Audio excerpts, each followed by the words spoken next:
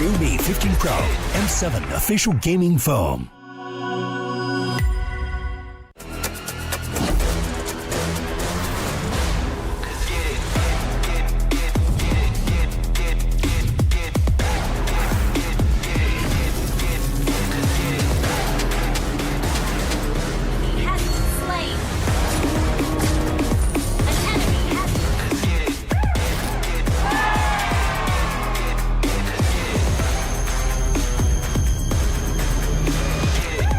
Realme 15 Pro M7 official gaming phone.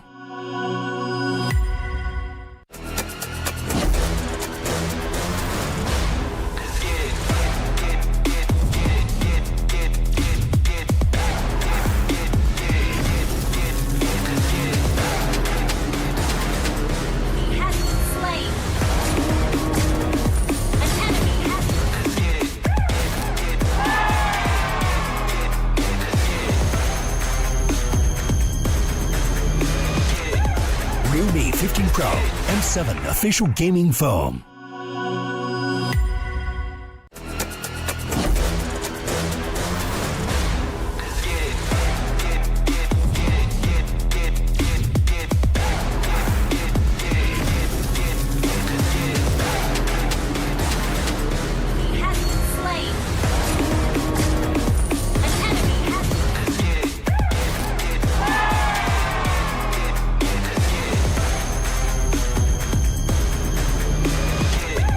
Realme 15 Pro M7 official gaming phone.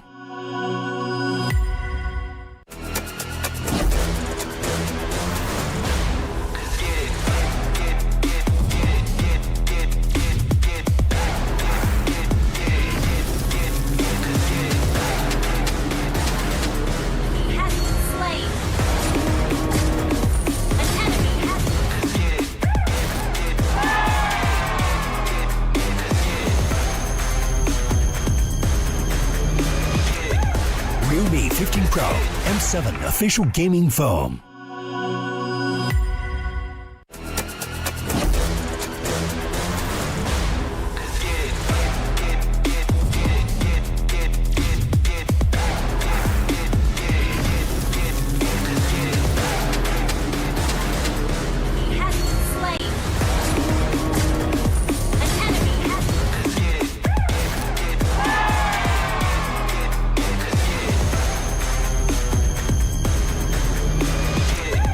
Realme 15 Pro M7 official gaming phone.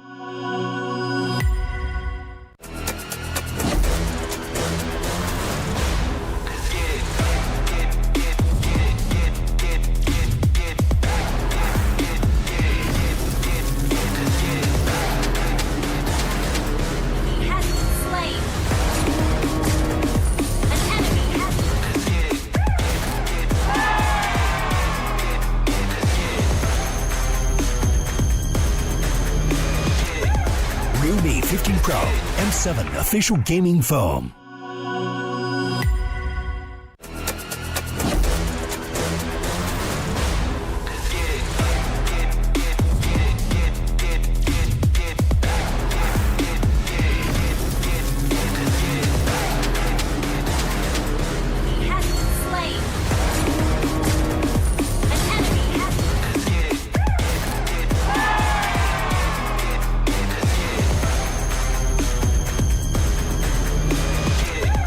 Realme 15 Pro M7 official gaming phone.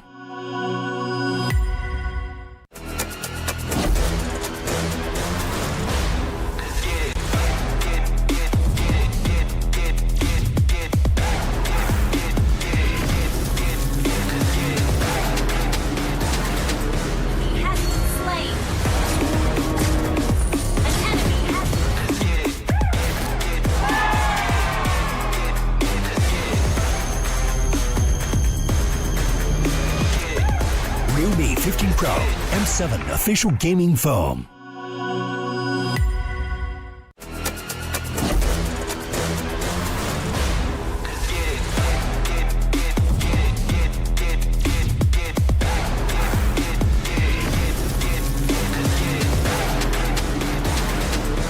Has slain an enemy.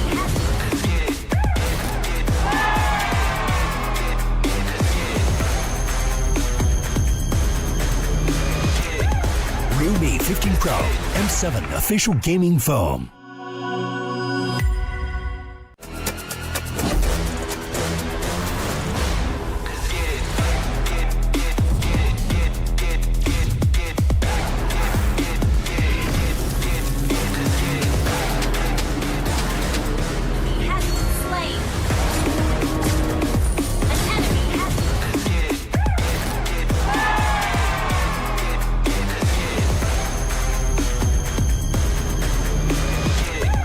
Realme 15 Pro M7 official gaming foam.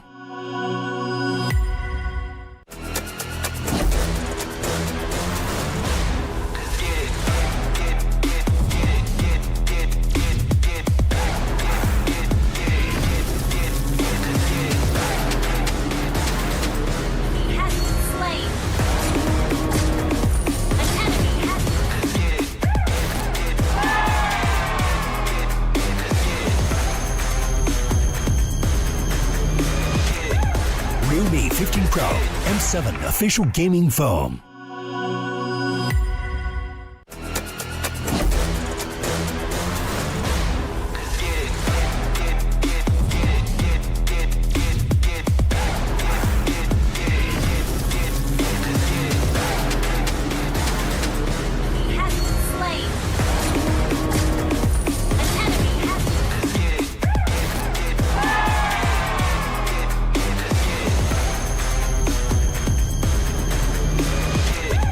Realme 15 Pro M7 official gaming foam.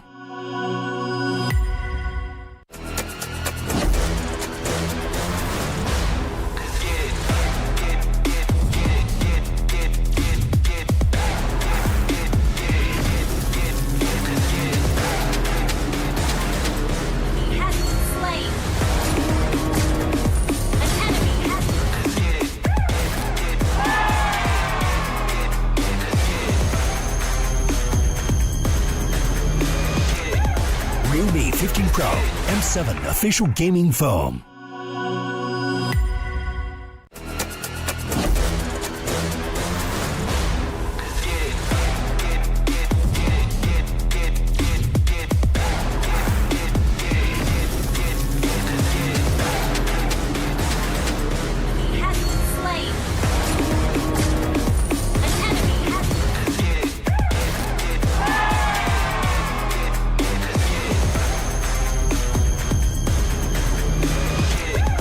Realme 15 Pro M7 official gaming foam.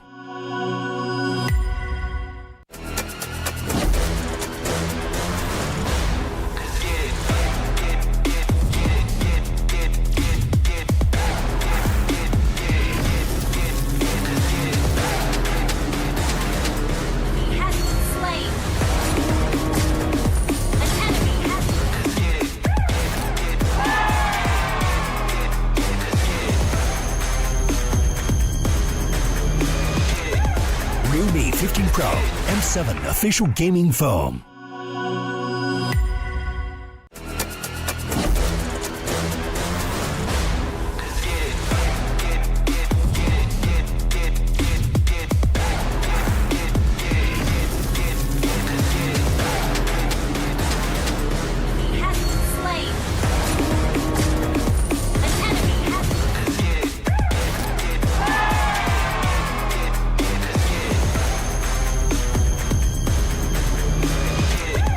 Realme 15 Pro M7 official gaming foam.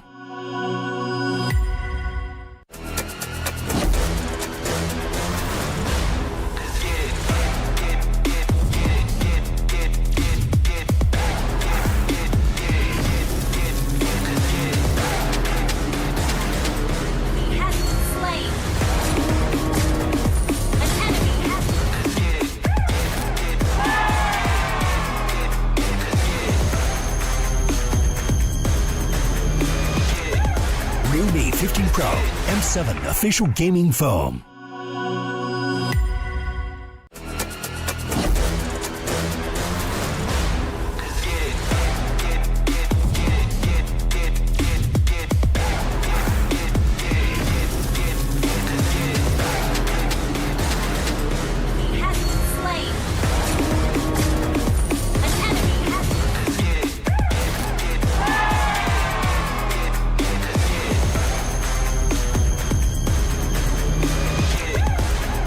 15 Pro M7 official gaming foam.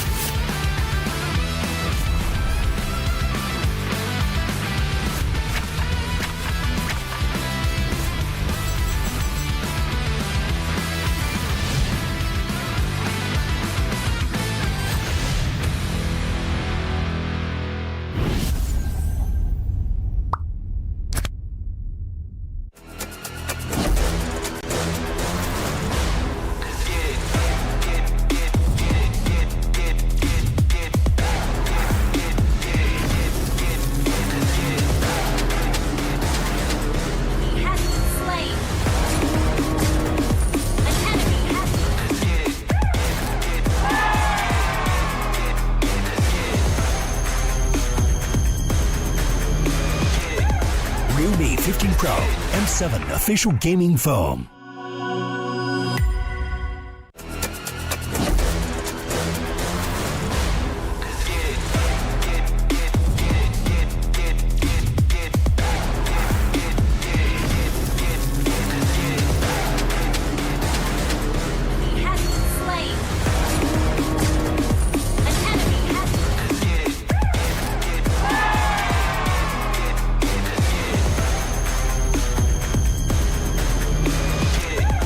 Realme 15 Pro M7 official gaming foam.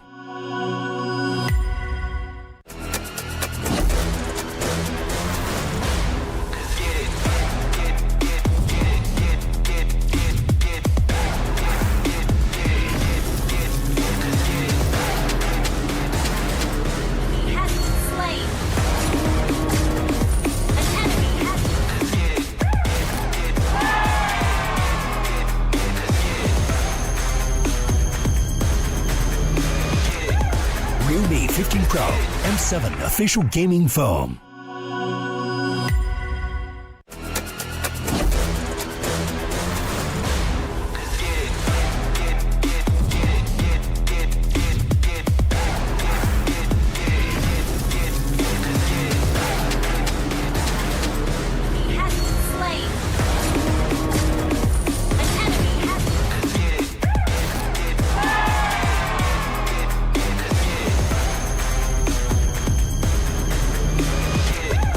Realme 15 Pro M7 official gaming foam.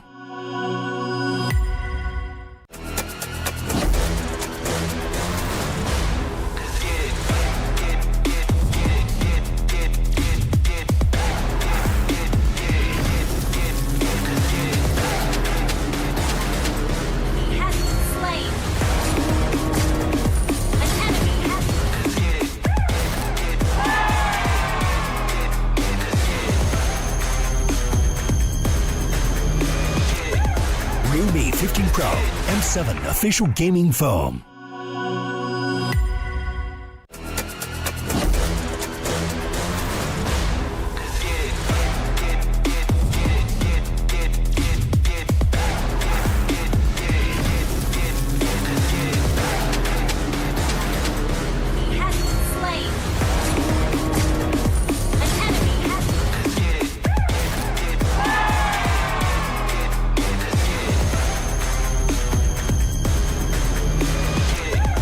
Realme 15 Pro M7 official gaming foam.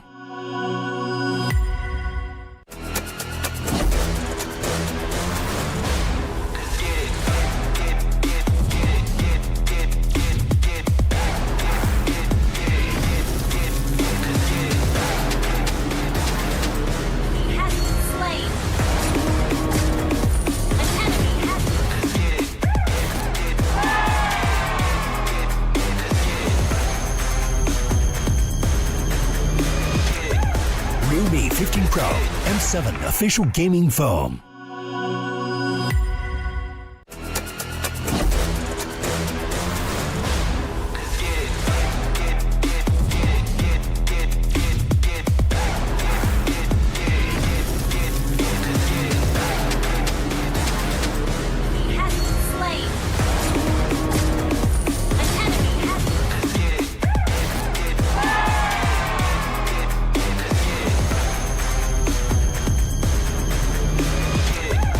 Realme 15 Pro M7 official gaming foam.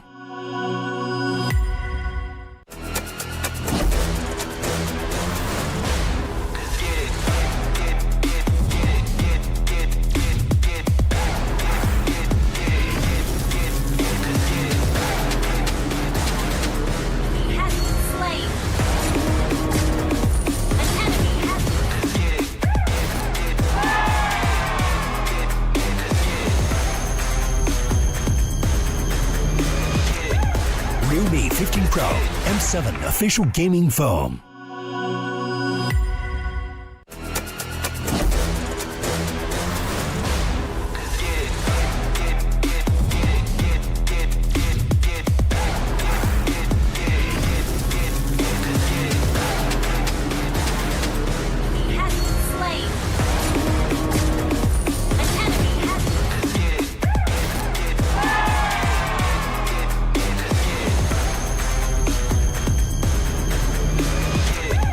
Realme 15 Pro M7 official gaming foam.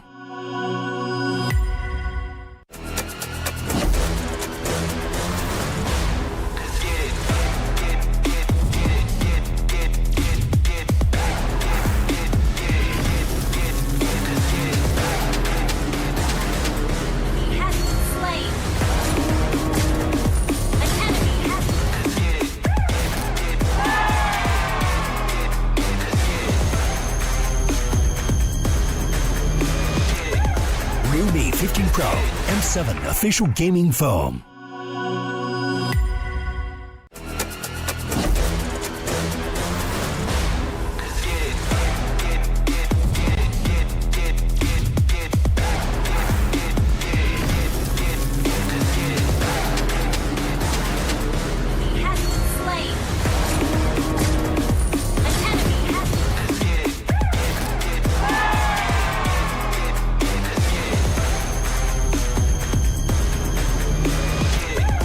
Realme 15 Pro M7 official gaming foam.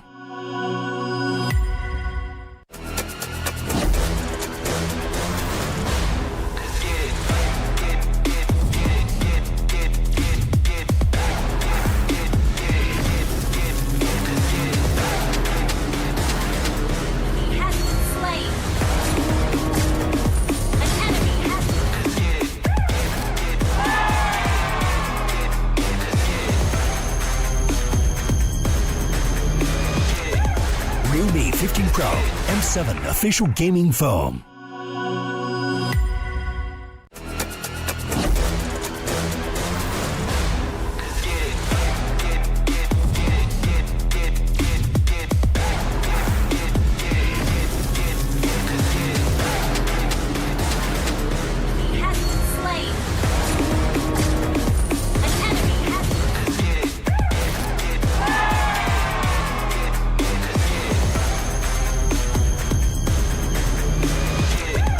Realme 15 Pro M7 official gaming foam.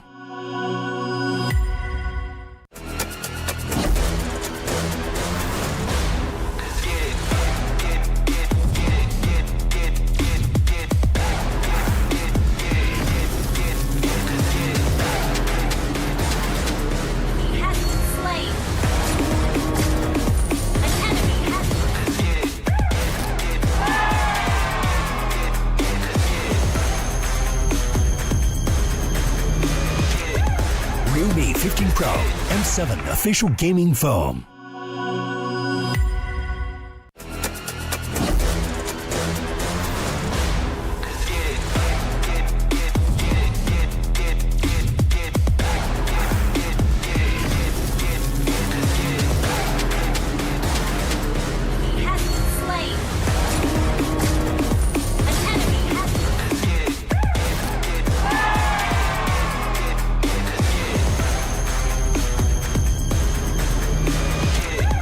Realme 15 Pro M7 official gaming foam.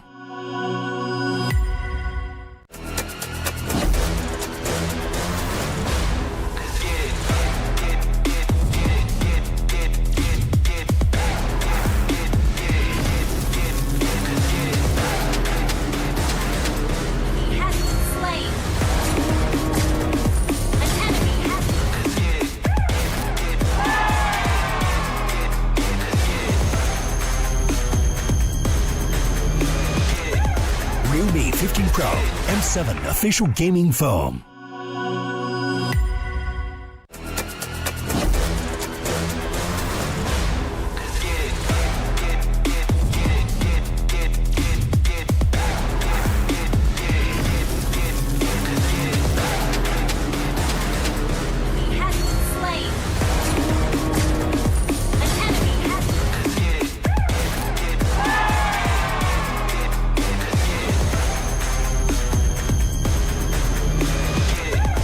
Realme 15 Pro M7 official gaming foam.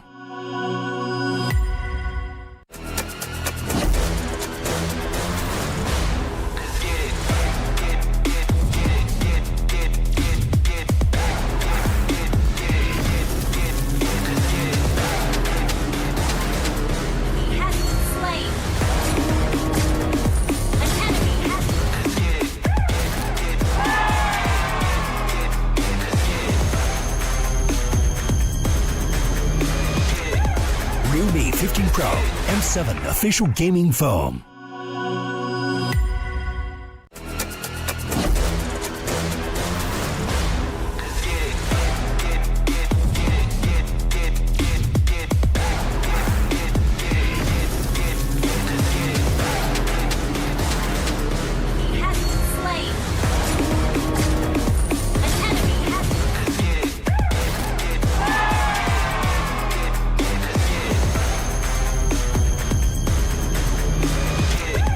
Realme 15 Pro M7 official gaming foam.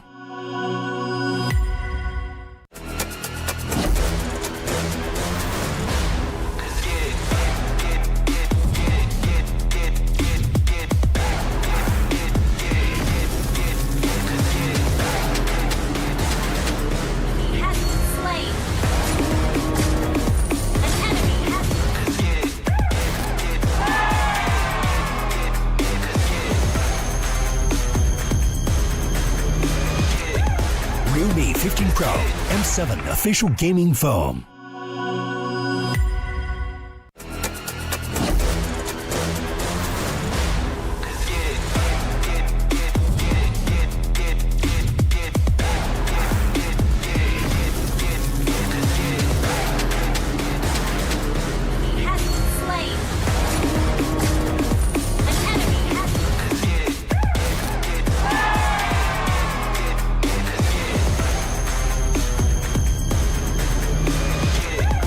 Realme 15 Pro M7 official gaming foam.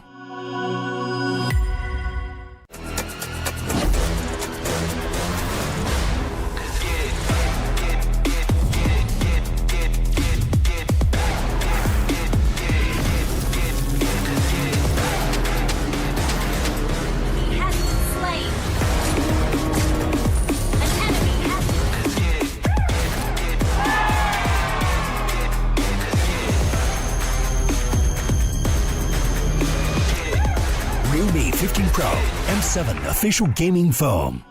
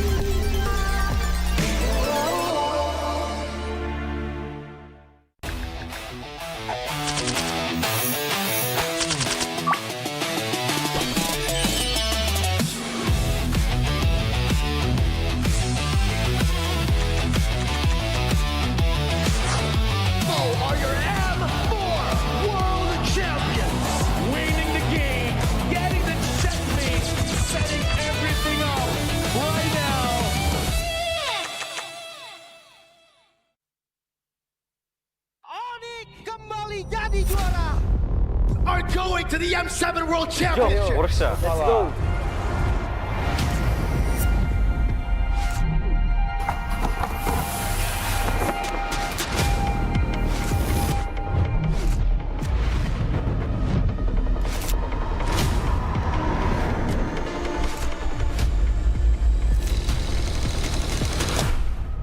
Futbol uğraşıyordum, futbolcu olmak istiyordum.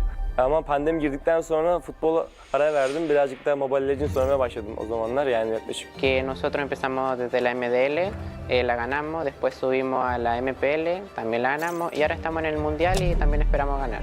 I think Team Zone is underdog in M7. Nobody expected us to be here. Evo was once a dark horse and we break through the expectation of everyone. They broke history! Even though we are coming in as a newcomer, we are not just coming in here for experience. We know we have power, that's all, we are good. Nosotros somos el equipo Dark Horse.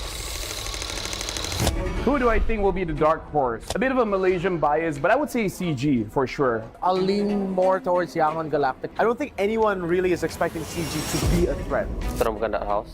Kita orang cuma pendatang baru.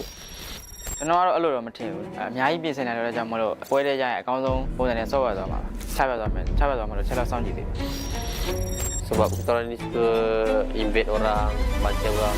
Memang gaduh tak berhenti. ညီရဥအောင်ချတယ်ပေါ့အဲ့ကြောင့်မို့ကျွန်တော် aggressive ဆော့ရတဲ့ဘောကြတယ် Agresif, kenapanya? Karena suka perang. Karena kalau misalkan bermain agresif, musuh bakal kena pressure duluan. មូលហេតុដែលពួកខ្ញុំចូលចិត្តលេង aggressive ដោយសារពួកខ្ញុំកាលមុនគឺមើលថាមើល player ខ្លួនឯងនីមួយៗហើយគិតទៅថាអ្នកៗគឺដៃខ្លាំងមែនតើអញ្ចឹងលេង aggressive គឺត្រូវ 我们战术打法无规则打法，就对手可能研究不透我们吧。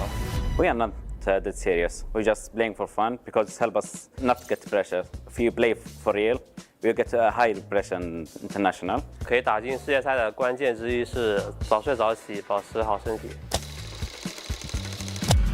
Siguro determination lang din talaga and focus sa sarili kasi doon nalalabas siguro yung pagiging consistent sa paglalaro. Our secret in our veterans in our team. Enemies need to respect us. Strong mentality and discipline because it's all about out of the game. King teams for me are gaming us. Siguro para masabi kong king yung team or legends, siguro meron muna silang MSC title and M-World title. Kalau dibilang tim raja, enggak lah. The Sky Kings have been taken down! Kita belum layak lah dipanggil raja. Ya, back to back dulu lah semuanya, baru bisa dianggap tim raja.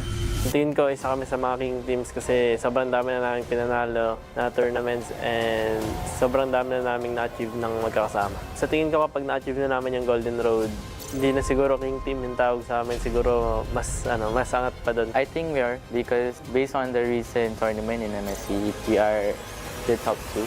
If we win, we already show everyone that we have the potential to become more than a king. Let's do it for Malaysia. I will redeem Indonesia. I will complete the Golden Road.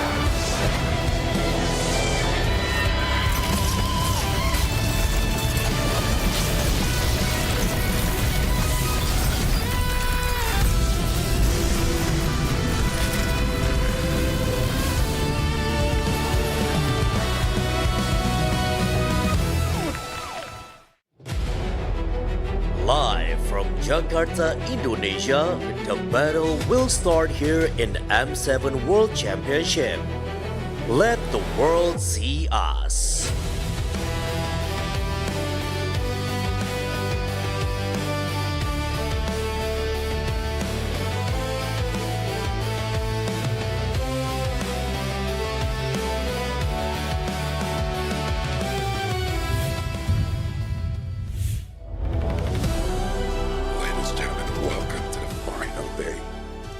Swiss stage. Yeah, I don't think I can do that the entire day. Welcome. Today will be the final day of the Swiss stage where we'll see the other 3 teams going to the knockout stage. And unfortunately, 3 teams will be eliminated for today. Now, as we're coming into the show, we also have to ask questions for the audience. Do you guys want kids?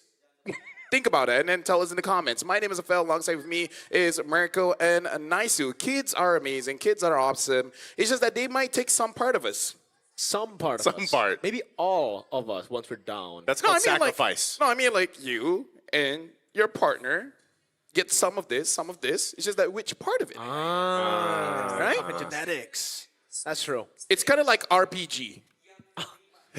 What stats you're going to take from this? But you can't control it. Yeah. From this biology to this biology, yes, it is controlled. But what if you can control it? Ooh. It's random though. Yeah, but in olden times, Naisu, people have been talking about if you eat certain things, you can pass on certain things to your children. Like, for example, my mom, she ate a lot of Western food, and now I can speak English. I don't... That's the passive. Hey, my mom ate a lot of Chinese food. I can't speak Mandarin, man. Yeah, but look at you. You're Chinese. See? Okay. Your mom made you Chinese by eating a lot of Chinese food. Does that not make sense? This is how we're starting the learning lesson of today, by the way. By the way, this isn't true. Yeah. It's not true? I'm sure there's kids watching us too right now, LaFell. They can ask their parents. See, this is how we make families become closer. Yeah. Right? By talking. That's the best way to maintain a relationship. Just by talking. I'm pretty sure there are other things like playing Mobile Legends. But either way, right now we got to look at the Swiss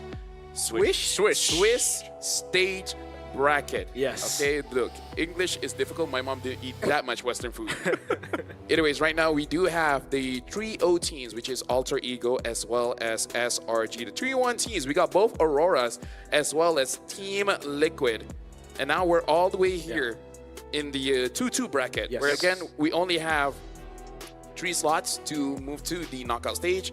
And the other 3 teams will be eliminated, which so far quite a lot of teams have been eliminated. We can look through the brackets again. Let's go through the 2-1 best of 3s first, right? Team Spirit and Yangon Galacticos, both of them dropped in a clean sweep fashion against the Filipino teams. I think in Team Spirit's case against Aurora Philippines, it was more of a case of how do they improve? How do they close out games? Because it looks really, really good up until it doesn't every time for Team Spirit when they're up against elite teams. Meanwhile, for Yangon Galacticos, that's a little bit more of a bummer, you know? When you do so well against everybody else and then you meet TLPH and you're like, man, they're good. Completely outclassed there. And by Alter Ego, same thing. Completely outclassed, outdrafted as well. And now they find themselves against a team that is very hard to draft against too. Because CG have a couple of tricks up their sleeve for sure. Meanwhile, on the other side, CFU, who are going to be playing in our first match, they're looking really good, dude. They started 0-2, but now they are on a win streak. I believe 4-game win streak. They have not dropped a game since getting into best of 3s. Yeah, this is one of the things. I'm glad. It's kind of interesting because there's so many stories here behind our 3 matches today to end Swiss. And, you know, we've got our match 1. That's pretty much a rematch for Team Spirit and CFU back from M6 when they met there. And then, of course, for match 2, it's more so meeting those expectations because, yeah, Yangon Galacticos started really strong where CG struggled, and then now it's kind of the opposite towards the end of Swiss stage here. And then, of course, the redemption arc for either of the teams that end up winning in match 3. Team Falcons, you know, they have, I feel like, always gone through the ringer when it comes down to the end of the Swiss stage experience for them. They usually somehow, some way end up playing against Indonesian teams. Yeah. Which is, thinking about the probability, it's insane because there's only 2 teams, right? 2 Indonesian teams. And yet somehow, some way, they always meet. And if Falcons is able to beat ONIC Indonesia, which is not an easy thing to do, it will be the first for them, where again, MENA goes over to the knockout stage. But now we got to talk about the first match here. Let the world see the rematch. We got to talk about where Team Spirit going up against CFU, which I feel like in this competition, both have shown strength, but not enough consistency just yet. Like even you yourself, Team Spirit, they were amazing, but then 1 or 2 mistakes in the late game against Aurora, and then that's it. That's the end of the match. Yeah, but this is where it gets really, really interesting because for CFU, they've always kind of struggled against systematic-based teams who can actually slow the game's tempo a lot and play through the early game leads, and that's exactly what Team Spirit is built for, right? They are built to build up leads from the get-go, get a solid draft, skill their opponents in lane and then just take it from there. Meanwhile, CFU, they are very brawly. And again, to teams like this who can punish every small mistake, it's going to be a big problem because again, for CFU as well, if you look at their first match, that's exactly how they lost against Black Sentence. Yeah, this, I mean, looking at their matchup here, this is the graphic explaining and again, what they went through in M6, you know, but they met in 4th round last time over in M6. And then CFU, they still had a chance, but they failed eventually against SRG, and we know how all that played out. But, you know, this time around, it's do or die. It's a do or die for both teams. They have down to this one match to go, and, you know, I think either side of this, like both teams, they've got a good chance. I will say Team Spirit, based on what we've seen, especially on some of the weak points that we pointed out in their earlier matches during Swiss, I feel like they've generally fix that. They still get a little overheated, I would say, but we've seen that happen same side for CFU, you know, and I feel like this is also a test for both of them and their squad of players here on both sides to see if they've refined those weak points enough for this match that is do or die essentially for them.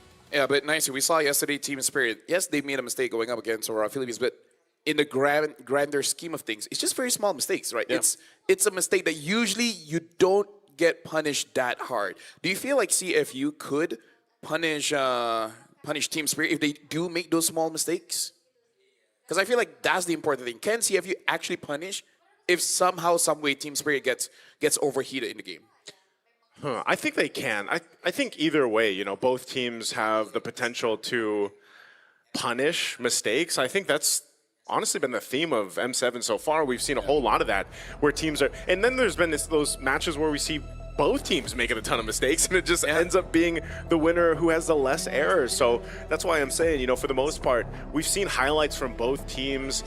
We've seen especially the gold lane go through a whole bunch of pressure. If the Claude's like off the table, for example, you know, Team Spirit, they did like to play for Hiko, and that's why before when we saw this, you know, this is back in this is back in M6. This is when we see the 1-1 come through. For example, Hiko was on the Beatrix here, of course. This is when the Hiko Mania notion started. And it was just one of those situations, like I said, where you see new names, new lights come to the forefront here on the international stage and really start to make waves. But then that kind of highlight that we saw with Hiko and the Hiko Mania, the Savage, it's needed to go through refinement for them to have a better playstyle. And against this, like CFU Gaming, who has also gotten better over the year, I think that's why I'm saying it's such a big test for both of them. Yeah, that's Nice's answer for me. I'd say yes, completely. And it's not just because of like, okay, small mistakes can CFU punish, but it's repetitive mistakes over and over from Team Spirit that keep on happening. And I'm not talking in-game. I'm actually talking across different tournaments. M6, this was a problem. They just couldn't close out games against elite teams. When they were in knockout stage, they met SRG, they got 3-0'd.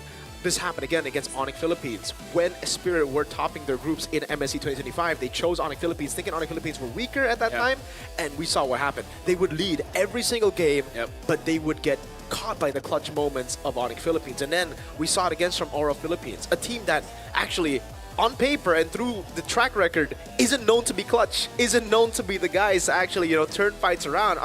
Usually it's against them that it happens. They did it. Now, CFU, they're the type of team to do that. The one thing I can say about CFU, the good thing.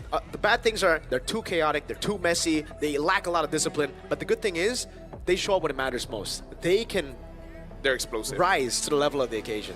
Yeah, because the thing about, I would say most teams, doesn't matter which international tournaments, is that when they do get a lead, they overestimate their tankiness, right? I feel like that's the biggest problem, where you go for it, engage, and then you think that I will be able to survive by enough time for my damage dealers to do enough damage, but sometimes you don't notice the opponent gets a divine cleave. Is it Spirit? For most teams in general. And, you know, based on this tournament so far, more so towards Team Spirit than CFU, where the engagers coming in from Team Spirit, even Sunset Lover, sometimes he feels like he's more tankier than he really is, so he goes in a dangerous position to deal damage. But sometimes that's just what you got to do. If you want to deal damage, you got to put yourself in a way that you can accept damage as well. Yeah, I think you know, when it comes down to the way that we've seen the teams play, both their lineups being also the same from M6. It's just been interesting to watch them kind of develop over the years, right? Or over the past year. But I think some of those glaring issues are still there, and that's something that they have to kind of put to the side and really focus on. Because again, this is a best of 3 now. Even the draft, like we've seen some teams go for some interesting picks or some unorthodox picks. Yeah. I don't know if we'll necessarily see that from Team Spirit because they do kind of like to play a little more standard, you know? Maybe we do from CFU though, for example. And I think, again, a big test here is the gold lane. Like, will we see just the normal picks that we've seen? Is Claude going to actually be taken out, or how they adjust from there? I feel like they should, because the thing is, Sunset Lover looks the best on a Farsa. Other than that, say an Eve, a Jushid, it's okay, but really not that great. Right? I really feel like a Team Spirit does so well if they can get rid of their opponents as fast as possible. So I kind of want to see them more on a bursty kind of composition, because I feel like all of them can win lane. It's just about killing the opponents when they're trying to contest for something. Before we even start the show here, before we start the match, we actually have a video here between both teams. So let's check it out before we start the game. Hey guys, Rose here with Hiko and Sawa from Team Spirit. I'd like to have just a short chat before we dive into this game. Now, Sawa, heading into this elimination match, what kind of challenge are you expecting from the side of CFU? I don't expecting some challenges. I just waiting the game, and I hope we win and go to playoffs. Wow, you don't think they're gonna give you much of a hard time today? Maybe they will, but the result might be win. That's it. Oh, confident. I like it. Now, Hiko, if we think back last time in the M6, you got a Savage up against CFU. So does that make you more confident in the matchup this time around? I don't want to do Savage, I just want to win the series and done, because last time when I got Savage, we was game, so I just want to win 2-0 and done. No Savage. No Savage, no problem, as long as you win 2-0. Yeah. Very good. Now, Sao, we know that CFU is also quite a contender this time around in the M7. Is there any words of respect you want to share? Is there anything you want to say at all to CFU before we begin this match?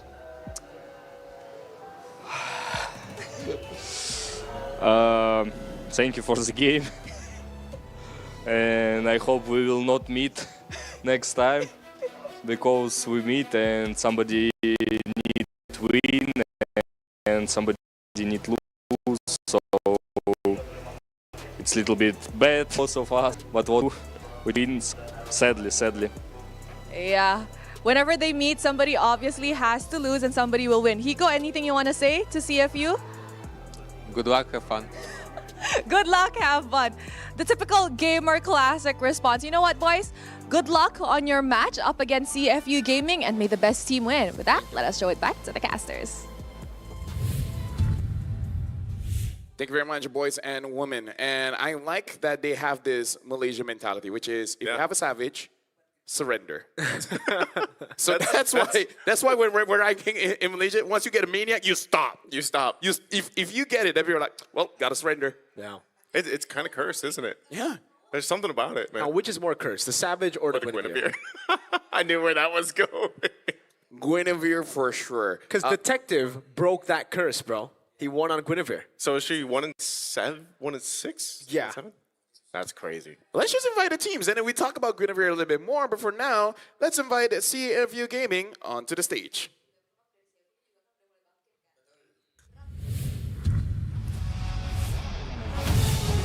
Bloodied but unbroken. After back-to-back elimination wins, the Cambodian Sharks are hungry to turn last year's loss into today's revenge. We've got Wadu in the XP, Detective in the jungle, Opie in the mid, Boxy in Rome, and Singh in gold. The undisputed Kamar champions, CFU Gaming. CFU, they're very chaotic, especially when Boxy gets a pick-off hero like the Cho. Really likes to prioritize that one. But you know, Team Spirit, if they can have the opportunity, they want to get that for themselves too. Scarred by fierce foes, the Fearless Dragons now stand before the chance to prove that history wasn't a fluke, but a standard. Kid Bomba, One Shot, Sunset Lover, Sawo, and Hiko, the bastions of EECA. This is Team Spirit. Now, I'm sure you folks at home can't listen here, but looks like we got a crowd here for Team Spirit. Really looking like they are the favorites here, and I can't blame them. Their playstyle is very structured, especially when it comes to the side lane. Hiko as well as Kid Bomba have been amazing throughout their careers. Right now, we got to introduce the coaches coming in from both teams. From Team Spirit, we have Coach Polestar. From CFU, we got Tamago as well as Bob. And thank you very much, Gary. And yes, Bob. I love it. Bob and Gary, man. So, Bob and Gary. He's just missing a weaving. Huh? It's just Bob. He's missing a weaving. He's missing the weaving. We just need another one weaving. All right, so Team Spirit can get one more coach. So Bob and weaving. Bob and weaving. Bob and weaving.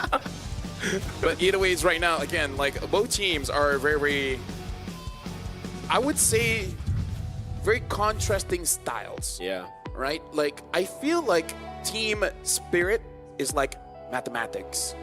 And in CFU, it's like science. Oh, I thought you were going to say like PT or something. Yeah. No. Science, because science is more about explosives, you know? Like, you mix, it's more like chemistry, I guess. It's like chemistry and mathematics. So CFU is science. Science. Or vice versa. Or chemicals, you know? Chemistry. All right. I think actually who needs to have a little bit more chemistry, I guess, then, if we're going with this, explosiveness is Bomba, because throughout this M7 round, we've only really been seeing him on Uranus, on Esmeralda, and I'm not a fan of that, you know? I'm a fan of the Bomba on Arlet, I'm a fan of Bomba on Lapu Lapu, and I think maybe the angle was, let's save it for knockout stage. Yeah. But at this point, you're 2-2, you're up against a very, very dangerous opponent. You gotta go all in. Yeah, and speaking of all in, a lot of the roams right now have been playing the Cho, you know, and Boxy is, he's got the 75% win rate right now away with from 4 games. Yeah, and by the way, they are on a 4-game win streak, CFU. They have gone through a ton of games leading up to this point. And so if you think about the amount of reps that they got throughout the Swiss stage, they found themselves here now at this point. And I think that roam option, like the Cho, has popped up way more than I expected when we got into M7. I actually wasn't expecting to see him so much. I thought it was more going to be like a kind of a pocket pick for certain situations in team comps. But we just see a lot of teams kind of go for that. And again, that pick-off-centric composition that we're seeing, especially with, like you mentioned, you see so many bursty mages, well, maybe the Farsa, you know, and there's like the Eve that pops up. But for the most part, even then, the Zetian, whoa! Look at this guy. From wrestling to MLBB from the age of 7 to 17, Sunset Lover competed in numerous Greco-Roman wrestling competitions and won many medals. Look at that! Look at my God. Many medals. You can't miss with Sunset Lover. Look at Esma. It's like, I know I'm badass. I remember those days. Dude.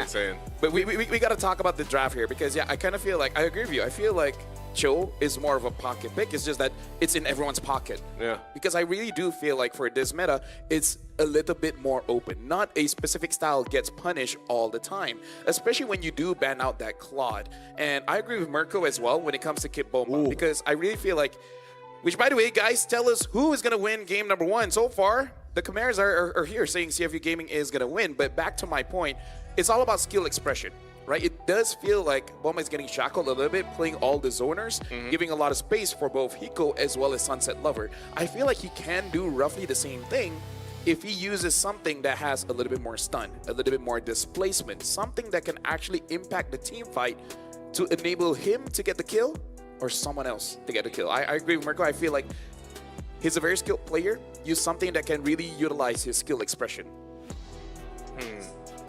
I think with Bomba, I feel like lately, at least from the games we've seen them play, he's kind of settled more into that team player XP lane mindset, and maybe I don't know, maybe that was somewhat required of them, but I feel like when he does get to go and play that bomba style that we're used to seeing, that everybody saw for the first time on the world stage, especially back in M5 for the first time, you know, it's like, it was one of those things where it's like, man, he's so good like that. And there's very specific XP laners that play that style and can make it work.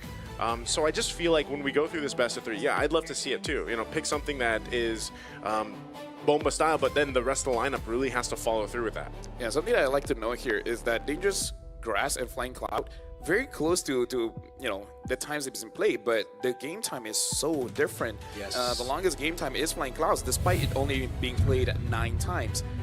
Is it weird that I can taste my brain on my tongue? You can taste your brain with your tongue? Yeah. I don't know. How does it taste like? I'm not sure what brain tastes like, man. It tastes very pink and mushy. All right. So, are you trying to say that Spirit and CFU need to try to taste each other's brains? No, I feel like I need to check my meds. But either ways, right now, Team Spirit, they do ban out the Yuzong as well as the Grok. CFU ban out the Jushin as well as the Claude. I wonder if CFU, they want to bait out that Farsa or take it for themselves. Because it looks like Team Spirit understand that they're not the best when they have the E, so they got to get rid of that. Yeah, it really looks like he just wants to go on Farsa for Spirit here. For CFU, though, what's going to be the first pick for Team Spirit now? Because usually, is it really just going to be a Cho first pick? Because again, for Spirit and CFU, I love it. I really like that. CFU instantly just respected. And again, this is what we're going to be seeing more of from today. It's 2-2. Everything's on the line now to qualify or to get eliminated. So there's going to be more respect bans than just pure meta. But now it really comes to the question, what is Prio mid here? Right? Kimi, Kadita, maybe a Valentina. Sora is open, by the way. Yeah, since the Eve is gone. Gosh, what else have we seen in the mid besides Setien, Luyi? Setien's popped up more. Luyi. We might even see a Selena pop up. Actually, yeah. There's a lot of good options. I don't know if they'll pick it up right now, too. I feel like Hilda is a solid option here for especially CFU. Dangerous Grass. Yeah. This is one of the highlight maps for Hilda if they go that route. I think they also just have to decide. I don't know if we'll see a... we have seen with the Claude being bound out, Harith picked up more. The Granger as well. There's the Cho like we were talking about. Yeah. That's actually the Spirit opener when they're on second usually. And Granger is an amazing pick once the Claude is not there. Yeah. Seems to be the go-to. Like as soon as the Claude's banned out, like the teams want to prioritize that Granger. But with the Farsa already banned out here, I wonder if Team Spirit want to just go for the Harith pickup now, right? It's really not the Hiko pick you would expect. You would expect them on the Marksman, but I still say it's a solid pick here. But then you also have to think about who is the combo with the Kalea? Do you pick up the Lunox now? Because, again, there's not a lot of mid laners open. We've been talking about it. Yes, we've seen Zetian here and there, but those are mostly like when you see combos. Faramis as well. Faramis as well. That was like a 1. I wonder if that's 2 like times. Yeah. 2 off. But that was up against the Farsa, right? Lunox. So now Yisun Shin plus the Lunox are going to save the pick for Hiko for later on. And honestly, I'm not too sure about that. With the Granger already picked up, I believe a lot more is going to be taken out later on. And Hiko's going to struggle without some of the comfort picks. Sora gets picked up. Now I wonder, because they do pick up the Yisun Shin, what if they just want Hiko on a fighter? Well, I was going to say maybe one of the options for Hiko could have been the Sora, but then it's just taken by CFU, so they cover that. We might see them, I don't know if they would actually ban out the Valentina. Here's a fun fact, though. On M6, Sao sealed Game 3 against CFU with a surprise Belric pick. Yeah, but I kind of feel like in this... the opener, I don't think it's a Belric game. I don't think we'll see Belric this M7. Because I feel like during that time, I can't remember what was the hero, but there were a lot of attack speed heroes during that time, especially once they banned out the Bruno. Mainly the Belric was picked because of Joy. Oh yeah, Joy, yeah.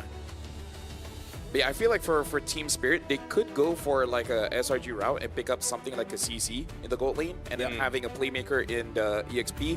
Either a Terizla, a Lapu, an Alice, anything like that with a bigger AoE would work quite well. I really like that idea. Yeah, that's why you're already seeing the Joy band out here, because they're not really looking for the Ruby. They're actually looking for the damage dealer in the gold lane. Like CC, I think that's a really good option with team already having the Yisun Shin and...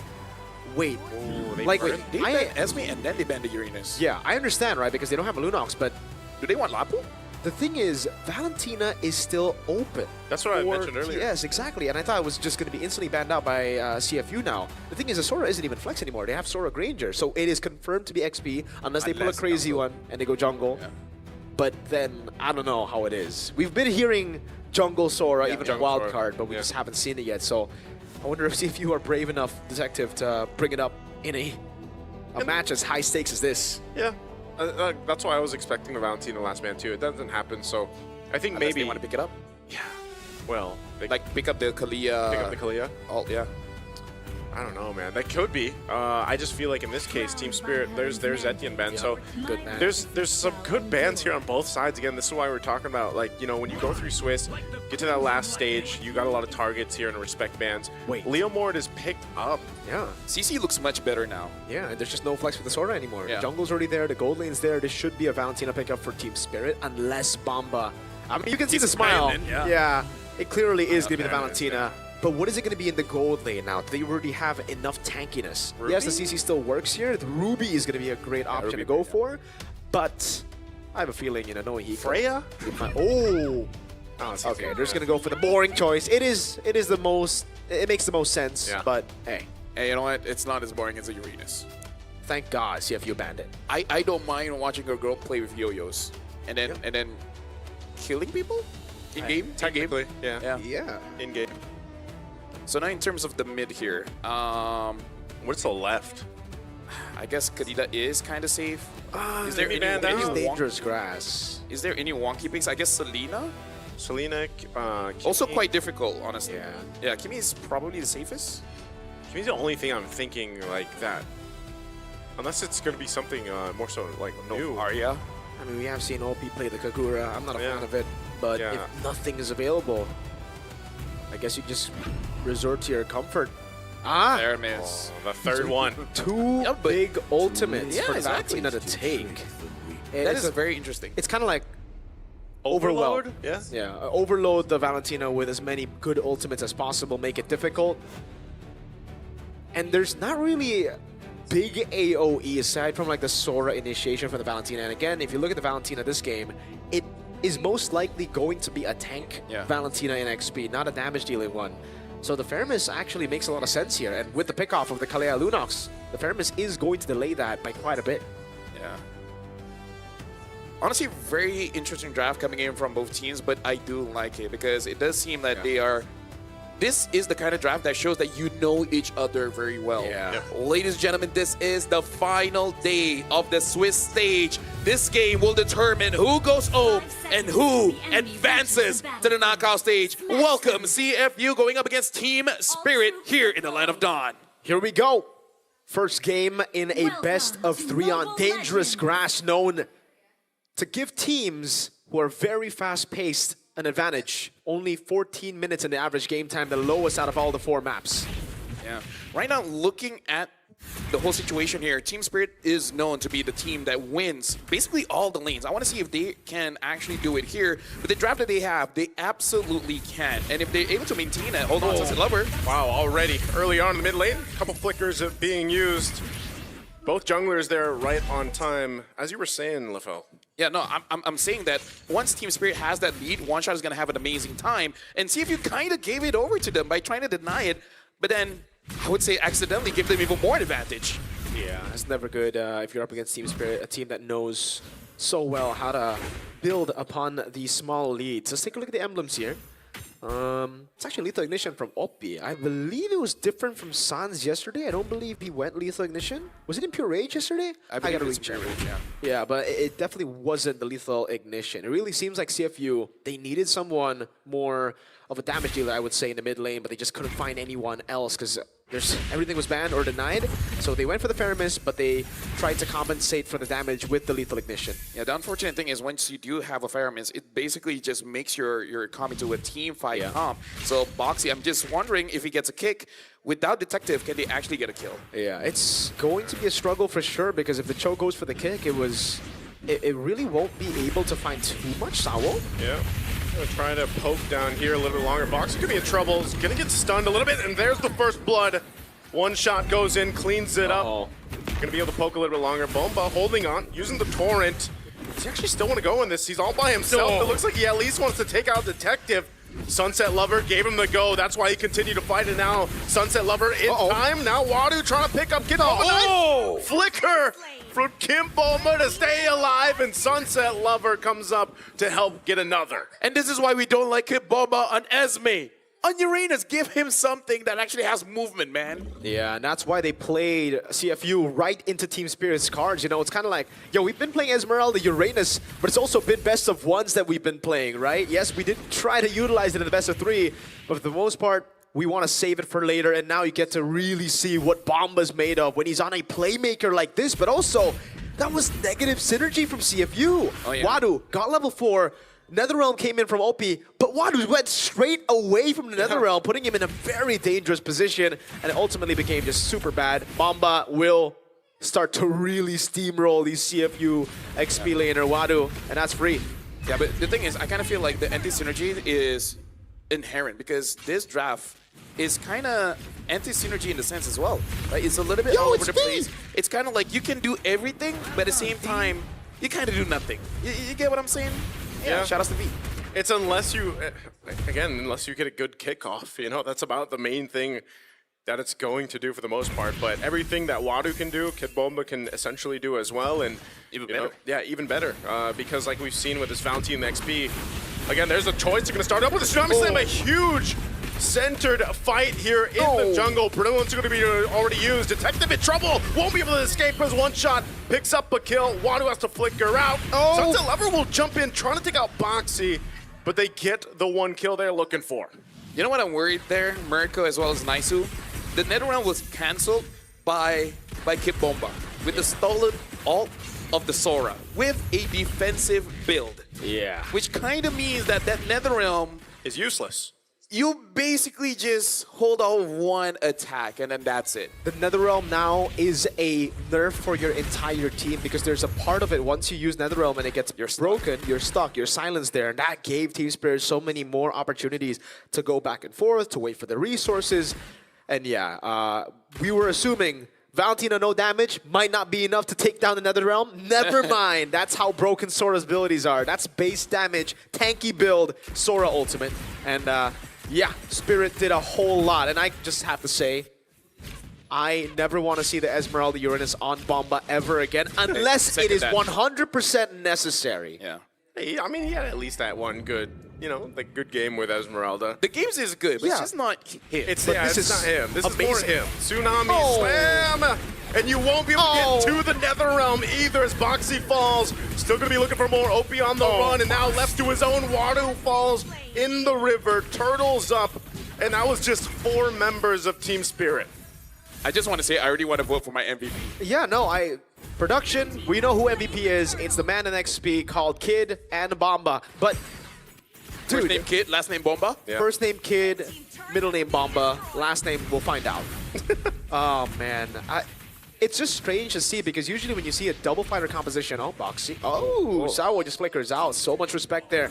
But usually when you see a double fighter versus a marksman, it should be the marksman that stays up top to go for trades. It should be the fighter rotating, but it's Hiko who's constantly staying up top, getting the siege down, taking a turret, and Sing, the one really desperate to get more Skypiercer stacks on the Granger.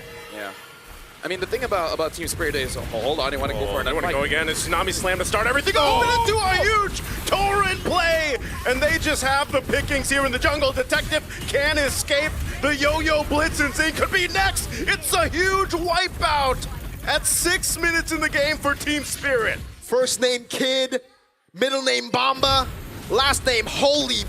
You know what's next, but yo, just give him the MVP for this game, man. 1-0-9. What a set by Kid Bomba! Dude, that was... Yeah, thank goodness we needed an instant replay. We can even slow it down here because the initiation started from the Kalia, isolating target. But look at Kid Bomba coming in from the side, pulling everyone in. Now that has to be a TikTok clip. That has to be a reminder to everyone. You guys were lucky that Kid Bomba was on a Uranus, was on an Esmeralda. After this, we might not see that anymore. Coach Coldstar, please. We don't want to see him on Esme Uranus anymore. We want more of the Bomba. Every single time you see that, that's when you think, you know, yeah, her ultimate is called I'm you, basically. I am you. I am you, but better. But better. And that's what Wadu's feeling right now. Lord, that gold lead. Yeah, this is massive. I don't know if have we seen a gold lead this big at this point? No. Dude, this is a gap. I mean, that's a massive gap. It has to be the highest one so far. If Team Spirit loses, it's on them. 11-0. I think Team Spirit will agree. They're going to be like, yeah, if we lose, it's on us. Yeah. There's no way, man. It's very, very difficult now. And again, this is the problem with the Granger after the nerf, right? You're very reliant on your team doing well, just at least going even on the other side of the map. And you fall behind, it's so difficult to get stacks, and it's almost impossible to get a Sky Piercer unless... Sky Piercer stack, unless the enemy team really blunders in this position. So, yeah, I don't know. I don't know how they're going to come back from this, but it needs to be like a 5 Sky Piercer stack in one team fight kind of deal. At this point, I kind of feel like the problem really is the draft, because let's look back into the bans, right? Yeah. You ban out a lot of the mid laners, but then you were the one that banned out 2 mid laners, and then you did not pick up any in the first 3 picks. So it does seem like CFU, it kind of seems like a half-cooked plan. Yeah, kind of backfired. We know what to ban, but then we don't know what to pick. Because like you mentioned with the Faramis pick early on, I mean, that's the majority of, you know, the magic damage they're relying on. But even so, it's like, well, once the Netherrealm is expended, you don't really have much, except some poking damage. Here, the Tsunami Slam again. Netherrealm's already done with. A Torn again from Kid Bomba. There's the kick from Boxy, though. They're trying to take out Kid Bomba. He's actually not able to get away. Finally, a kill going over here to CFU Gaming. The moment we say something nice about Kim Bomba in WhatsApp and then he dies, coincidence? I think not. Well, we see now the angle for CFU Gaming, right? But what are Bomba going to build? Elegant. Interesting. Is he going for the Clock of Destiny? Yeah, it looks like it's a build plan for Clock, but again, now we get to see actually a glimpse of brilliance from CFU Gaming, or at least a glimpse of what their win condition should be. You need to go in before Team Spirit can do it to you, right? So at this point for CFU, it's all in or nothing. Like, go in together with the Netherrealm. The Netherrealm should never be used defensively at this point, because when it is used defensively, you know what happens earlier. Silence gives so much space for the combos to come through. So now, CFU, they just need to brute force their way into team fights, and that's not going to be easy to do, but it's the only way to turn this lead around. I'm kind of worried for them, though. Like, if they still try to fight, which, look at this, Lord's going to be just taken out so quickly, so they'll have to deal with the defense on this one, and maybe that's where it works best, but still being down 10,000 gold, and you need plenty of time to kind of build up these items that you need, especially on saying it's going to be difficult. And like you mentioned too, you know, you have that Netherrealm, you can use it aggressively if you want to, but it's almost like Team Spirit knows that they have this big lead and power gap over CFU Gaming. So they're taking some of these chances, and they do get checked. But with this Lord marching in, I mean, look at the difference here in terms of damage. The highest damage, Kid Bomba. With a non-magic build. He is on the way to a magic item, but for the most part, it was him just relying on base damage. So yeah, 32,000 on top of one shot. Well, Hiko hasn't really been participating, so makes sense. And yeah, they're just going to use this Lord now.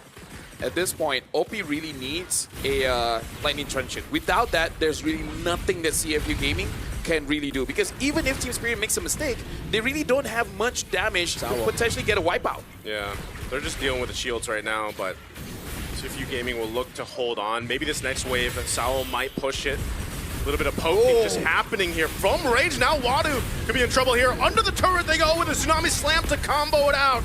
Wadu gone in an instant, and a Divine Glaive just now picked up by Sunset Lover. I would say that's worth, because you lose Wadu, but you still take care of your base. I think that's good, especially because just before that attempt coming in from Team Spirit, OP did finish up that Lightning Truncheon, means a little bit more damage and easier to clear the wave. Yeah, but now they're just going to go in again without Wadu this time around. 3 seconds. Kid Bomba holding on to his own Netherrealm this time, changing things up with Wadu not here. He's going to pop it.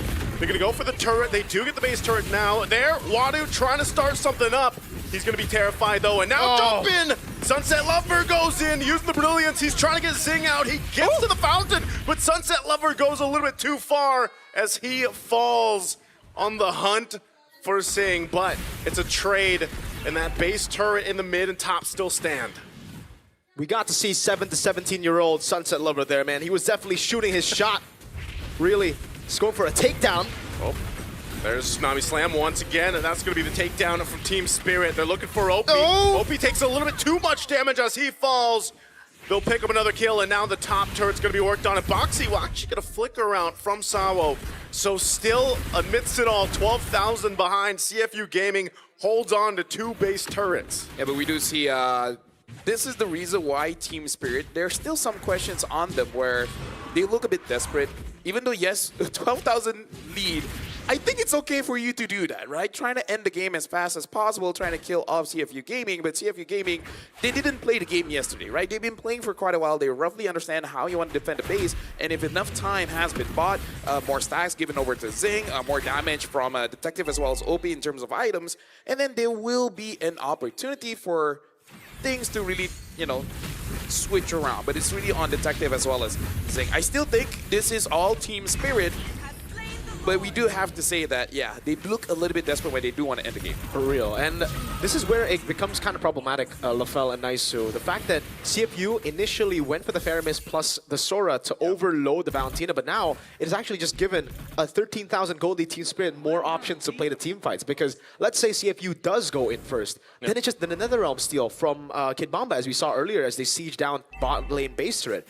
So now CFU are going to have to really be careful as to how they position in teamfights. I think OP might have to come in very, very late just to not give the NetherRealm in if the idea is we want to initiate first. Yeah, even looking at this, itemization-wise, obviously being behind here, I'm wondering if they'll be able to withstand this Lord push in with all the shields down. They'll most likely lose all base turrets, but the main thing is staying within this game. Sawo jumps in. He's going to go with the Tsunami Slam already. It's on a Boxy. They get the base turret down. Boxy looking for the kick. It's on one shot, but the team is broken apart. Boxy falls, and now Team Spirit looking to take out Zing. Zing gets back to the fountain, but it's already a double here for Team Spirit as they pick up now 3 kills. They're going for the base. They should be able to just end it here as CFU Gaming can't do anything but watch as Team Spirit takes game 1. It's GG. You never want to give Team Spirit a composition that can build a lead and just explode with it. That was a massive gold lead. Didn't stand a chance, CFU, despite their, again, ideas of trying to overload the Valentina, their ideas of trying to just brawl it out in the late game. It didn't work out, and you can already see the CFU members, your Boxy, Detective, all having a conversation of what they need to do next. I feel like this composition doesn't really feel like CFU because Leomorn is a good hero, but it really doesn't feel like Detective kind of hero. Detectives loves the Joy, the Lances, the Hayabusa. The high mobility picks. We see the difference in goal between the junglers. It was approaching about 6,000, 5,500, 6,000. That's quite a big gap, especially considering that one shot, as a Yi Sun-shin, he wants space to farm. If his gold lane is winning, if his EXP is winning hard, if his mid is winning by that much, this game might be the easiest game One Shot has ever played because there's legit no one stopping him. And it's definitely the easiest game Hiko has played because, like, he's just there. He was just there, man. existing, putting curtain calls down. I feel like the whole game he never needed to pop in Vengeance. That's how easy it was for Hiko. He's just like, all right.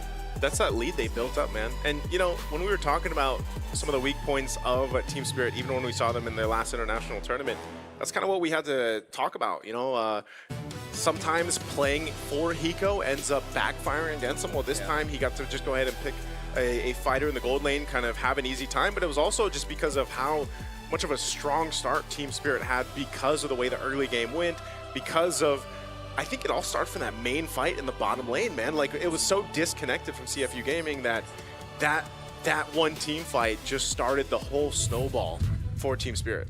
I love your point because Team Spirit, I would say, as a team, doesn't matter which organization they're with, they really have this base MOBA understanding that the gold lane is the main carry, right? But I love the evolution that they're like, Hiko, you can carry, especially back in M6 where the meta was kind of gold lane centric, gold as well as mid. But now, One Shot can carry. Sunset can carry. Kid Bomba at this point, if he used the right hero, he definitely can carry. So a lot of weight is off of Hiko's shoulder.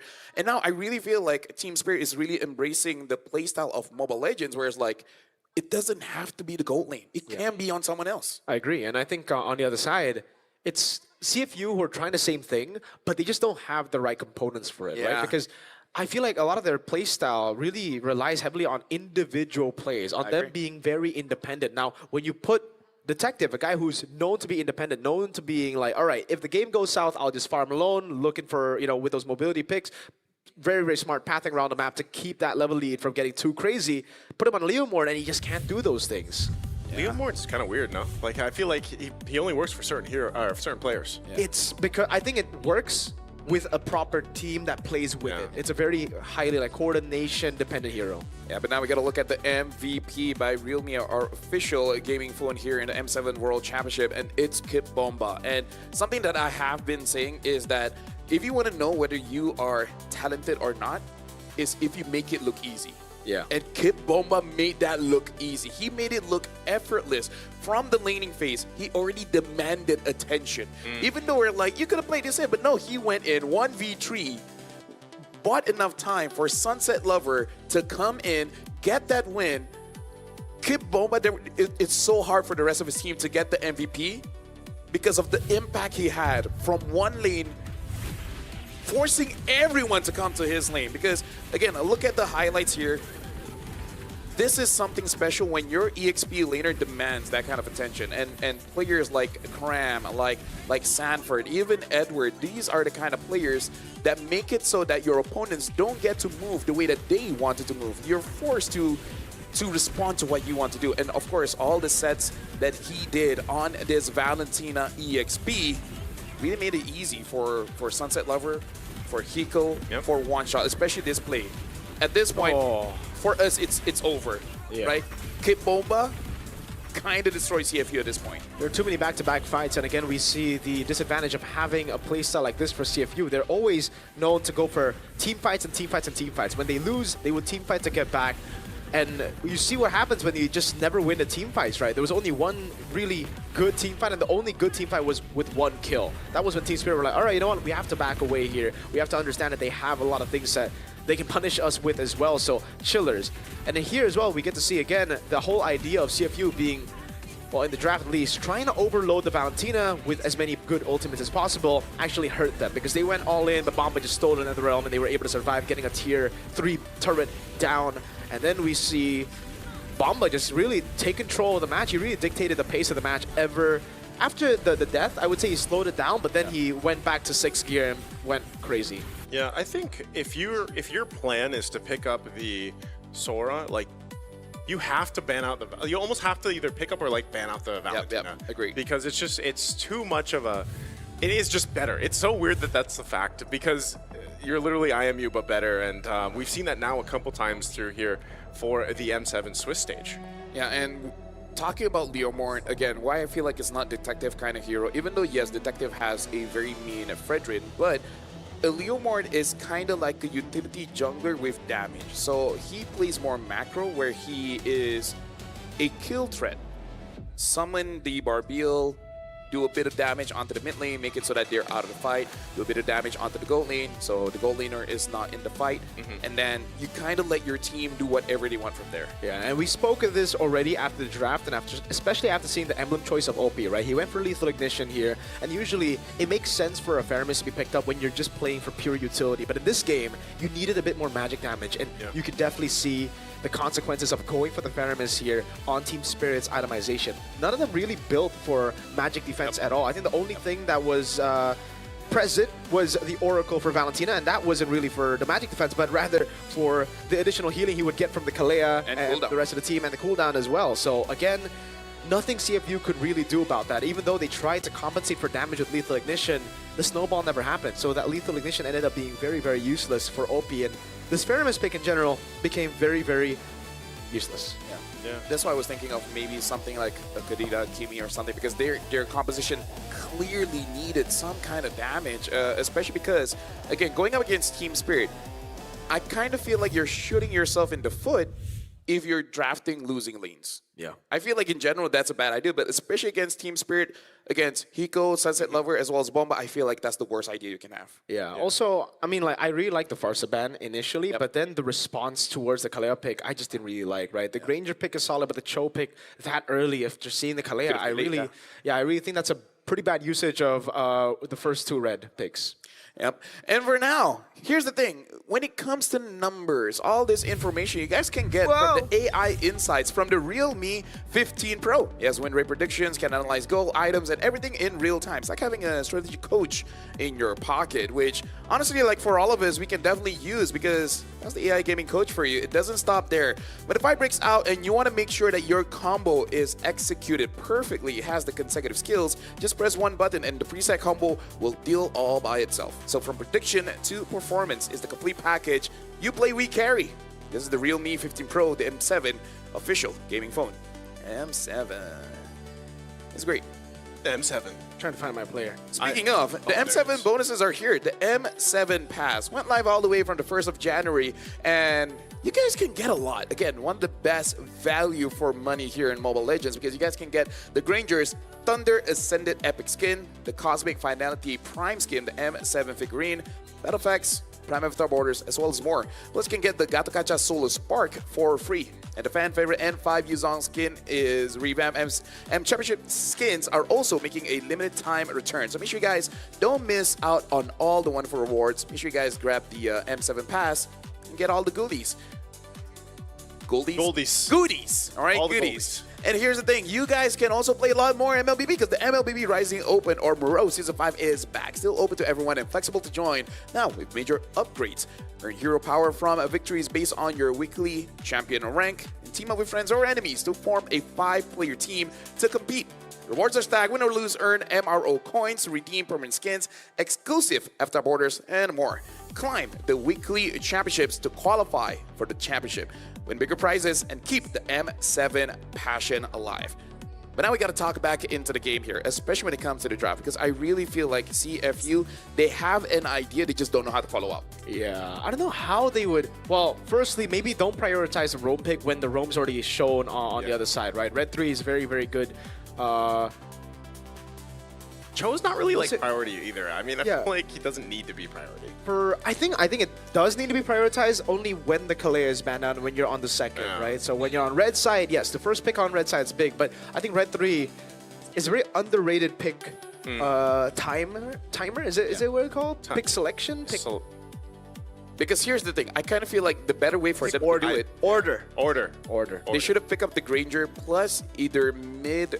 Or jungle or whatever, because they pick up I think the idea for them is that if they pick up the Sora now, Valentina is going to get picked up. So I understand delaying the Sora, right? But again, like you guys said, that Cho pick could have been legit anything else. It could be an assassin, it could be a mid laner. Now, I initially really liked it because of how they ended up utilizing Red 3, but then how they utilized the 2 bans in the end just really didn't make sense to me. Because again, when you're looking at these kind of compositions, when you already picked up a Sora, you need to respect the Valentina.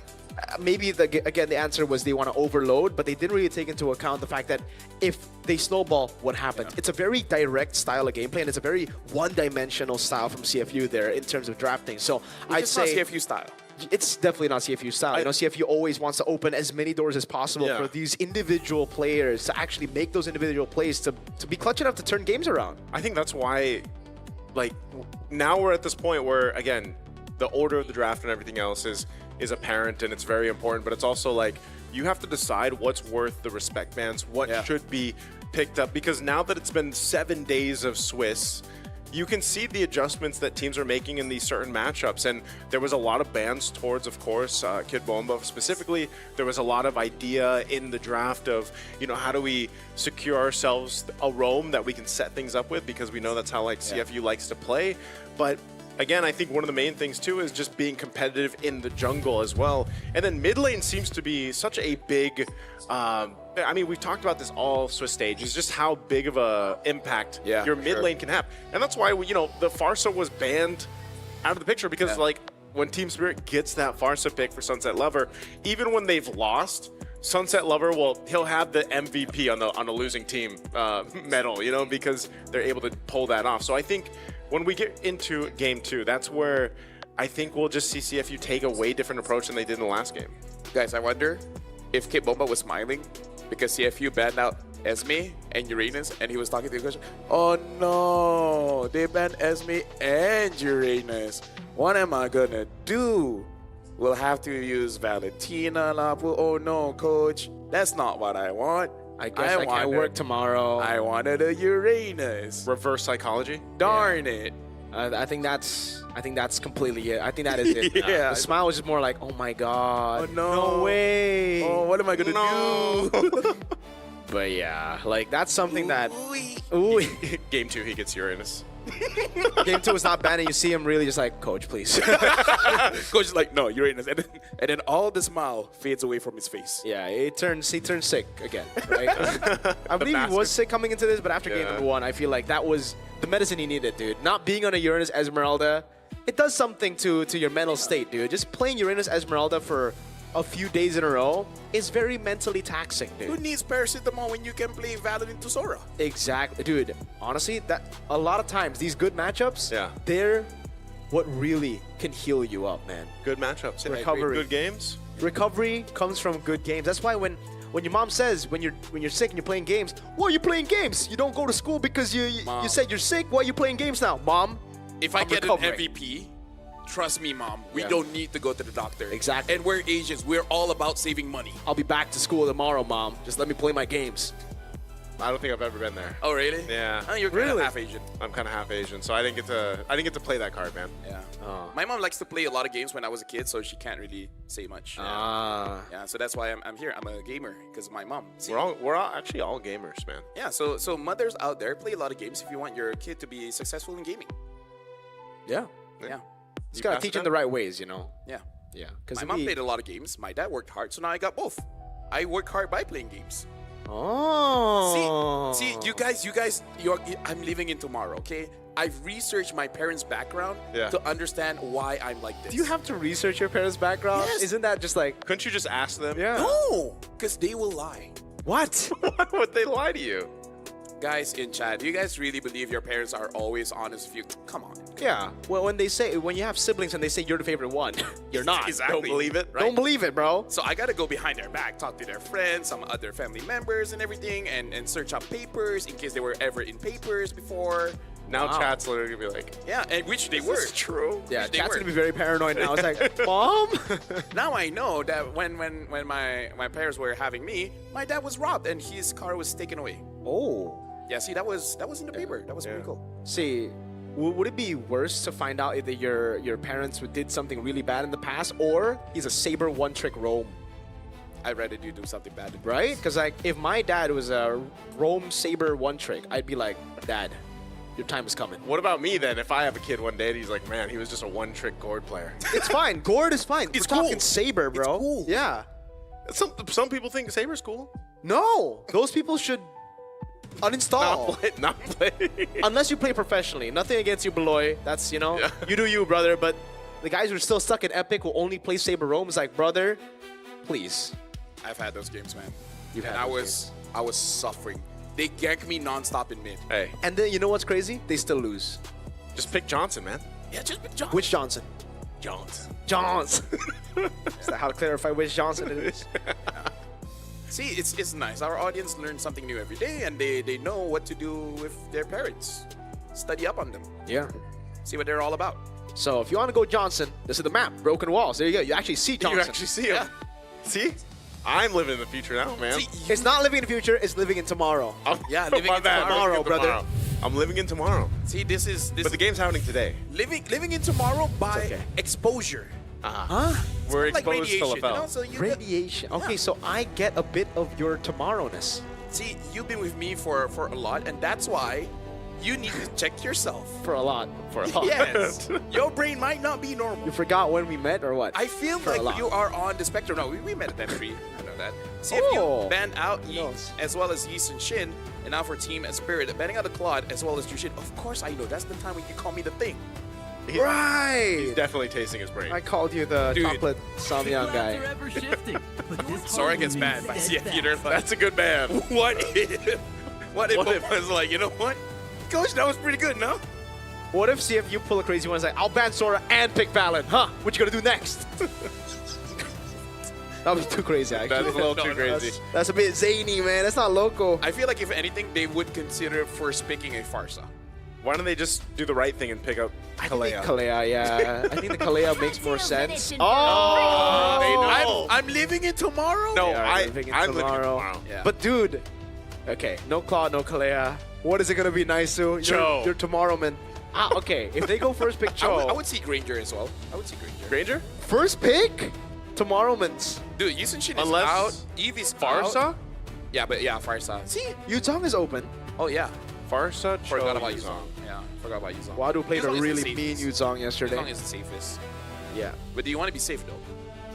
I think you do when you're 1-0 down in I a was 2-2 gonna bracket. say, Yeah. You're about to be eliminated. I think. Or you know what? Play the hero. Yeah. Okay, that's the Yuzong. So the Tomorrowman got it wrong. Hey, But I am- I forgot about it. Okay, I'm part of the Tomorrowman. This is a Tomorrowman trio. Tomorrowman. Experience the youth. There we go. Granger, Cho. Oh, so you were predicting the next two Yeah. picks, not the pick. Ah, Because he's Tomorrowman. tomorrow. Tomorrowman. You guys are so late. Check my calendar, bro. What? Okay, what day is it today, LaFell? Dude, I don't think I want to see your calendar. It's 2028. What? You're Yeah. you're You're an next M10. 2 yearman. Although you can ask Rose, quite a lot of my payments are late because I actually put the wrong year. And I can't blame them. Okay, so that's on you. Yeah, because last year I put 2026 and I'm like, wait. At least you're getting like a lot of cash like in 2026. Yeah. My problem was yesterday. Yeah. I kind of needed it then. Shout outs to payments, man. They're amazing. Shout out to Visa. Shout out to Visa. Global payment partner. I agree. WV, the jaw. Oh, I like it. I like it. This is more CFU. This is detective. CFU. They see game 1 and then they say FU in game 2. Yep, I agree. I You want to also follow up? concur. I just said I concur. Yeah, there you go. So Team Spirit, do they want to still go for the Farsa? Because all of this are saying, I dare you to pick Farsa. I think Lunox is good, no? Yeah. Safe. But also, it's Sunset Lover, you know? He wrestles. Oh. And that's more of a wrestler. You get up close and personal. Yeah. And this Valley can really go anywhere. Like, Yeah. it could go mid, it could go in the EXP. I don't know if you want to. I don't think you'd want to go against a Yuzhong and a Valentina. We though. don't know Kid Bomba, man. What if? What if? What if it's like, Coach, I want to use Yuzong. But then the coach is like, they already picked Yuzong. It's like, we got Valentina. No, it's more like, Coach, please, I don't want Uranus Esme. It's like, Valo's pretty good. All right, I'll play anything at this point to get me out of the Uranus Esme. Because he gets to play whatever he wants. Yeah. Based on what the opposing XP laner is. Exactly. He can be a Yuzong. He can be a Zongtina. So do you go Petrify when you go Valentina against a Yuzong? That's a Probably good not. idea. Actually. That's a good question. So Kadita gets banned out. So one of the Petrifies gets taken out here, and it's the. Oh, no, Coach Coldstar! Coach. They're doing it again. Oh, look at Bomba's like. Oh no, do I have to play Arlet now or Lapu Lapu? Dang, that's tough. He's acting sad right now. Yeah, This he's is like, this no way, no Coach. best actor. Don't crack. He's praying for the Uranus ban. While talking, he's just in his head like, He's starting to dance. He's like, oh my god, they're hovering on it. Yeah. But what do TS ban now? Gold lane. Any other gold laner you would struggle against on the Granger with? Again, the Harith has just disappeared, huh? Why are we not seeing Harith? Harith anymore? Yeah. Well, there's still the Harith and there's still the Carry. Carry. But see if you're already banning the Esmeralda and probably the Uranus next, so it doesn't look like it's gonna be the. Freya. Have we seen Sing play the Freya? Because Sing is known for MMs, especially in M7 here. We haven't really seen him on fighters that much, and when he have, it's not a good time. It's not a good time. It's very subjective because someone's having a good time. It just Yeah. could not be them. It's not a good time for Sing and CFU. Oh no, please don't ban Uranus is probably what Team Spirit are thinking right now. CFU. I would ban a jungler, but then One Shot does have quite a lot of heroes. One Shot, I would have Nolan banned is jungler. the. I don't think you want to go Nolan though. Picking Nolan against a Joy and a Yuzong is kind of suicide, bro. He wouldn't pick a Some Fanny. people want that. Yeah, maybe you, but I don't know. Not in a 2-2 bracket, you know. Maybe in a Yeah. in a different. Is it Uranus? Oh, Okay. Fred. Oh no, are we actually gonna see Uranus? See, he's not smiling. He's not smiling. No, coach is losing. Bomba is Yep. so sad right now, bro. One Shot's telling me is like, hey, you know the Uranus is up, right? Bomba? Yeah, imagine if Cold Star forgot and My mission. imagine if Cold Star forgot about Uranus and the team's like, yo, Uranus up. He's just gonna be like, dude. It's kind of like, you know, when you have when you have those smart friends in school, it's like reminds the teacher of homework. Bomba's like, bro, what are you doing, man? And it's just like, oh, thank goodness, my child. I have forgotten the assignment I have assigned to all of you. Yeah. If he actually picks the Uranus here, it could work though. It actually isn't bad. It's not bad. Actually, It's not bad. Especially considering the CFU are probably not going to go for the carry, right? So that's, I think, the reason why they haven't gone for the Uranus yet. They want to go Lancelot and they want to see. Okay, now they're like, oh no, coach, they gotta carry Farsa. No more Uranus. Give me the Lapu, coach. Yes, please, Lapu. Give it to me. Please, Lapu. This is. Okay, Mama. Just We know what you want. He's smiling. He's like, oh, everyone hold their no. breath. No. Shh, shh, shh, shh. Hold their breath. Oh no, he's not smiling. He's not smiling. Wait. Just go Lapu, bro. He's arguing with his coach, be like, Coach, Uranus is not good here. Honestly, Teresa is pretty good too, no? Yeah, it's okay. As long as it's not Uranus, I'm okay with it. Again, Okay. I'll take Valid EXP. Yeah, but I just don't know if take- you want to take it here. Doesn't I don't want Over Uranus. Over, yeah. Or Lapu, maybe, yeah. Maybe Lapu is Lapu just better. Yes. Lapu is great. Boba loves Lapu. Yay! See, you see a little bit of a smirk. He's like, I can't let it. You guys caught on to me last game. I can't let you guys get close. Yeah. He knows the camera's on him. It's like, I break last time, not this time. Yeah. It's good though. Lapu. This is still a Bomba pick. It is very Bomba. It's very kid. Statistically, Valentina hasn't done pretty well in the mid lane. Hey, numbers are wrong. But it's Numbers Sunset are Lover. wrong. He's a wrestler. He's a don't wrestler. you know? Yeah. Well, here's the thing.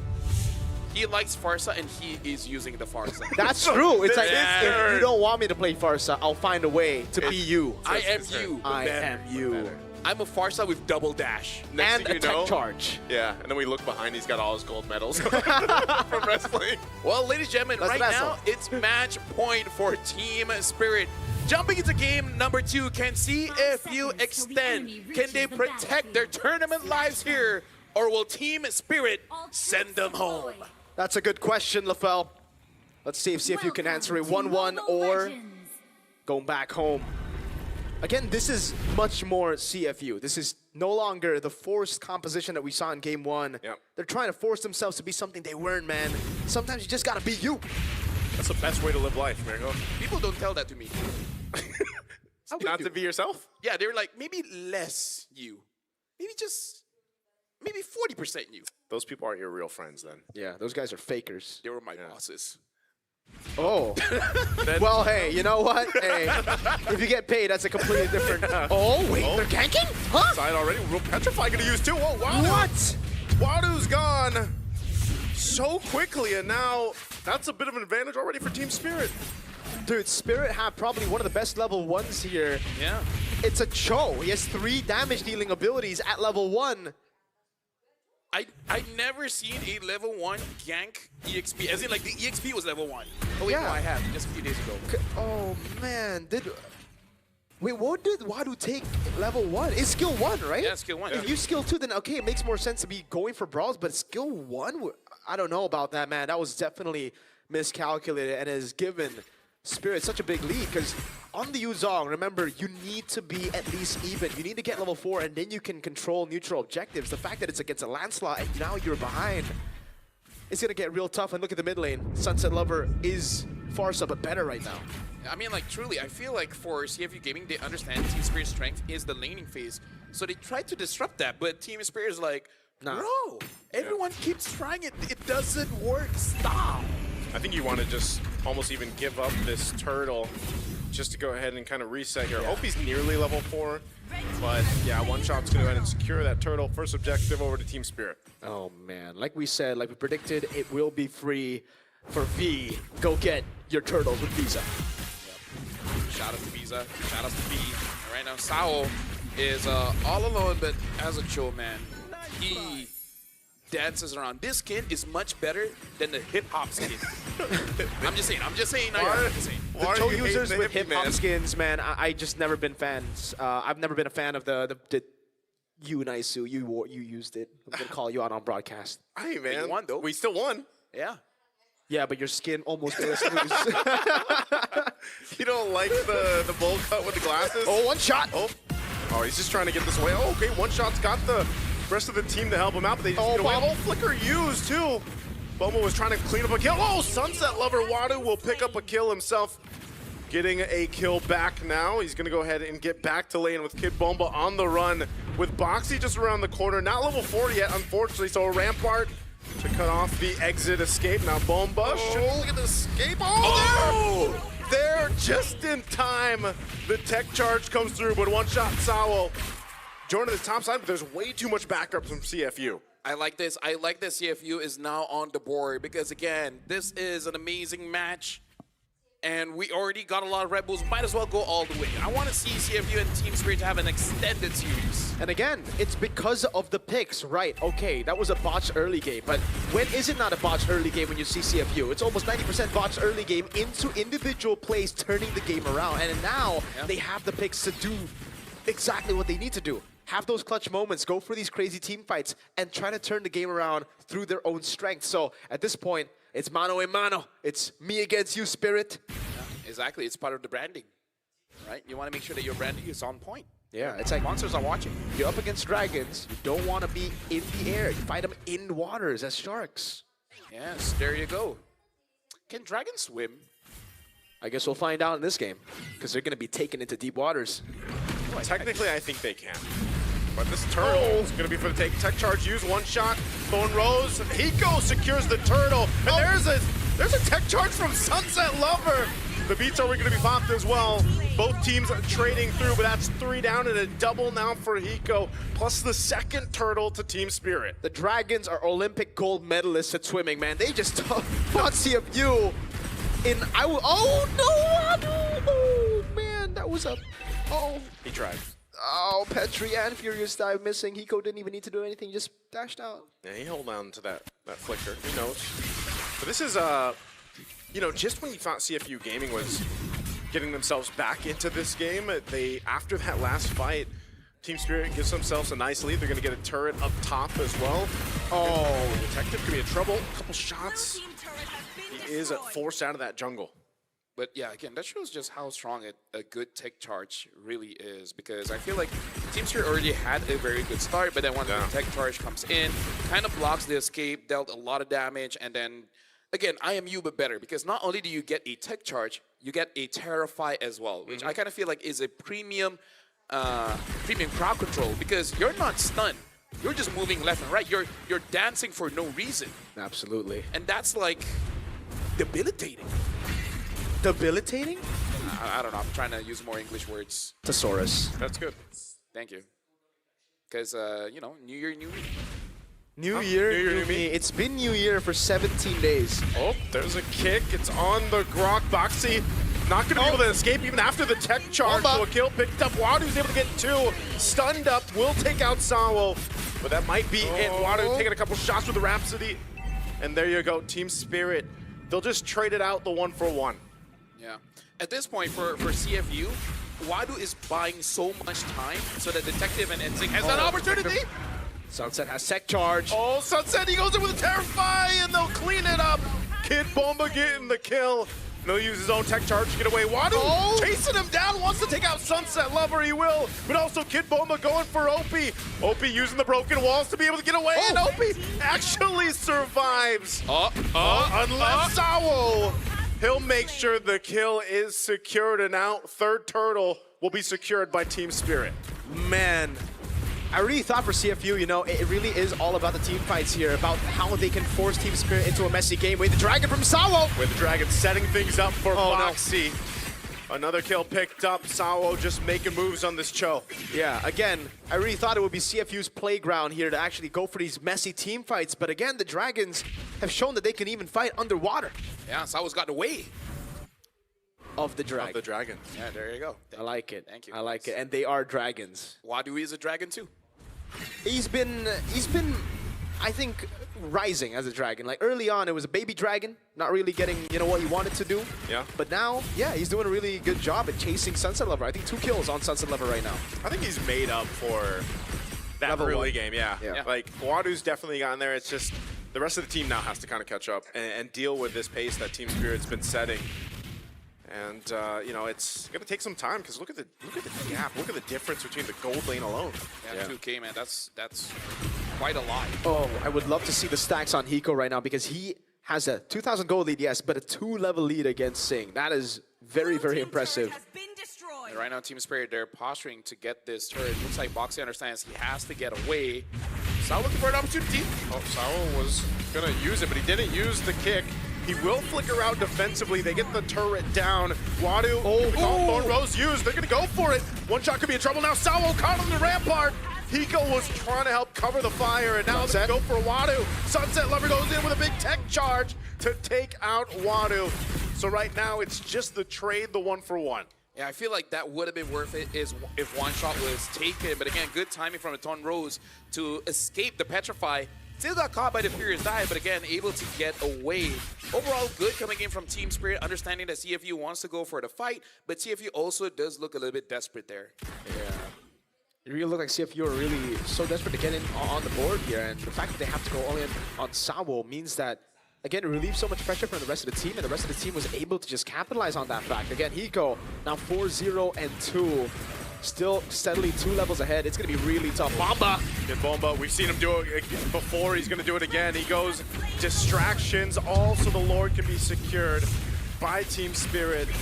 And so with that, again, a 6,000 gold ahead, a Lord in their favor. Team Spirit will go for these Tier 2 turrets next. Something to note here is Team Spirit for the past 3 to 4 minutes has been targeting Boxy, interestingly enough. So even though he is the tank, by the way, 40 stacks for Hiko, so all the kills he's gotten so far has been going into that Sky Piercer. But yeah, make sure that Boxy is not around a team fight. It does mean that that tech charge is really game-changing, and Team Spirit does not want to deal with that. Without the Grok, the entire team is in shambles. Yeah. Sunset Lover's holding on to the tech charge shoot. They might force it here. Gets the 3-man knockup with his own. And Hiko just firing off the backside. That's 2 fall already. One shot could be in trouble. He's trying to get away, but Wadu will pick up the kill. Wadu going under the turret. Tier 2 still stands, but Hiko picks up another kill, another stack for the Sky Piercer. 60 stacks on the Sky Piercer, and as a player who plays Granger, I think, Detective? Never mind. Trying to clear that out. Again, as a player who plays Granger in the gold lane, man, it's more impressive that he's able to farm up so quickly than you know, having those stacks, right? The fact that he has so many more stacks, it doesn't matter if he has 60 Sky Piercer or 0 right now, because with those stacks, with the amount of bullets he has at this point of the game, the stacks are inevitable on the Sky Piercer with the amount of bullets you have. He's 3 levels ahead of Zink as well. So Lord's going to charge in. Shields will pop up top and mid. And Team Spirit, that might be all they get for now. But again, man, they got to watch out for Sunset Lover every single time he's had pretty much the tech charge. He's able to set things up. Now he's holding on to the Feathered Airstrike as they might potentially try to make a play on a base turret if they can. Sao has a flicker available. He's going to go into the base, but just checking things out. Not going to commit the kick just yet. A Feathered Airstrike from Sunset Lover to keep them at bay. They're going to jump in onto the turret. One shot. Bobs and weaves in out. A Black Dragon form used, but they still maintain the base turrets. They made out the Black Dragon form too, man. So I think Spirit are very comfortable to go in again to look for a siege. Yeah, I feel like because they're playing around Hiko, they're not super stressed about anything early. Oh! There's the kick. The flicker was used on that too, so the detective's out of the picture. Team Spirit knows they have a numbers advantage. They might just go for Wadu takes the shot to the face, a double for Hiko. As he picks up another Boxy doing what he can. The last to Jeffrey, but Hiko gets a Maniac. Could he potentially get a Savage here? OP! Oh! Hiko wants it and he'll get it! A Savage is secured! It's Hiko Mania again here at M7! On the same opponents? Two times that's why you don't want to go for the Savage, man. It's the Savage curse for real. No, again, in Malaysia, you get a Savage, you surrender. So that's kind of it. You know, he did say during the interview, yeah, like, I don't want a Savage. If they somehow lose, never get a Savage on the world stage, man. But it's crazy that, again, Hiko Mania shows up against Cambodia. This guy might be Cambodia #1 enemy. Public enemy at this point. 2 times against the Cambodian Sharks, same team and everything. In 2 back-to-back World Championship in the Swiss stage. In the Swiss stage. He got a Savage. With a different pick? With a different pick. First one was a Beatrix. Is this the fourth match for them as well? No, 5th. Wait, 4th for Spirit. I feel 5th for CFU. Yeah, something like that. Sounds right. What a way, though. What a way. Let's take a look at the replay again. What exactly happened? Dude, the first kill is all right, you know? Detective trying to do detective things on the Joy, but then Hiko threading the needle. Just look at the shots here. He goes, he gets knocked up. It looks like he was going to shoot Boxy, but he threads the needle again, finds the last shot on Sing, and then it was just Boxy in the front, flickers in forward here on Opie, and yeah, at this point, 80 stacks. Oh, what? Oh, no. Oh, no. Wait a second. Savage Curse. Half health on the Lord. Are they going to lose this Lord take? Boxy takes some damage. Black Dragon form used. There's the initiation. Detective's gone. A good setup with a tech charge from Sunset Lover. Sing's going to be the next shot at double for Hiko. They'll take out 4. Wadu left to his own. Triple. They've got a wave down bot. Wadu falls as well. It's a wipeout for Team Spirit. It's not going to be a curse here after the Savage for Hiko Mania. 13-1-5. They'll march down mid. They see the victory in sight. They're ready to go to the knockout stage off of a sweep from CFU Gaming. Oh, and they do it with a winner crown as well. Ice cold from the Dragons. Team Spirit ending both games with over 10,000 gold. Dude, something happened during breakfast. They were so ready for this matchup. Winning convincingly, winning with the Savage. Dude, this is the Team Spirit that we wanted to see. We know what the Dragons love to eat the most in World Championships. Sharks. They love eating Kamai sharks, specifically Kamai sharks. What a performance, man. Just when we got from that replay, it almost looked a little scary there, you know? But Sunset Lover, again, Sunset Lover had so many clutch tech charges, man. I'm telling you, it was amazing. It was amazing to see here this version of Team Spirit, and it's just unfortunate that CFU Gaming, couldn't take it to Game 3. Is that both games around the 14-minute mark? I think. Yes. Yeah, 14:03 for this one and 14 exactly for Game 1. Dude, the timing, the goal they got, the highlights that they got, bro. Team Spirit is going to be quite the favorites going into the knockout stage because, again, they even said in interviews, every single time they go for a draw, for some reason they keep on getting the strongest opponents. And CFU is pretty strong, but Team Spirit really showed up being like, you're good, but we're on a different level.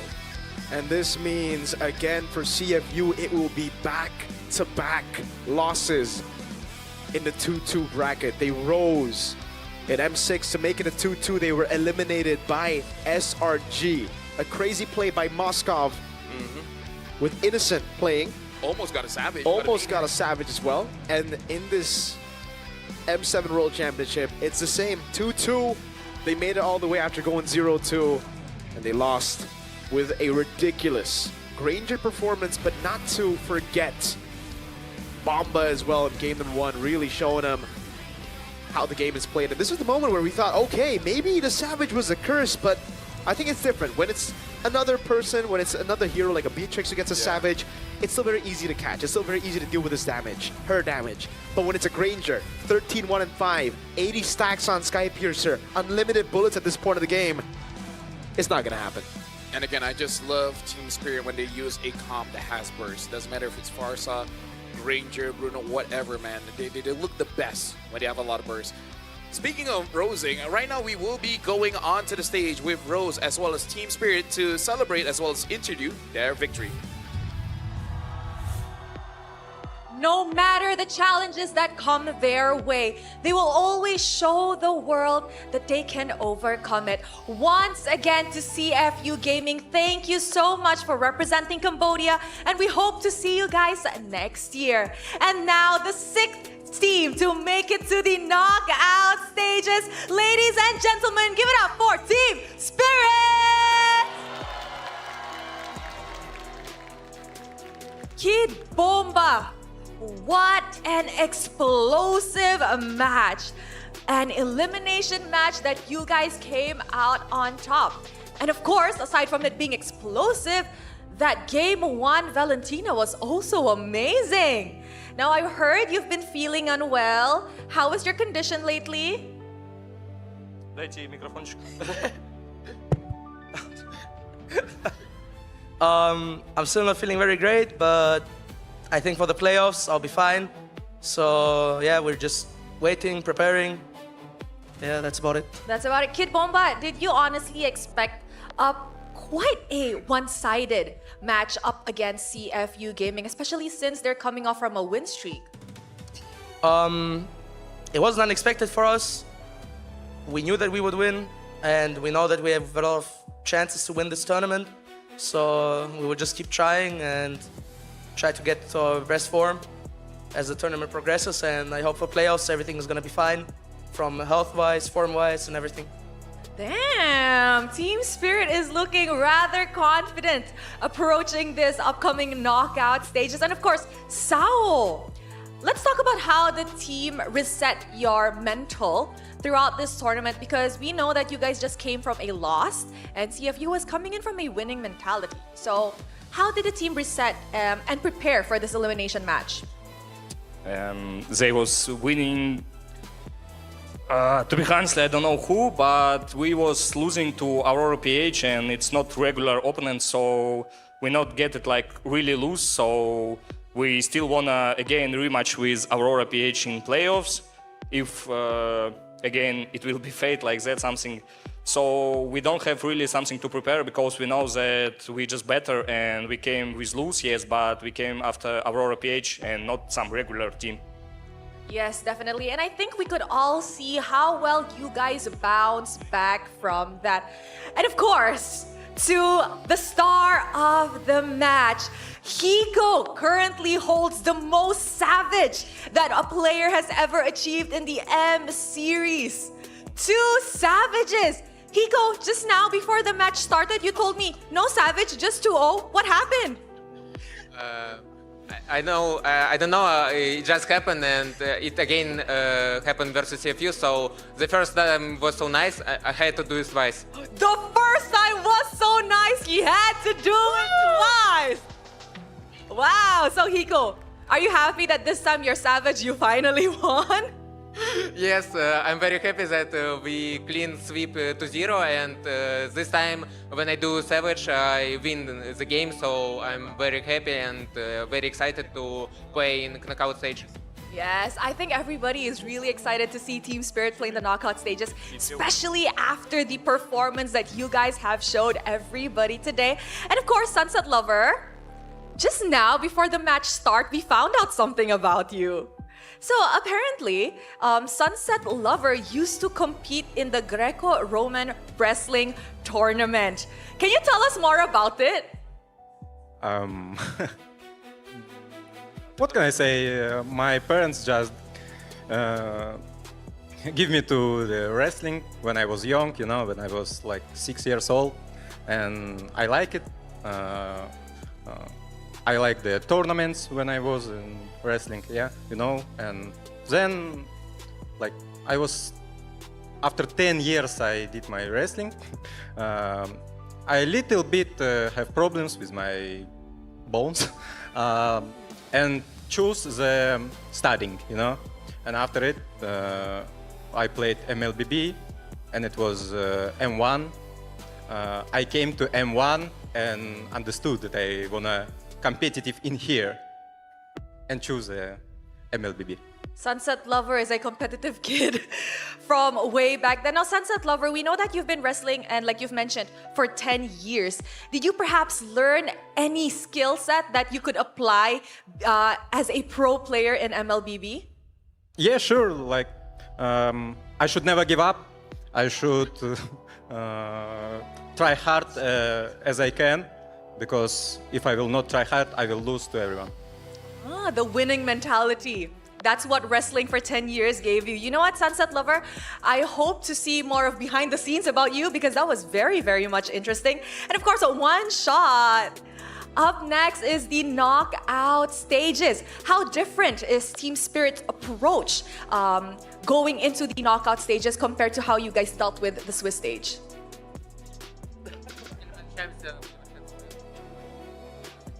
We just will play better than Swiss stage. Just play better than the Swiss stage. How confident is Team Spirit on a scale of 1 to 10? 11. 11. We are breaking the scale. You know what, boys? Thank you so much. But perhaps a message for the fans, because I see that Team Spirit actually has quite a lot of fans.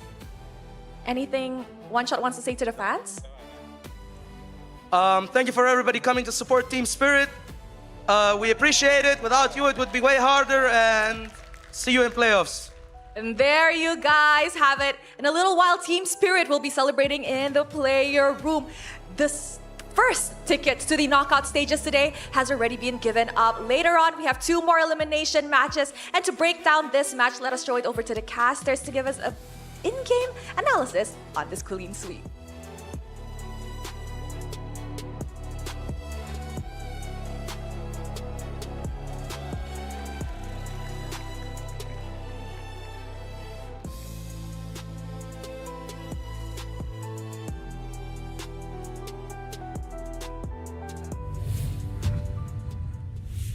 Team Spirit is the best when it comes to interviews, man. Like, this is kind of why people want to see them win. And see, Sunset Lover has been fighting for the good part of his life.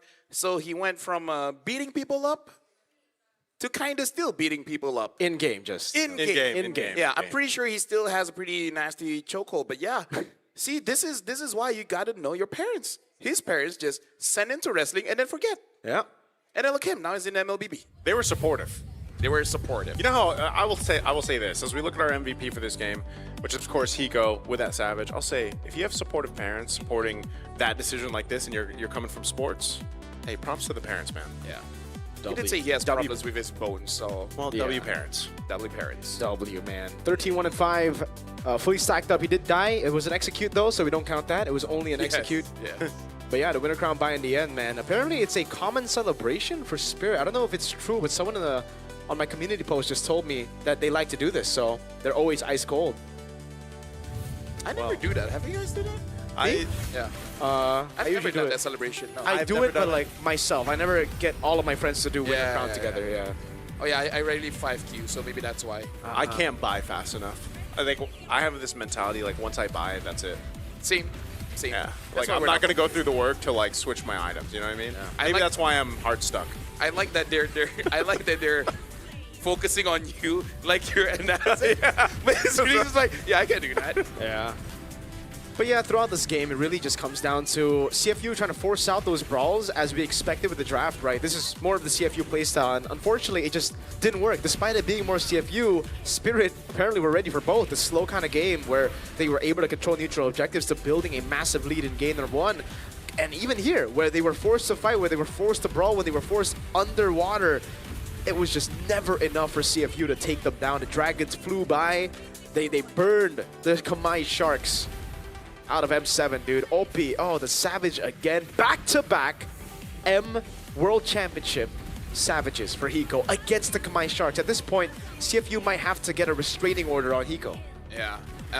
Amazing performance coming in from Team Spirit. And again, calm down. This shows the strength of all the individuals because every single player coming in from Team Spirit, everyone has their own highlights. Tech charges coming in from Sunset Lover, good setups coming in from Sao, Kid Bomba just zoning everyone away, One Shot kind of just baiting everyone out, and then Hiko just there to make sure everyone gets taken down. So big congratulations to Team Spirit. There had to be an agreement because you know in game 1 we were talking about Hiko playing the CC. Yeah. And they're like, game 2, okay, Hiko, this one's yours. You get to go ahead and play a marksman. Game 1 was like, Coach, that was pretty boring.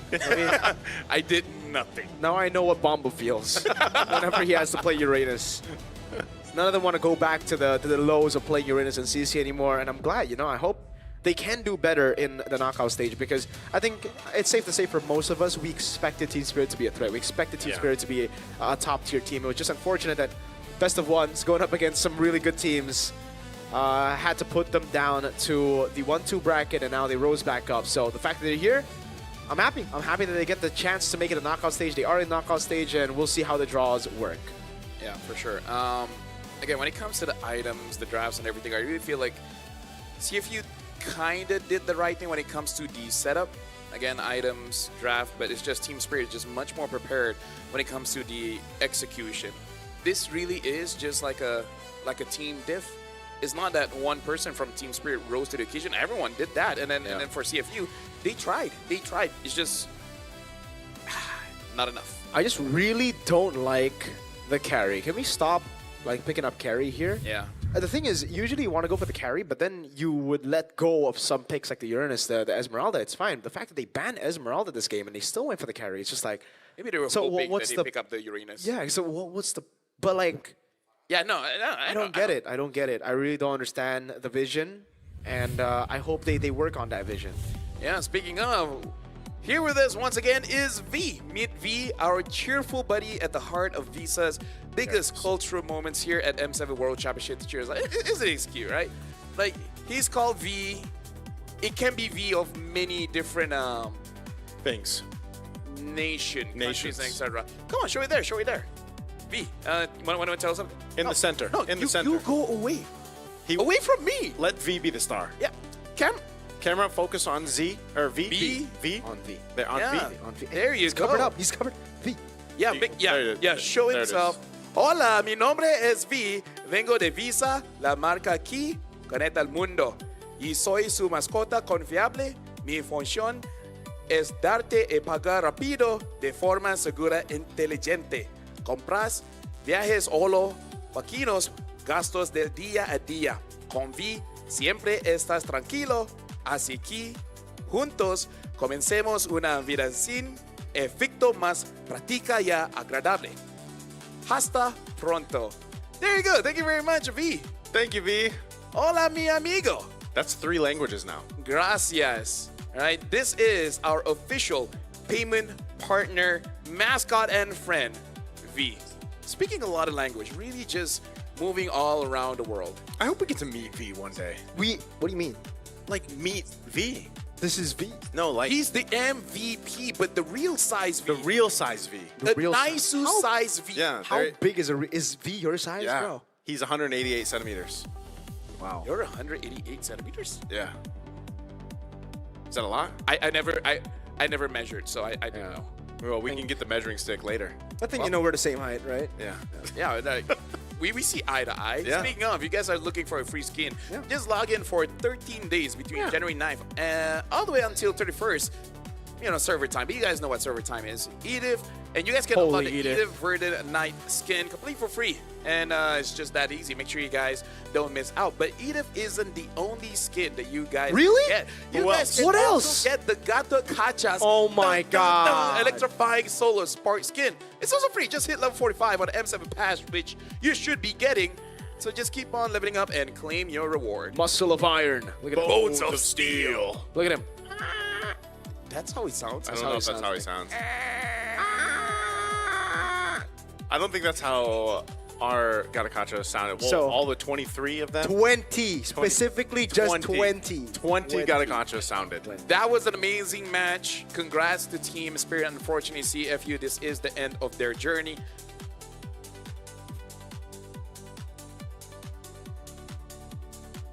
That's the end of their journey. We had to check the journey clock. Hola, mi hombre, la fel. Hola, mi hombre, Mirko. Hola, mi hombre, Naisu. Yeah.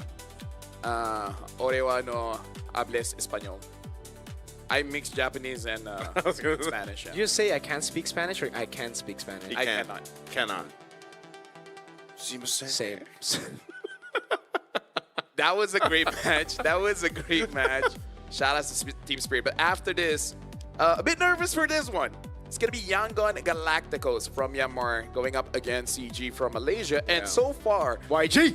Team Myanmar has not missed the knockout stage. The only time they missed it is that when they were not there competing. But M3. Yeah, M3. Either ways, that's going to be the matchup after this. We'll catch you guys right after the break, where it's going to be another elimination, another promotion match, all the way to the knockouts. We'll see you guys right after the break.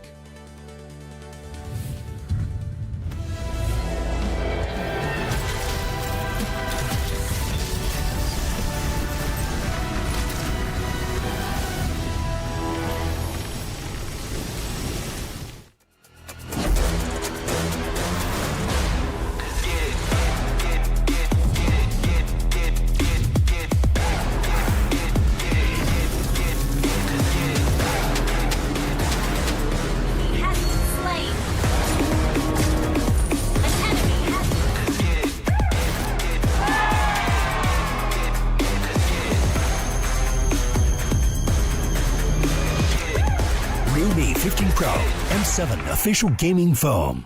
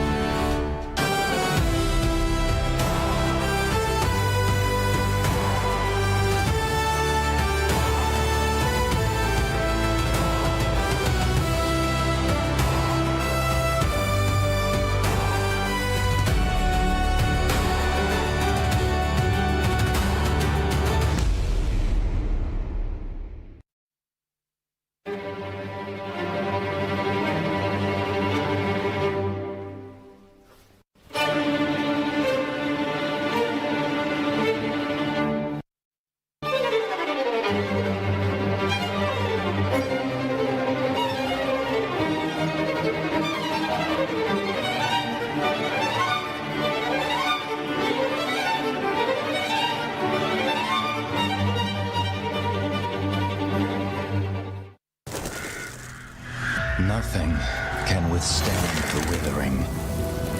Against the endless erosion, my strength grew weaker by the day.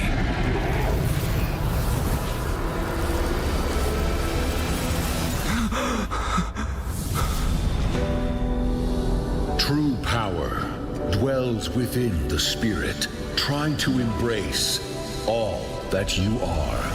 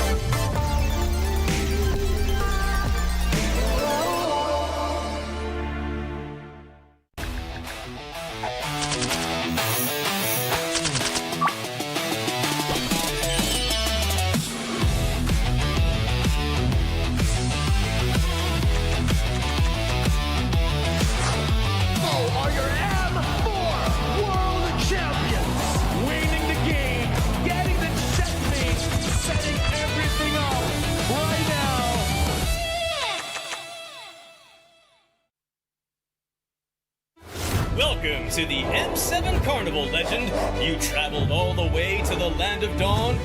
Don't worry, we'll guide you through all the activities and wonderful experiences we have. Here's everything you can do in the M7 Carnival for ticket prices as low as 20,000 rupiah. First stop is the Stage of Legends. filled with performances, music, cheers, the biggest M7 watch party, and a special performance from Stephanie Poetry on the final day of the carnival. Game recognizes game in the M7 Carnival, as we'll be collaborating with the NBA. And history is made here at the M7 Carnival, the first ever MCGG World Championship. The Go 1 Grand Final will be hosted here at Stadion Maja Jakarta. So come join us and feel the energy. Next stop, the Heroes Playground, to take photos with giant hero statues and meet cosplays of heroes from the Land of Dawn. Come to the Hall of Creators and Pros to meet and greet with top content creators. Teams from MPL ID and Legends are here. Line up, take photos, and even walk away with an autograph. Play games in the rewards arena to win prizes from all of our brand partners. It's at the MPL Market. Booths of your favorite teams, exclusive drops, and surprises from your favorite teams. Take a quick bite at GoPay's Land of Dine. We've partnered up with GoPay for your food and drinks. The Magic Map has shown us all 6 zones in the M7 Carnival. We're calling you to play, explore, and wander. Don't miss out on exclusive gifts ready for visitors worth over 2.5 billion rupiah, including M7 limited edition swag bags, exclusive merch, in-game chests, and special skins. Are you ready, Legend? Get your tickets soon, because we can't wait to meet you at the M7 Carnival.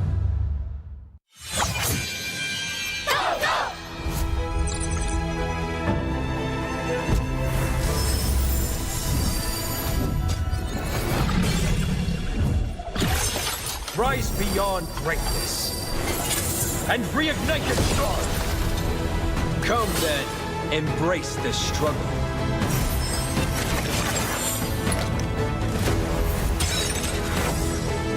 Hold on. Let it become your strength.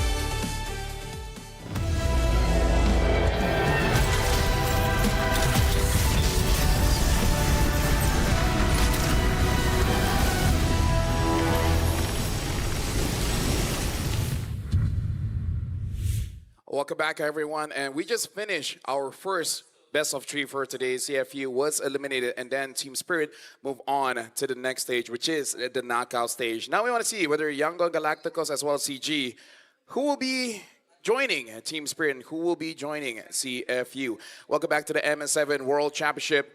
That's nice, you. If you go back, oh yeah, there's Mirko as well as me and LaFille. Now the question is, have you guys ever been hurt by your own beard? I have not. No. Mirko has no beard. I feel like this is the 3rd or 4th time I've been either slashed or poked by my beard. How would you get slashed by your own beard, dude? I don't It's know. a different level. I was just doing this and then I started bleeding. Either my beard is so strong or my skin is not. Maybe you're both. Maybe your beard is strong and your skin is weak. No wonder it's hard to shave. The razors always break. It always breaks. You're Yangon, right? You're Team Yangon this time, right? That's a good question. That's a good question. Here, hold it. Is he going for the reverse? Like, Actually, are you going know for the what? Let's reverse not curse? give you the Yangon. Yeah, because here's the thing. I'm unbiased. I am a professional, unlike you guys, unlike most talents the MLBB scene has. Everyone has their own biases, but for me, no. I care about no one. Speaking of caring about no one, we got to look at let the world see who rises. Okay, maybe not. Maybe not. It doesn't correlate. It doesn't correlate, but yeah, let the world see who rises. Where, again, for Yangon Galacticos, Myanmar has always made it to the knockout stage or playoffs, whatever we call it at the time. And now this is their last leg. They started out very well, getting 2 O's, but then getting, basically 2-2 at that point. So a bigger big 3. If CG is able to make it through, same as ONIC Indonesia, then this M7 just has 2 Philippines, 2 Malaysians, as well as 2 Indonesians. Honestly, I feel like it's quite difficult to achieve that because Yangon Galacticos, they were not having a good time, but they didn't have a good time against very, very strong teams and Alter Ego, which again, Alter Ego is the first team to make it to the knockout stage. So I don't know. I kind of feel like this is more Yangon Galacticos' favorite. Yeah, I agree. I think if we just take a look at the track record of the Swiss stage and how they performed, it's very unfortunate to say this, but CG look like they're not on the same level as YG. Yeah. But having said that, that's also a reason why I put CG at dark horse. Not a lot of people expected them to do well. Heck, most people expected them to maybe even lose against BS yesterday after BS equalized in that best of 3. I mean, honestly, even they thought they would lose. Oh, really? Yeah, in the interview, Chicos is like, yeah, I don't know, man. We thought we were going to lose that one. But then they won. So, but yeah, that's the true definition of dark horse. You think they couldn't do it, but then they can. Yeah. I think their games against Alter Ego and TL specifically, though, for Yangon Galacticos, it's like the biggest amount of XP boosts you could think of. I know we were talking about RPGs earlier on, man. I feel like for Yangon Galacticos, that's what it was for them. Like, yeah, they had losses, but I'm sure that the players, the coaching staff behind them were able to go ahead and dissect those losses and then prepare for ultimately this match today that they have here. It's weird because for both teams, right, they kind of do bad when they go standard. When they go meta. Yangon Galacticos looks the best when they go a little bit outside of the box. And CG, whether they like it or not, they always get outside of the box. They're more of a circle, right?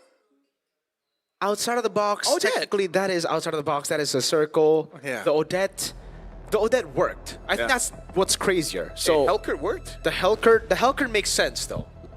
The Hellcurt, what I would love is just for both these teams to get their picks. Like signatures? Yeah, like just get their picks. Signature cheese. Yeah. But I don't think CG are gonna let the I don't Paksha think and the Hellcurt go because if they do, they might as well lose to Black Sentence yesterday. And here's the thing, they know each other very well. But do you even ban, do you ban something like the Odette? I don't think you ban it. No, that one I don't think they care about, right? Because yesterday as well, it was just because Black Sentence were equally as messy that the Odette got so much more value than it should. Yeah.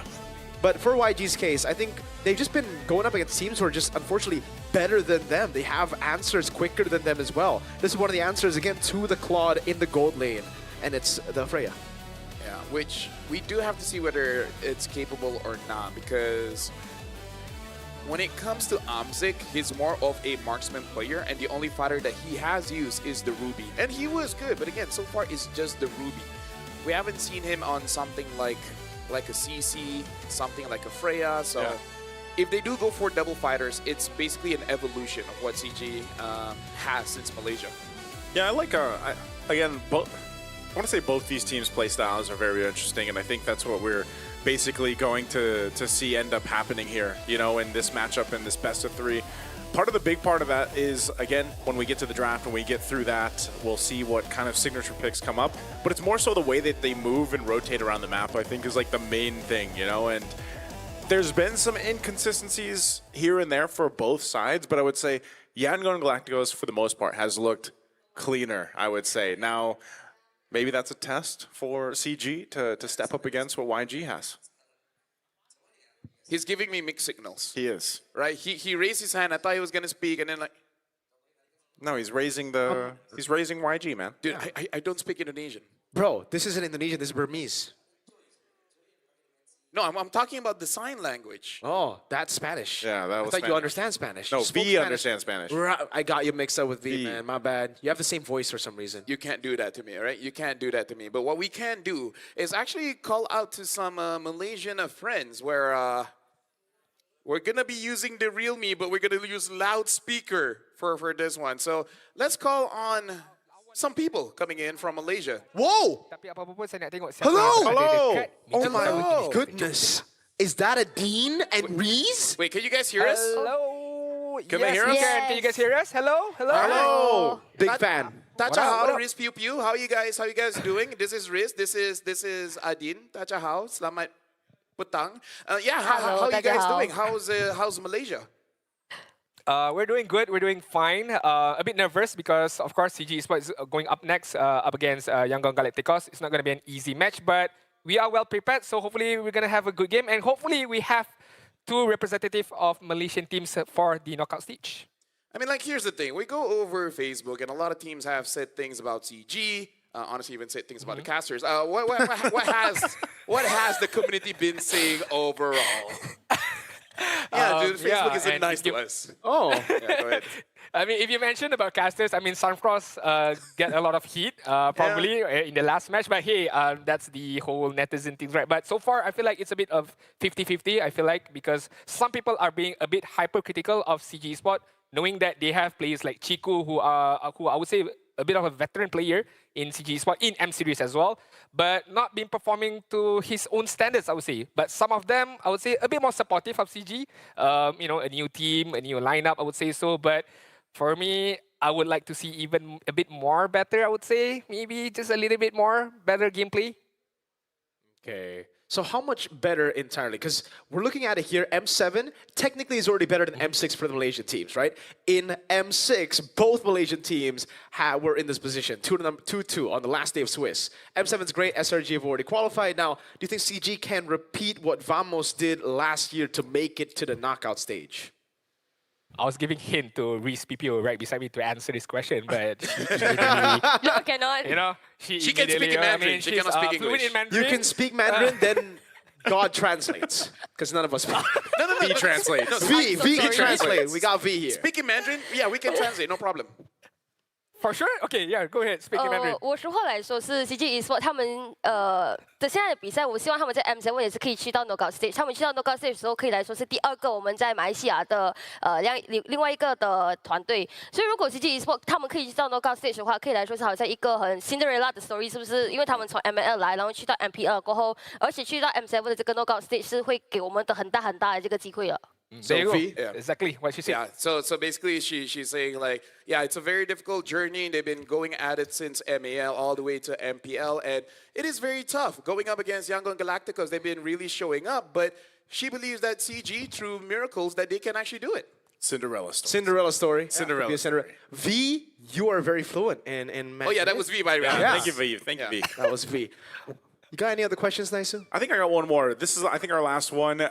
Personally, was CG's match against Black Sentence yesterday, was it satisfactory, you know, for Malaysia or for you guys over there? Because note that BSE was, they're actually scrim partners with YG. So, I don't know. They're all, as well as YG are scrim partners with CG. They're all scrim partners. So does this play into an advantage, or were you guys satisfied with the performance from CG? honestly, it's a bittersweet experience knowing that, okay, we got the win, but it's not a cleanest of win, I would say so, with the surprise pick from a lot of people being the Odette from Chico. It's a roller coaster of emotion when the Odette was played out by Chico. Like, there were sometimes some brilliant moment by Chico, but others I was like a big question mark. Why are you here? Why are you in that kind of position? But so far, I feel like at the end of the day, we got the win, and we can just put it to bed and focus on the next match up against Yangon Galacticos. As we know, it's not going to be an easy match, but hey, we're ready up for it, and I'm pretty sure CG is ready for the match as well. All right, terima kasih Adin and Sheshe for Riz Pupu. So thank you very much. Good luck on your cast, and make sure you guys don't say anything that people will backlash you back on Facebook. So bye-bye. Good luck. Bye, guys. See you guys. Fun, folks. You know in them. Malaysia, we speak many different languages for some reason. Yeah. That's a hidden talent. Yeah, you can speak in Japanese, Spanish, Arabic. You speak a lot of Japanese. Yeah, yes I do. Yes I do. But you know, it comes with a contract. My contract is a little bit different. I was gonna say that's a different I contract. have an extra clause that you need to speak Japanese for me to practice. For you to practice Japanese. But yeah, looking at what both Adin as well as Riz PP were saying is that the confidence isn't at an all-time high. There are some doubts, and this is why they're the dark horse. Like, they have the opportunity, they have the potential, but that's kind of like saying I might have pizza later without actually ordering one. Right? That's facts right there. I think that's technically just CG's playstyle, right? Because it looks like they're sometimes not confident at all, and sometimes they are full of it, full of confidence. Because after seeing Valence's Cho first time, I was like, all right, there is no way that CG pulled it off again, because that looked like a very low confidence Cho. But then they picked it up again. That made me feel like, holy moly, to have that kind of performance and to pick it up again, you must have crazy confidence. And they made it work. Yeah. So it's like, that's fine. Fake it till you make it, I guess. You just need the reps. It's all about the reps. Right? You go to the gym, you know how good reps are. Yeah, so technically, it was Valence's reps in game. It was the second rep. And then we saw the third rep yesterday, I believe. Yeah. So is he ready now, or is he just fake it till you make it? He's warmed up. Is he warmed up? He's warmed up for this match. Well, push it out. That means... What does that mean? That means I don't know. Is that what that means? Yeah. V changes voices, huh? Hey, and the effort of changing the voice is really not there. LaFell changes language, changes voices. He had different voices yesterday when we weren't here. Yeah, right? exactly. So yesterday, that's part of being global, he was a man. female. Yeah. Actually. V is everything that you want him to be. Even a payment partner. Even a payment partner, especially a payment partner. But now, yes, you were saying about Valence Show. Even yesterday, Gideon was like, okay, I'm worried that he might be, in terms of the hero pools, not that big. Because Cho healed that, that's it, right? Even if he gets either or, I feel like it is something that CFU, even if they don't respect when it comes to the picks, they just know, okay, he's going to use this, so we're gonna draft around it. But with that being said, we will be introducing both teams onto the stage to finally get this best of 3 started. So let's start by introducing CG.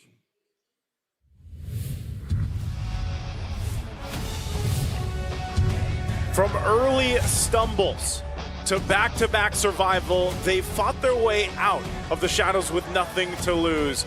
Chasing another spot in the knockout stage for Malaysia are Ye3, Gary, Chiku, Valens, and Amzik. Clutch the game, CG Esports. I see what you did there, and yeah, CG, honestly, they need to be clutcher because going up against Yangon Galacticos, it's going to be hard to predict when it comes to the draft, and they're very explosive, so if CG is caught lacking, it might be a quick game. From a start that surprised the world through back-to-back setbacks, they now stand with everything on the line. Ying, Han, Lina, Blink, and Stitch. The pride of Myanmar. This is Yangon Galacticos. And again, Yangon Galacticos have looked amazing. Myanmar as a region has looked absolutely amazing. We know the fans are there. They're big fans of MLBB, and it really shows in their play. For them to make it to the knockout stage, they gotta take down CG Esports first. But now we got to call in the coaches, which so far has brought us a lot of different drafts coming in from both teams. From YG, we got Coach Mars as well as Coach M-God. From CG, it's Coach Rain and Coach Cody. Yeah, for both of these teams, the coaches behind them, I think they're going to really highlight the strengths we saw through the Swiss stage and, of course, kind of refine some of the weak points, you know, because even speaking of, you look at some of the showcase of what it has been in the jungle. You've had teams lean towards utility junglers, not too many though, because it's been very specific teams that like to go for that. You know, Han being one of them.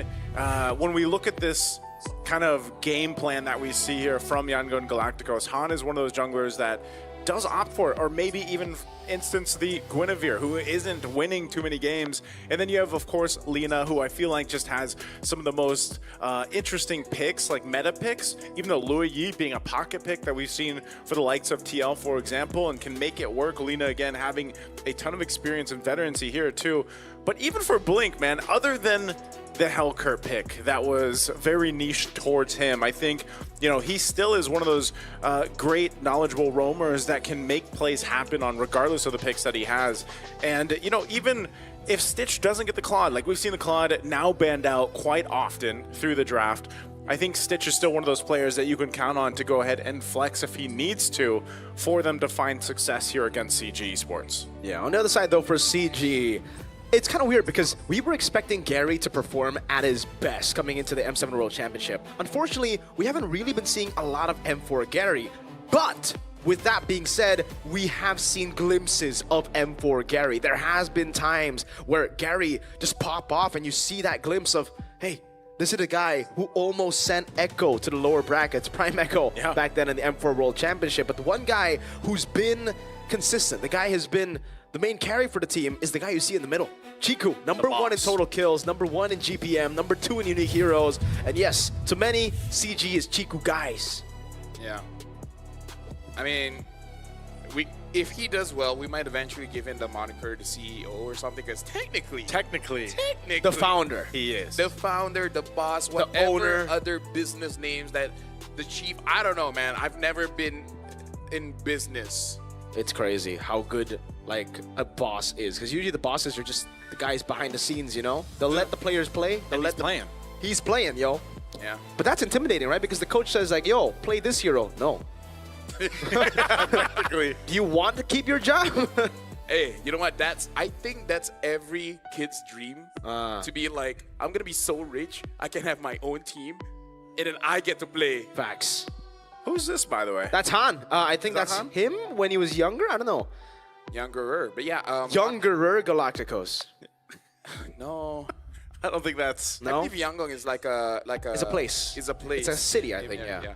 Anyways, speaking of Gary, no mistakes allowed. He said playing in an elimination match always brings heavy pressure.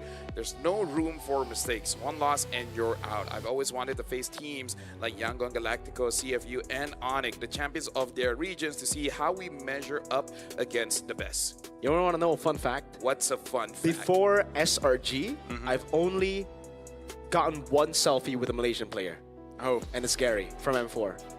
Right after they lost to Incendio Supremacy, I walked up to Gary and I'm like, dude, you're really good. Like, I can't wait to see where you go in the future, how you improve in the future. And I got a picture with him. And again, I have high hopes for this guy, man. Fun fact, after you took that selfie, picture? it's all downhill from there. So it's a curse. No, listen, it's not. Because if that's the case, then all the players BTR would have... Oh, you're right.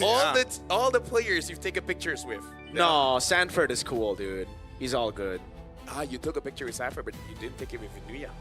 I did not. There you go. So, who will win this match? You guys can vote in chat here. So far, over 300 for Yangon Galacticos and CG only having 154.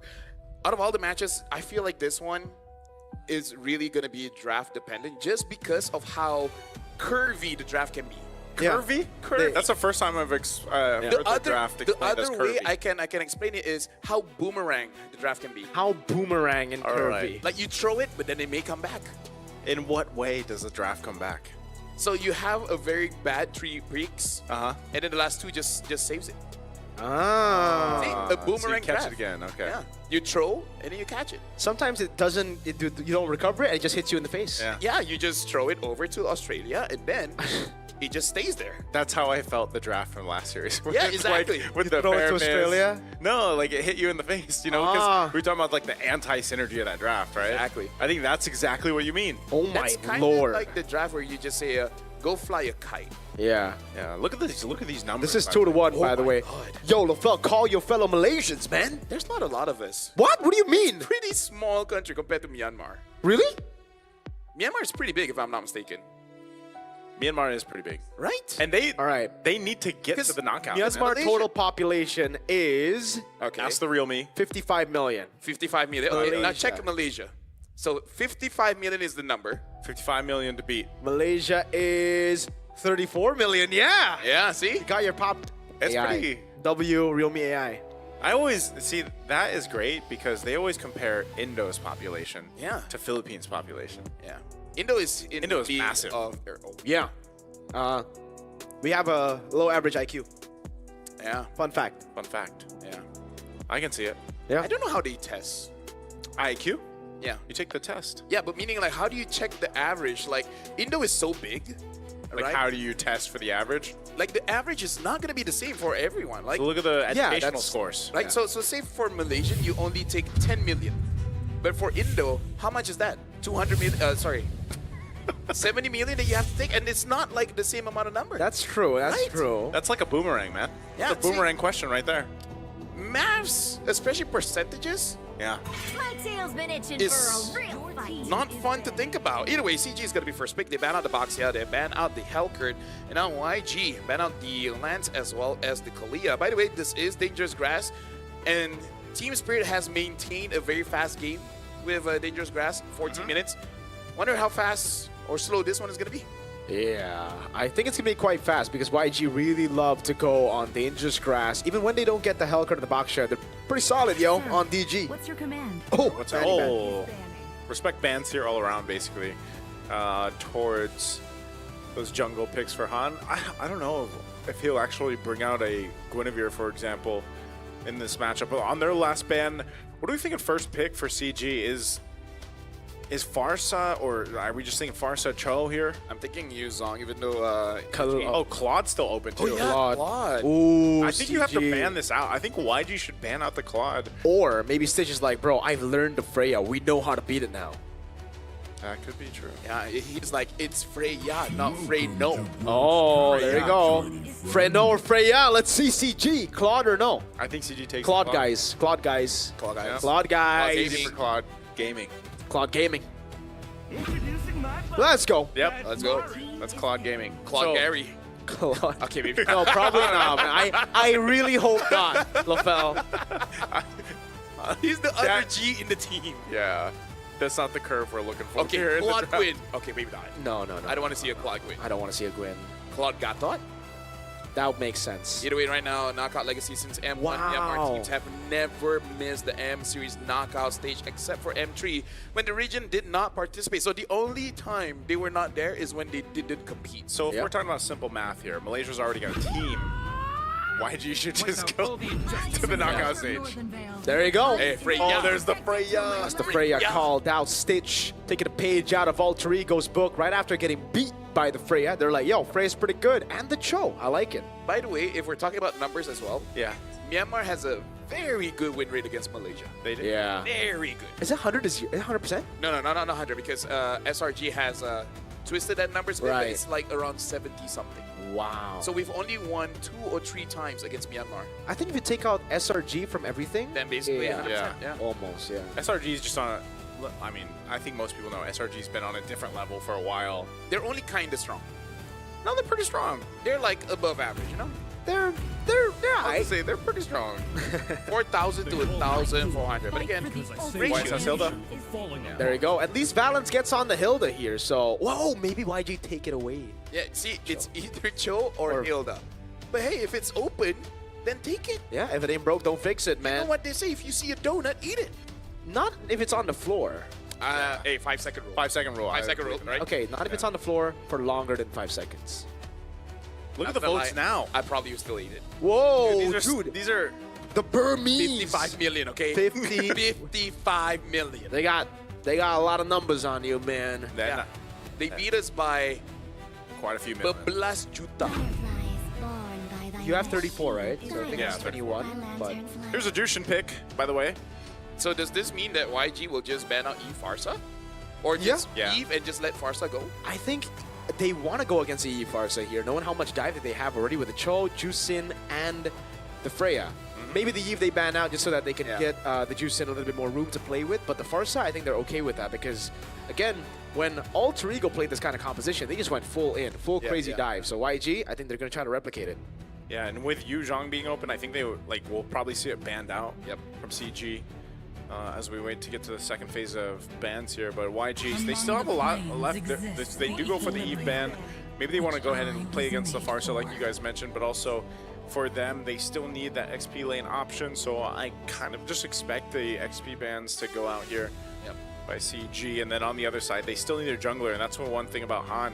Because his jungle picks have been narrowed down, I'm wondering if he'll actually, there's a Yu Zhang. I wonder if he'll still go utility or something different in the jungle that we might see Han. I don't know if he wants to actually play something unique. I feel like he needs damage because they do have a Jushin here. Freya can do quite a lot of damage, Yeah. but I feel like Freya needs a friend.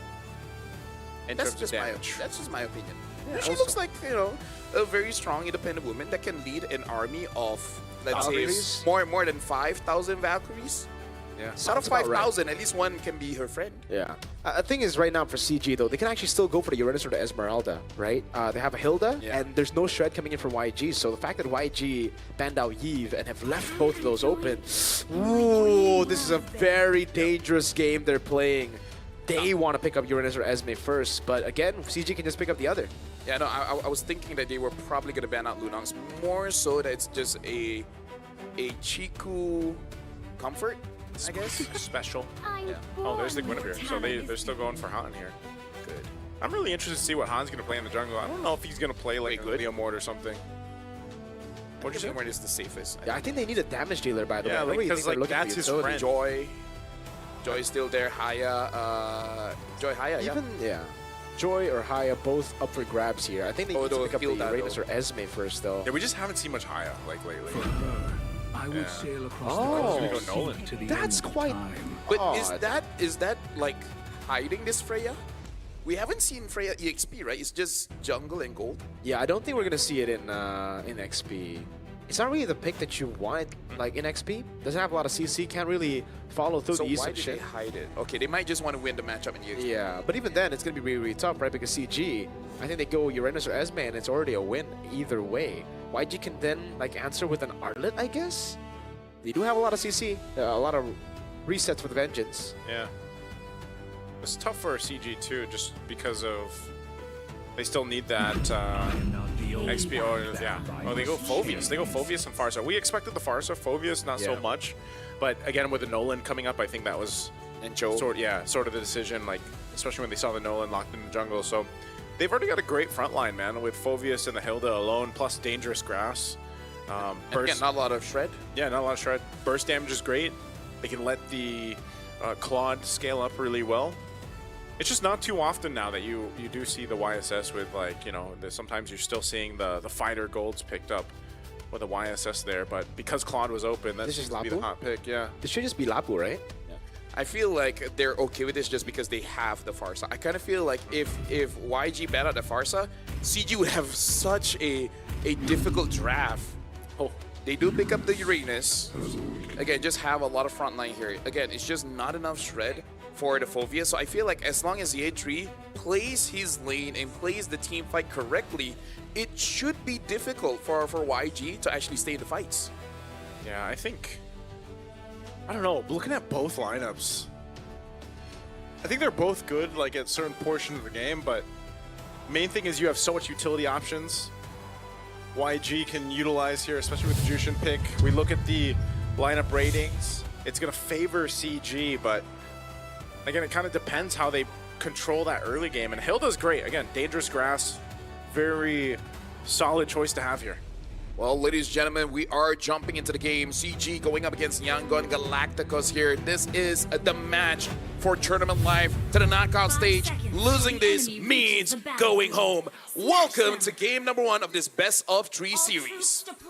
A best of 3. We're starting off on this game 1 here with 2 solid drafts.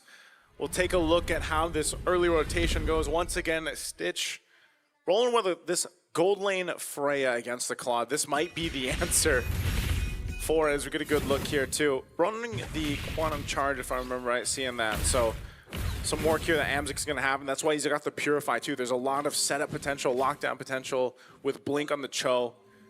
Yeah. Cho's gonna be the most, is he the most picked roam right now currently in M7? I feel like he's definitely up there, either, for sure top 3. Yeah. I think Hilda's up there too, by the way, right? Like these two. Cho is top 5 in general. Top 5 in general. In general. So yeah, probably the most picked roamer here. Looking at the emblems, everything is good so far. Valence might get pulled back by Lina here. Yeah, will be. Might have to go for the flicker now. Valence still saving it, gets away just in time. Pops in regen as well. Yeah, I feel like Valence is just doing his job, which is basically to kind of like mirror Blink, understanding like his movements around the map. So it does look like for CG, they kind of want to make sure that the game is honest. Make sure there's no rotations coming in from Yangon Galacticos. Yeah, they want to, both these teams, if they get an early advantage leading into that first hurdle or they wait for it, they both have really good options once they hit that level 4. See Gary here getting in some position, but Han will continue to farm up. Valen's giving that information over. Good little poke there, but ultimately, I think you just expect this to lead into that first objective, that turtle. It's going to be a little bit difficult for teams to get these kills. Oh, yeah, Han got caught there by the Dark Wave. A bit too aggressive on the skill 2 and gets punished for it. Now CG have prio for turtle 1. Did he forget about the Dark Wave? I think he did. Or he just didn't expect for it to come out during the crab pick. Wait, Jikudo coming in. Oh, Ying with the steal on Uranus. Double pick up with the Lancer Flare. Now Ye3 going to be caught by the Crimson Beacon. Lina right there. Dark Wave landing. Ye3 trying to go in for more dashes, but will ultimately fall to Han. That was clutch from Ying. I mean, to turn a bad situation into a much better one. Not only that, but they got a kill on the board too. Yeah, that's definitely not what CG Esports really want, but I hope that doesn't affect them too much. Ye3 already reside to his death there, which honestly I think it's actually good because he doesn't want to get a 3-kill lead, which eventually will become a shutdown. So I feel like it's still okay. He's not punished that much in terms of gold lead. It's only about 600. Oh, Valkyrie form here. Yeah. By the way, another very fun combo that we were talking about before coming onto the stage. Hopefully, you know, scriptwriters are listening to this. Cho and Nolan. Fracture coming out with a combo. Valence taken very low. But just pick off heroes with Nolan. Kalea Nolan, now Cho Nolan. Oh, that's the combo, Cho and Nolan. Yeah. And then there was another one we usually see is Cho and Guinevere, right? But yeah, the Guinevere just hasn't won too much. A couple wins here, looking at the items too. Yeah, 1 win. What, is it only 1 win? Only 1 so far. Dang, so she's like 1-7? Yeah. Not really a good stat, but either ways right now, Yangon Galacticos, they've been winning the trades. Damage not enough to deal with Valence just yet, and I'm also curious to see how Valence is going to play, because seeing as how Yums played it, sure in the early game he becomes annoying, but when it comes to the mid as well as late game, he's kind of an assassin going for the back line, so yeah, not really a lot of people for him to assassinate, maybe only Han and Lina, but I feel like both are very difficult targets for Hilda. Yeah, you see that too, that Blade of Pepsi is now picked up here for Han. So if they can get that combo off with a Blink. Oh, what? Perfect combo on the Nolan. Fracture skill 2 to the basic attack and skill 1, man. I love that. CG though, over on Turtle 1, it'll be a trade orange buff for the Turtle. Okay, they're gonna trade. That's what I was talking about with the burst damage now that he's got the blade, but he's also gonna take orange, it looks like. So Han will trade that objective though, so takes the orange buff, will rotate to his purple. Now, that's gonna be a little kind of caution check, I'd say, for Amzik here, because he didn't even really get a chance. Oh. Blink's gonna be caught by their airstrike with the help of Gary. Picks him up. Actually, a good Lantern Flare to bring Gary back. He's gonna be taken very, very low. Lina, I thought he was gonna Crimson Beacon a bit. Yeah, Ying though. Flickers in forward, goes on Gary, gets the kill. Maybe that's why he didn't. He got the call. Ying's like, I got it. Yeah. Honestly, right now, Yangon Galacticos, they're playing so well towards their own win condition as well as CG's win condition, because their win condition is to get Han ahead, and for CG, they kind of want to get Gary ahead. And Yangon Galacticos, they're killing 2 birds with 1 stone. Han is taking all the farm away from CG. Oh, taking it away now. Dark Wave from Yen3, but he gets caught away. The Dragon now, the Feather Airstrike coming down, and Yen3 is able to jump all around, but Han deals too much damage with the help of Ying. That's the peel coming in from the Chusin, and Ying gets a double stage Valkyrie. The set flickers in on Chico, and now it's Scary caught all alone against 2 of the frontliners, just clipping him down. A triple for Ying. This has to be one of the better games we've seen of Uranus. I know it's not too entertaining or exciting to maybe play that hero, but man, Ying is making it look exciting. 4-0-2 now. Yeah, the thing is, CG Esports, they're taking very bad trades when it comes to the fights, because that fight did seem a bit forced, but the positioning was really not there. Chico positioned himself basically in between Yangon Galacticos, and then he just got squished in, unable to really run away, had to expend the flicker, still not getting a kill, still dying.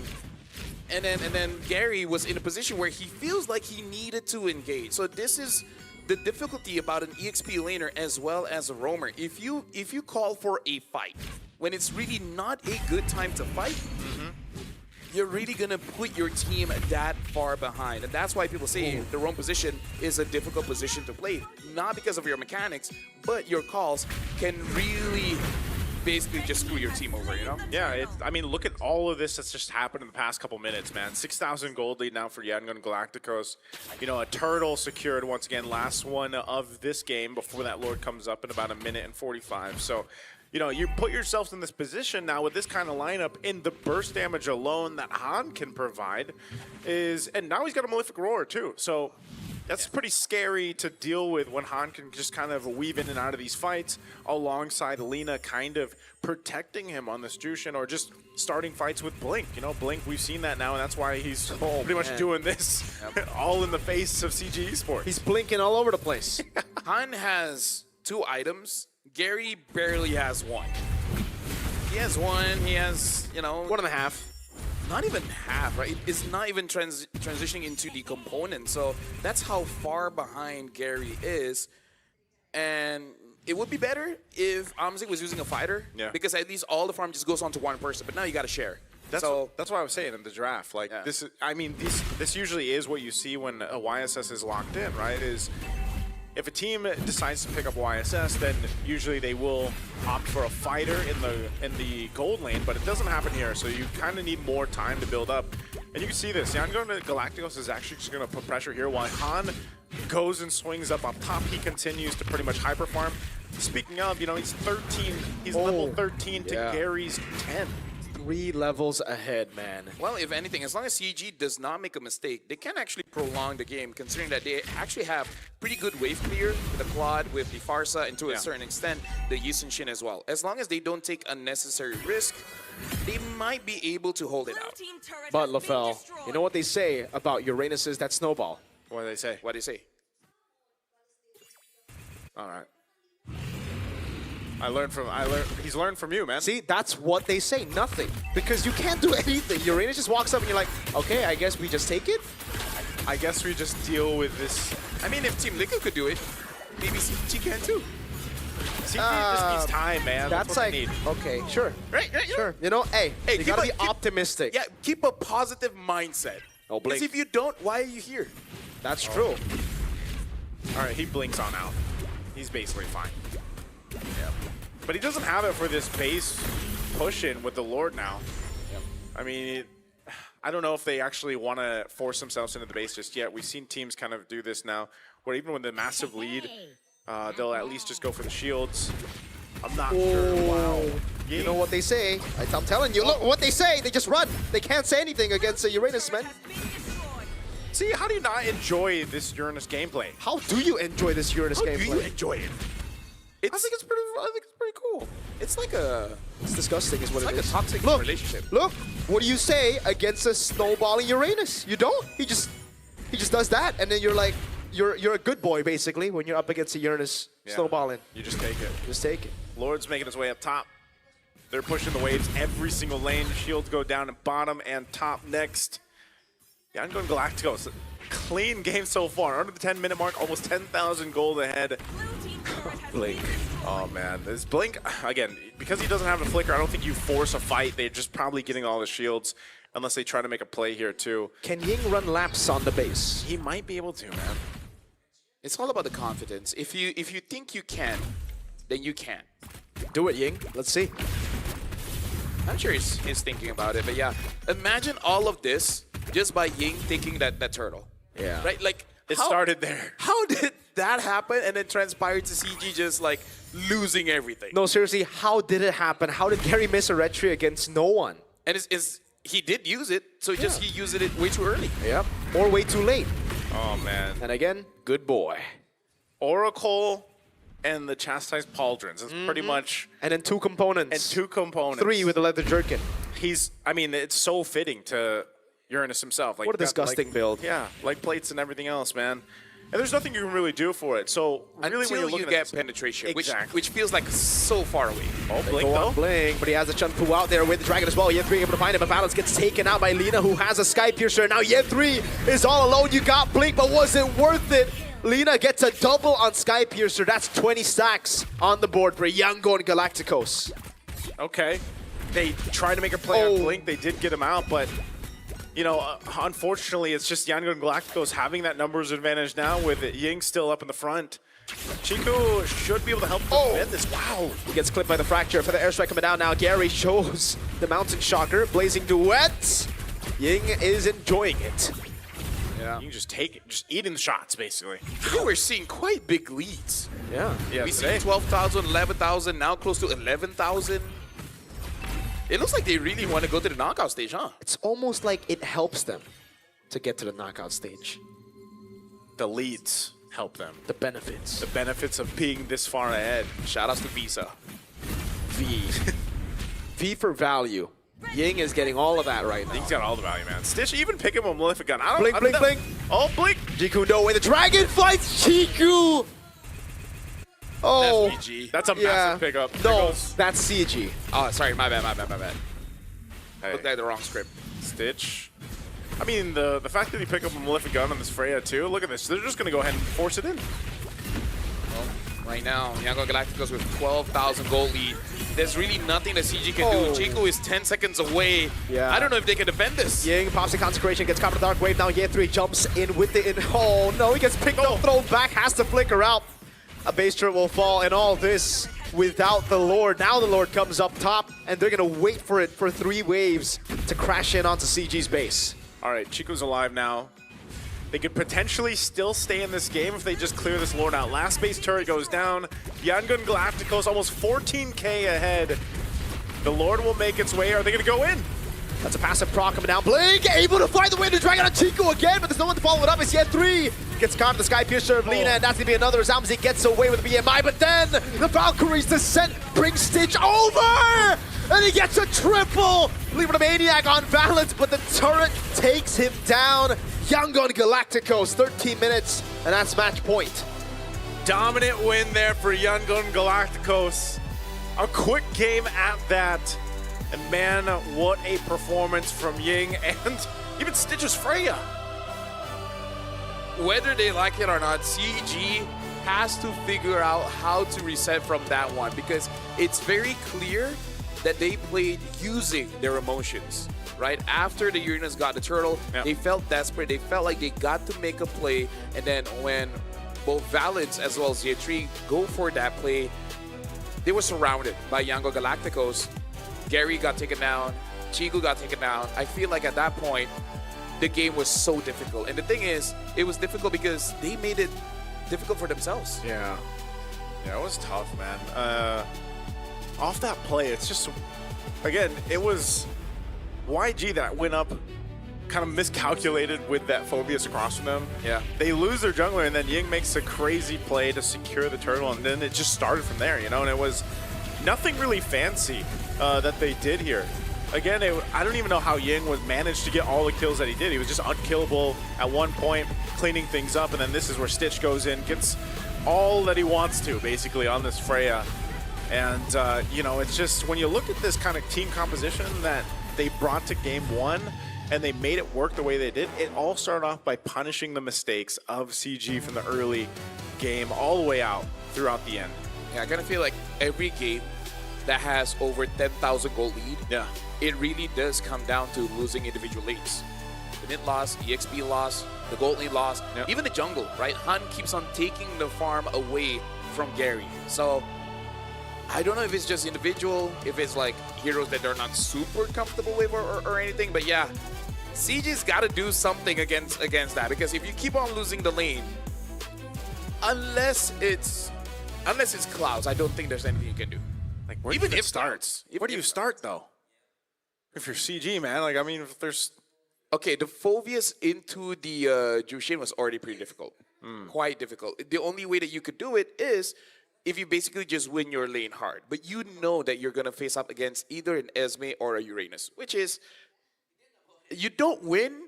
You just don't lose. I Right? thought with that draft, they would go for the Esme themselves. Yeah, I think Esme they were or Uranus, overthinking the Arlet for sure. The Phoveus is good, kinda because of the Nolan. They were saying, oh, Nolan Cho, we get some stacks here. But yes, it's difficult to go up against a Jusin, and we saw it in Turtle 1, as early as Turtle 1, how difficult it was for the Phoveus. So I really think Esme would have been a better choice, or even Uranus takeaway. Yeah, either or would be better. They really got to start making it so that they win the lanes. And now we're looking at the MVP brought to us by Realme, and it's gonna be Ying 4-0 and 10, almost 140,000 damage taken. Even without the retribution, he got the turtle, and after that, he basically got his team on his back. Yeah, at that point, he is retribution. He is everything. he's consecration, man. He is consecration, man. I mean, bro, you know what they say? What do they say? They don't say anything. Exactly. Right? That's what they say, man. And but Uranus does talk. He does. He actually has a voice. Yeah. He's like a Pokemon, dude. He just says it. Uranus, you know, when Is he that gets what he picked. says? Yeah, when he gets picked, he's like, Uranus. No, he talks about Rafaela a lot. Really? Yeah. Why Rafaela? Why? Is there lore there? Yeah, there is lore. Basically, they're all a part of like the same gang, but Uranus is like the commander. Yeah. Yeah. So Uranus is kind of like a commander. But either ways, look at the plays coming in from CG. You can definitely see that they think that they are on a timer. They're on a clock.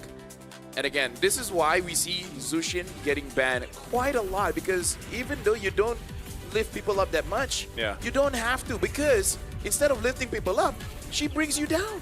I gotta say, you know, lifting them up, the team was lifted up because they rotated as a team so many times. I mean, even in this fight, when Stitch made his way all the way from down there, all the way to this fight, that happens so many times too. When we look at these highlights, it's like you're able to go ahead and see just how responsive and good at rotating YG is through this. And at this point, you know, they've already got pretty much a massive lead, almost 10,000 gold at this point.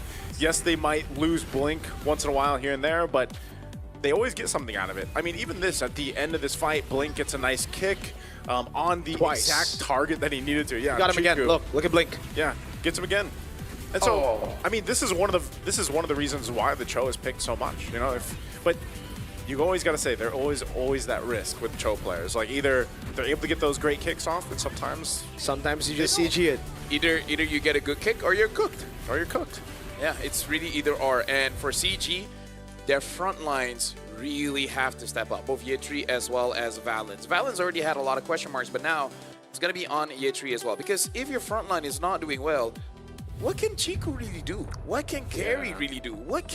At this point, what if they're just like, okay, you know what? Gary, play a tank.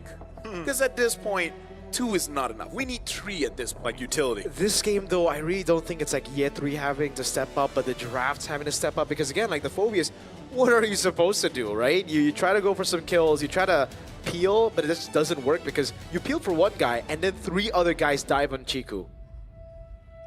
Yeah, actually. But I agree on the Valens point. I think Valens, he needs to play something else. Because I feel like Yetri, because remember we had this conversson when he played the Lapu, and we're like, yes, this kind of hero. Yeah. Right? Kind of like a Bomba Like with situation. Bomba, He's yeah. not really a tank. He's a fighter, right? Yeah. Phoveus, I would say, is kind of a bit of both, but it's kind of like he has to step up, but at the same time, I don't know who's making the call for this one. Yeah. Is it Chico? Is it the coach? Is it Yetri himself? But he needs to be a playmaker. He needs to be a damage dealer. This is the thing, though. Valens, I think on the Hilda, this is the most passive Hilda I've seen in M7. So far. Yeah, he was pretty. But And part of that, again, you're on a map that Hilda usually shines on, you know, and that Jushin stops him, Yeah, Jushin stops him. That's why it was a great quality pickup. But then also you gotta, that's why I was commending like the way that Blink played this. Early game advantage that Cho usually has, but then once he was able to go ahead and get that level 4 available, he was a threat enough that I just feel like Valens couldn't do what usually Hilda's want to do. Not to mention as well with the Nolan pick, Han being able to just kind of counter jungle, do his own thing, and be threat enough. I mean, I think that's what we're seeing with the Nolans. When Nolan gets popped up now, teams almost kind of hesitate the way that they're moving around the map because in an instant, you can just be kind of bursted down, you know, and literally one item, by the way. Like one item that Blade of Hepsies that was picked up was enough to like make them second guess the way they wanted to move around the map. Yeah, and yeah, I feel like if you're going for Yi Sun-shin, it might be better to just go all in. You know, give all the farm to Yi Sun-shin in case something goes wrong.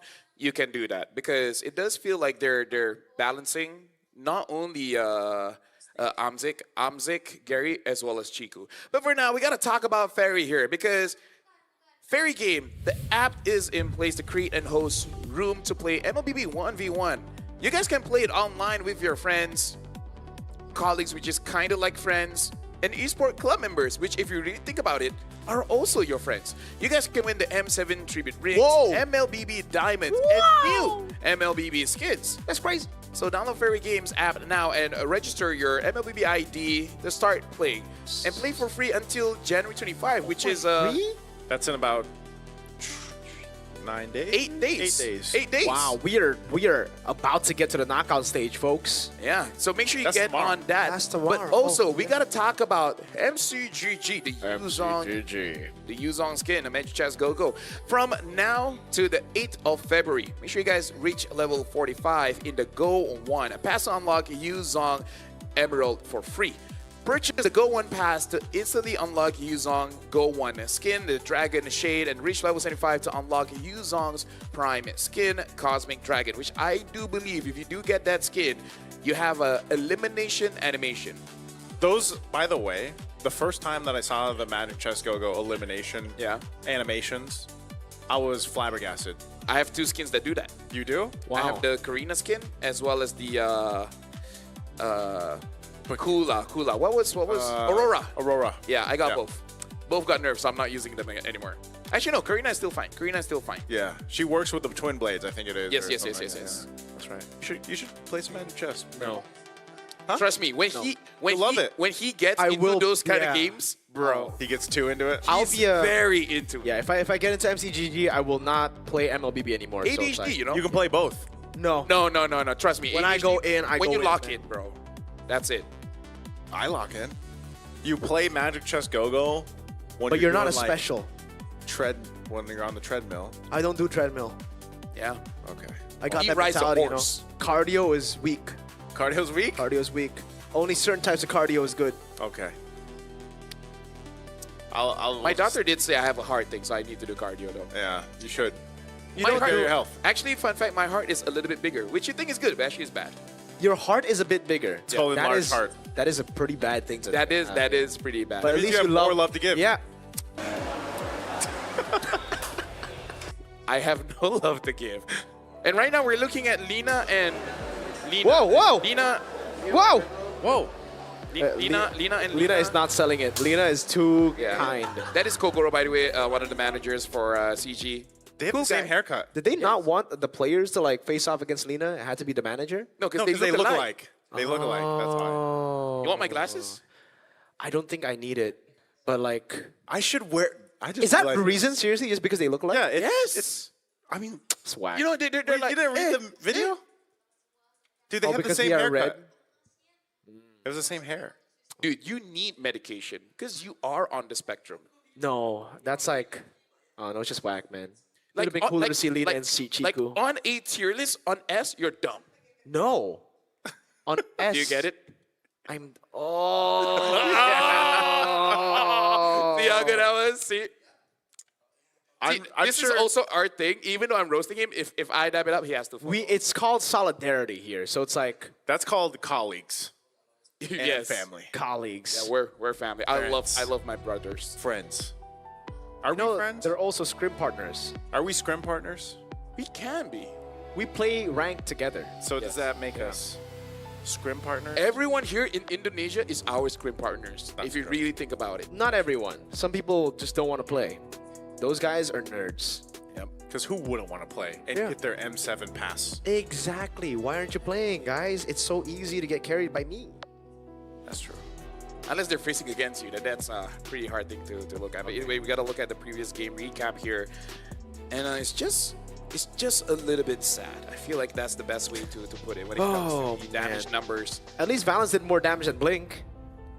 Yeah. Yeah, you got to look at it positive, right? Yeah. But that's that second skill from Hilda, man. It just allows you to just do some crazy damage. Look at the total gold, though. My lord, that's a 4K diff in the gold lane, brother. Even in the jungle, man. That's what I was saying. Gary was just kind of gapped here, and you notice that's what Nolan is able to do so well. And now that we've seen Nolan pop up so many times, like very good snowballer. Yeah, snowball, but also just like he's in your jungle. Like at some point, you can just rely on the fact that if I'm one place on the map, Nolan is probably stealing something from me. If you have a team that has prio all across the map, you get Nolan. Yeah. No, I feel like it has been a while, and we are seeing the pattern here. Going up against Yusun Shin, you do pick up the Nolan just because you know Yusun Shin wants to farm. Yeah. So just take the farm away. Now we got to look at the player head-to-head here between Lina as well as Chiku. And even though the gold per minute, gold per minute and team fight participation is actually more for Chiku, but the average KDA, Lina is leagues ahead. 6.9. Nice. In comparison to Chiku, 4.5, which does mean that Chiku just dies a lot. Yeah. But, it's kind of his thing. He's a risk taker. You know, he's not the type of mid laner to just stand in the back and deal damage. He's the type of guy who flickers forward. He's a fighter mid laner. He is sometimes he's a tank. Sometimes he's a tank. That's why I think the Linux works really good for him. And if we've seen him pick it up, and now teams just ban it out. Because it fits his playstyle. Yeah, I think even here's like, please ban the Farsa. Yeah. And the Farsa. I don't want to play it. Your draft don't care about no Lunox. So, Leifel, is this finally an Odette game? Is it because last time he pulled out the Odette? That's a good question, hombre. That's a good question. That's a good question, my friend. Let me tell you. Let me tell you a story, all right? All the way back in history, back in 1929, when Odette were first conceived, probably, I don't know. Butterflies born. Oh, they banned out Lunox straight up because they're like, CG is going to take it. So YG, they banned the Lance, the Lunox, and now CG banned out the Jushin as well as the Helker, which I'm guessing CG will have to choose either ban out the Baxia or the Claude. Okay, so let's see what it is now, because we did see the counter to the Claude earlier in the Freya. Now, do YG not pick up the Claude because they're like, go for it, it's okay, because I think we might see a Burmese special here. Nice. So remember when we were casting MSL and we were always like, what's going to be first pick? Kalea, all that, and then Urena shows up first pick, right? I think it might be the case right now with the Lunox already banned out. Yeah. Oh, this is interesting. Apparently, Lina's IGN in Burmese means straight. Yeah, it does. I saw. Yeah. So he is Lina.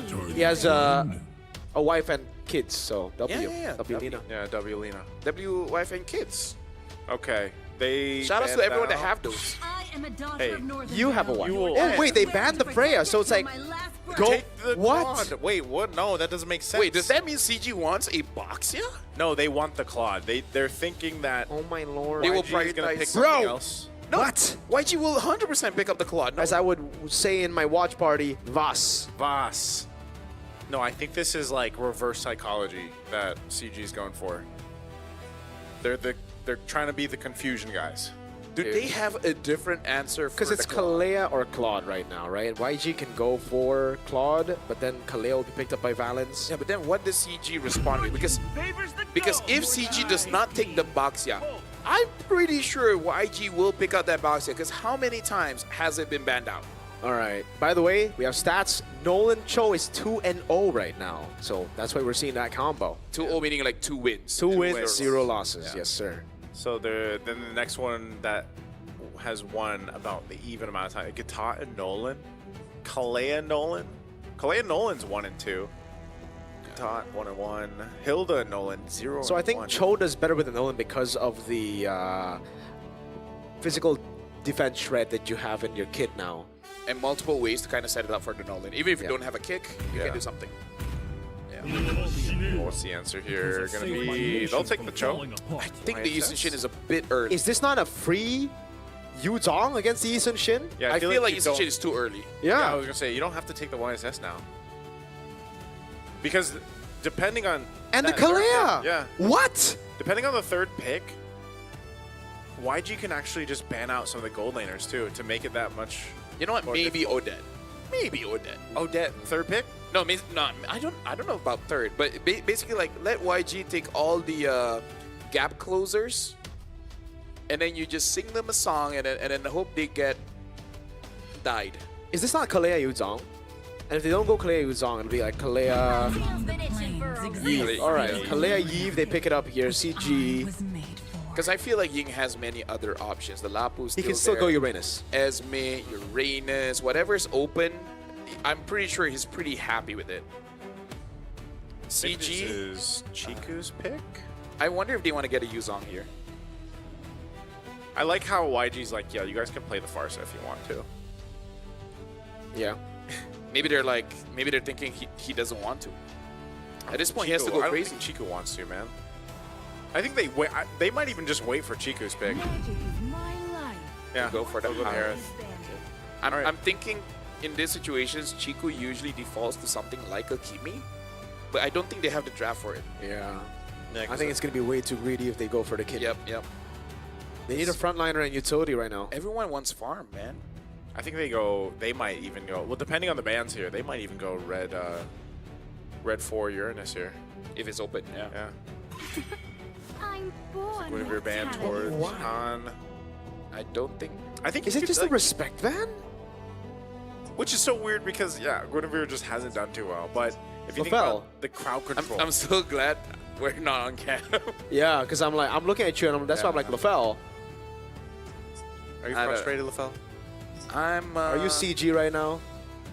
You know, Are you a confused guy right now? no, you know how I Nice one. you know how I live in tomorrow. Yeah, are you still on? So do you know what happens? I'm getting visions that I don't like. Oh no. Oh, deadpan! They can't even go for the cheese. They're not even cheese guys anymore, bro. Oh. Oh no. No cheese guys. I don't feel good. They're confused guys. Yeah. I'm gonna drink some water. All right.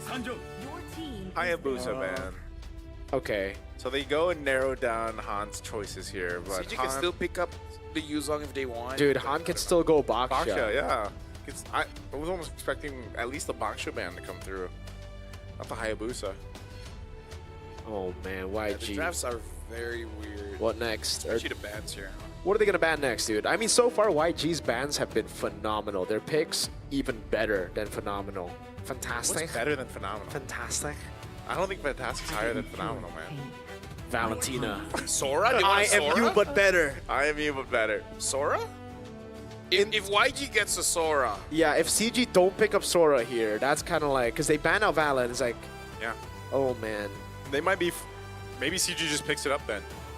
What if they don't? See, that's the thing, because they haven't picked up the picks that we've been saying. but here's the thing: if they pick up a Sora, they're kind of screwed as well because their lineup is not tanky. Yeah, YG can just go CC. And Sora is not like a lane dominant hero, so they're basically going back to the same problems. Oh my They're not lord. winning lane. Uranus. See, Esme? what do you say against a Uranus who's behind? You say everything. You don't care. Oh, fight against the Eve. Yeah. Bro. Okay. Brother. There's a Baksha open! Hello? Are we forgetting that there's a Baksha? Like, where are we going for sustain and healing? And like, this is Baksha and This this is goes Han's Sora. Yeah.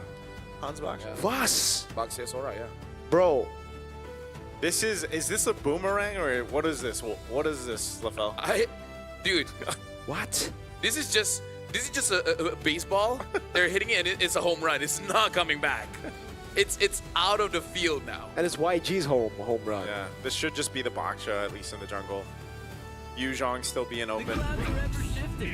Bro, I don't get it. Like, this is so obvious, no? We've been calling the draft just because they're like, there's no way you don't pick it up. Yeah. What is... I am confused gaming, bro. I am confused gaming right now. I'm confused as well. YG got like an S tier draft. Yeah, this is S tier draft. They got everything that's... like, literally... Claude is the best pick in the gold lane. Yep. Sora is really, really good without Valentina. Kalea is probably one of the best roamers, if not the best roamer. Yves is Highest two win rate. mid. Top Baksha is Han's signature pick. So literally they got everything. They got everything. This is where the curveball comes through. I know that. See, this is the save strat. Eudora? Right this is the save What's gonna strat. save him? I don't know. Who man. gonna stop him? Who gonna stop YG? There's really no pick. It's a mindset, LaFell. Oh, there it is. That's the mindset. I told you there was gonna be a cheese pick. It's Sicilian. Sicilian guys, that's CG. Yeah, the only problem is the Claude can catch the Sicilian quite no problem. And the Baksha Sora. But and the Kalea and the Yves. If they delay the game to 20+ minutes. Can you guys open the game? Because I have nothing to say for this one. Hey, Stacks LaFell. on stacks. They have better lineup rating. What do you know? What do we know? Yeah, what? Hey, LaFell. I've heard you say it time and time again. It's all about mindset. It's all about the mind. All do right. you have the mind for it, LaFell? Oh, I need my medication. I know this is the mindset. LaFell, take a breather. Ladies and gentlemen, we're going to be jumping into Game 2 here in the Land of Dawn. Once again, it's a matchup. It's match point right now for Yangon Galacticos to get to the knockout stage with an S-tier draft against CG's draft. Questionable at that. Let's see if they can pull it off with, once again, a niche quality pick in the hands of Chico. So S tier and C tier? Get it? C. Yeah, C. Well, but that would be CT, not CG. Yeah. Well, fine. C graph. He's already holding the different. You're holding the Yangon Galactico. Are you Yangon right now? Are you so Yangon right now?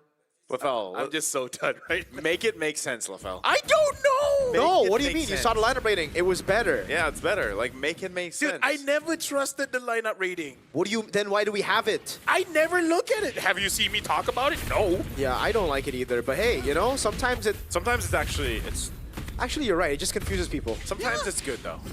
Like when? Like sometimes. When is sometimes? Okay, is Dude, it? even if we post something, all the directions are there. People will still comment, how do I do this? A broken clock is right twice a day. What I don't understand is why there's that, and then the counter index. Like, how do you factor that into the math? Yeah, because the Baksha counters Esme and Harith quite hard here. But hey, I guess we'll find out, right? Master Assassin, right? For Mr. Man, he knows that this is a winning matchup.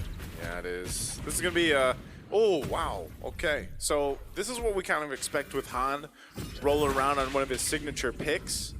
This Baksha. I think now, leading into this first turtle, you're going to have those level 4s come online. Lena's almost it's halfway there. Blink is going to be a bit away. I don't know if they're going to This be wave should be catching enough. one. Yeah. Honestly, like, if CG can prove us wrong, I would be so surprised. This draft is very hard to utilize, and the only way that CG does good if his stage does bad. They're doing it. They're doing it right now. All right. Turtle's going to reset. Lena's now level 4. Whoa, Chico! All right. So they're surviving. Doing quite a lot of damage onto Blink, but Blink is going to heal up, no problem. Looking at the EXP here, Ye3, I don't know if he can go on to Ying. Ying, this low HP. Yeah, that's going to be it. Han going in as well. Retribution, Valence to the counter, the RWM, first blood to Lita, and look at the Tsunami Slam. We're going to carry back. Chico's doing a lot of damage though now. Ying goes to the skies. It's going to be Ye3 who's going to be caught in a tough spot now. Gets a kill in the end, 3-2. All right, that was a bit of a brawl for the first turtle, but it goes in the hands of Yangon Galacticos. And, you know, honestly, it was CG Esports that had a bit of that advantage when it came to, like, the space around the turtle and then even some of the levels, but it was just a better fight for Yangon Galacticos, the way they executed that. So, tough fight for CG Esports in the early portion of the game here. You know what I want? What do you want? I want Gary to forget about his friends. You know, be more selfish. Yeah. You're Yisenshin. You need farm. You know, Yisenshin is pretty good if you're an item ahead, if you have 2 to 3 items. And, you know, Yangon Galacticos, they have a pretty good draft to fight for the turtle. So how about just let Ye3 and Valence just be there just to show you their face, just to slow them up just a little bit, not even contest. And all the while, let Gary take the farm. Hey, you know what? Great idea. Even take Baxia's farm away. I just want him to be a bit selfish in this draft. Let's see if Gary's able to do that. I mean, he's got the experience, man. It's just with this lineup, the YSS we've seen, and with the rotational speed from Han, I don't think Han's going to fall too far behind. Not only that, but he's going to be pretty decisive in fighting, especially when you have a Yve on your side with the hands of Lina, who, by the way, is already 2-0. So scaling up really nicely. Let's take a look at the items here as they center around this top side. You can see Lina is going into his first item. Bit of an advantage against Chico, but mainly for Chico too, it's getting those stacks. There it is, Lightning Truncheon already. First item for Lina. So his damage output early on is already going to be pretty good, especially knowing that they're going to be clumped up against CG Esports. Some might even say electrifying. They would. Yeah, they would. Lightning. Some even say very resonating. All right, that's enough. That was. Either ways, right now, again, I want Gary just to be like, selfish. Yeah, selfish, bro. Your purple buff is up. Maybe take that. Wait, they kick the Sora in. Let's get the all-in over on Ying, and they actually take him down. Valens gonna be caught there, but Han is popping up Poissons. Now RWM doing so much damage to the backline. Blazing Duet from Stitch! And it wipes the backliners. Han stays alive, yet 3 is able to flicker on it to get a double. But YG, again with the Blazing Duet, with just too much to handle. Good Sanguine Claws coming down. That was actually a pretty even trade. 2 for 2 across the board. No one to start up and secure that turtle. But yeah, one of the things that is troublesome here is Stitch's entrance that CG Esports has to deal with. So, and you know the Cloud's going to go ahead and scale up and build up here. But, you know, that was they took a decisive route. I don't know if we could say, Purify out, almost a solo kill from for Amzik. Oh, but you also have Valens here. I'm not sure if he's at, okay, yeah, he's going to go ahead and just reset. Whoa! All right. Well, even though fight here. Oh man, they're just, Chiku, can he survive? Lina, Void Blast to take him down. Now it's gonna be Year 3, caught in a bad spot against a Baksha RWM. Flicker Tsunami Slam, no Purify, Year 3 chain CC'd. And the anti-regen from the Baksha is enough. That was a clean combo, man. Set up the RWM, the Death Box, Tsunami Slam into being slammed in by the Baksha. You're not moving after that one. Well, right now they gotta hope that Amzik has a good game, because Gary can't do it at this point. I feel like he's too far behind as a Yeast and Shin. You just gotta hope that Amzik is able to delay the game long enough for eventually Chiku to have enough stacks. Gary is, I guess, just default to trying to farm up what he can. You can see this on the gold. You know, he's not too far behind. He's even well above Han right now, but what Hans is able to do is just go ahead and provide a lot more threat around the map. Be the Baksha, of course, the passive that comes into play with this composition. So with CG Esports, it's not like they've slipped behind too far. It's much more controlled than the last game. In game 1, where we already saw, you know, 5,000-6,000 gold lead for Yangon Galacticos at this point. They're still in a good position to actually contest the turtle. It's just they haven't been able to actually secure one. So with that, we're taking a look once again. Items dominant ice now for Valens. Starlium Scythe 2 for Amzik. And only a DHS. Oh, Blink, hold on. Tsunami Slam into the all-in. Han zone in the back line now. Jumps on Valens, but a good Shun Fu gets him out of there. Whoa, Han. Yeah. Uses the Poissons. Yeah, probably thinking there was going to be a fight. Quite difficult to actually catch a Cho, especially when you don't have instant burst damage like a Lunox. So yeah, right now, Yangon Galacticos, they're actually not moving as fast as I thought, having this kind of draft.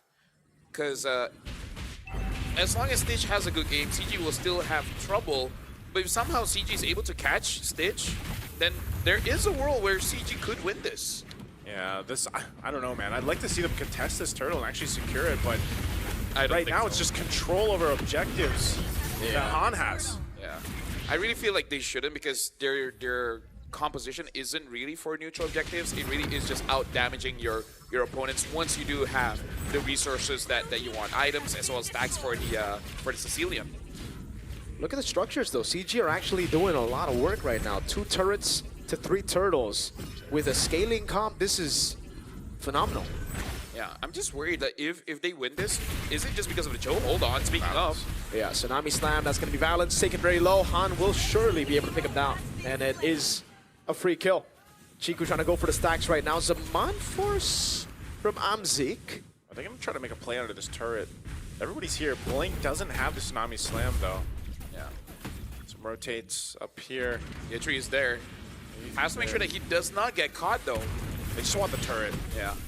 This is safe coming in from Yangon Galacticos. Just take easy objectives. Yeah. Yep. And yeah, for CG, If Gary can get out, that'd be great.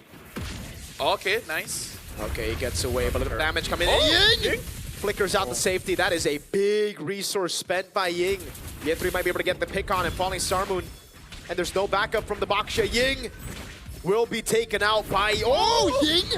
Forces the flicker too. Okay. He died slower than I thought. Yeah. I thought he was gonna instantly get taken down there. Yeah, this game is much slower. I thought Yangon Galacticos with this kind of draft kinda just like bomba on that Valentina in the EXP, just force things out and then give no breathing room for your opponents. The fact that CG has a scaling comp with this much room to breathe, hey, maybe CG just knows Yangon Galacticos with this kind of draft, they're not gonna force it out too much. Maybe the line of rating makes sense after all. I think even I still don't believe it. You asked the question earlier, Lafel, like, is it going to be based off the Cho here? You know, well, if they win, if CG ends up winning, I think that, but also, yeah, the stacks on the Sicilian, one of those picks that you just don't see too often right now. But one thing they have to worry about, and the reason why I said I wanted to see, you know, these objectives, hold on. Oh, what a pick. Tsunami Slam locking him down. Han gets the killing spree. Valens unable to answer. And now that's a free lord to Yangon Galacticos, it seems, unless... There's no way they fight this, right? Like, I mean, there's no reason to. There should be no way, but when there's CG, never mind, there's not a way. There's not a way. My thing about it was Stitch has scaled up. He should be nearly to his third item. And so, you know, you're almost putting your eggs in the basket of CG Esports to be like, let's have the stacks, but they want to fight in the mid. Yeah, it's gonna take it low. What a combo by Ying! Into the blazing duet by Stitch. Good Purify out of the way to Dragon now, but it gets caught by those shots from Chiku.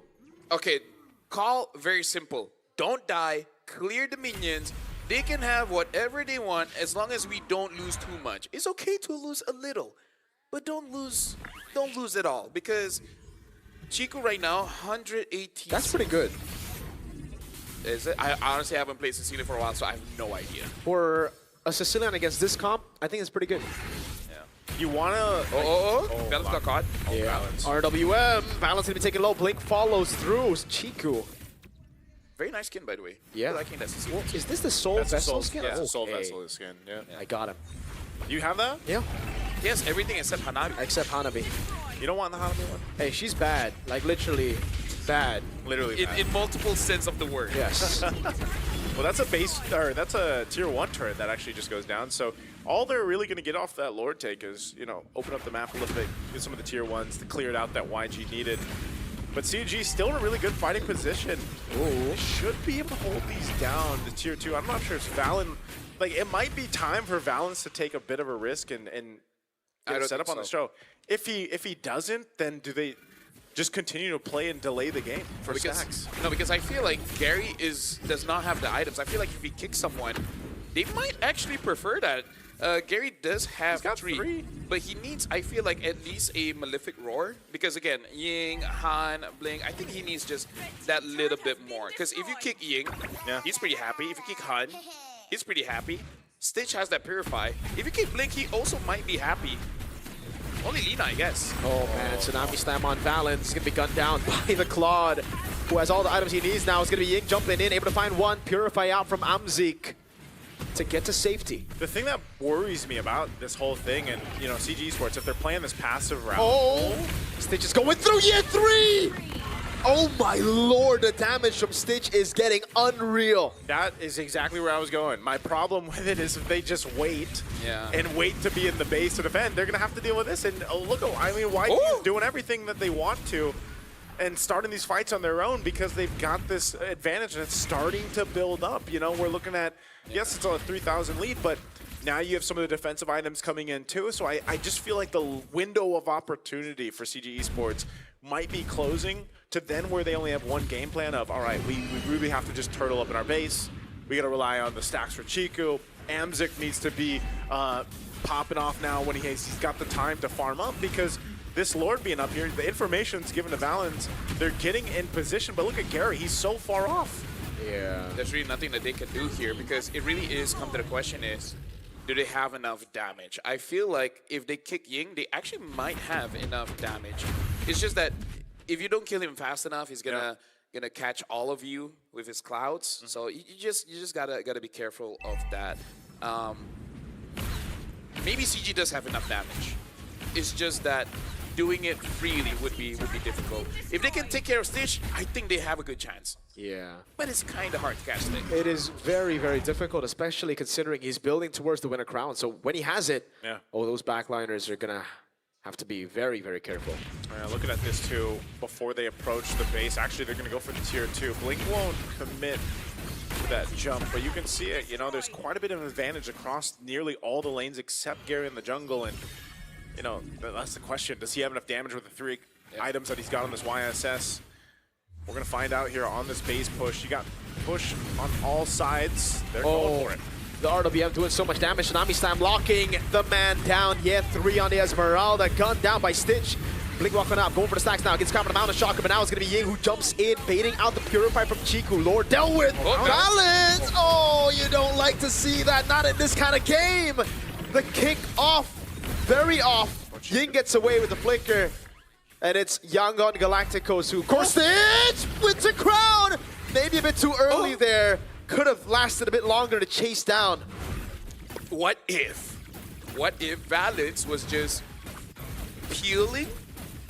He wants to make sure that they're not close to Chiku. That's 100%. You go Chiku, don't flicker in for a peel, yes. Yeah. 283 stacks. You gotta be positive in this kind of situation, right? It's hard. This is self-talk, by the way, because Yeah. I can see your face, LaFell. He's trying to, because we gotta be professional. I'm trying not to say, bad things, but it's very hard. Yeah, it's very hard.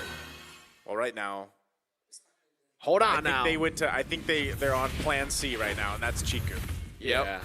I think they've been on Plan C the entire game, by the way. Blink. Okay. Oh, they crack open the base turret in the far lane. Now it's CG. They're really gonna have to give this objective away. Yeah.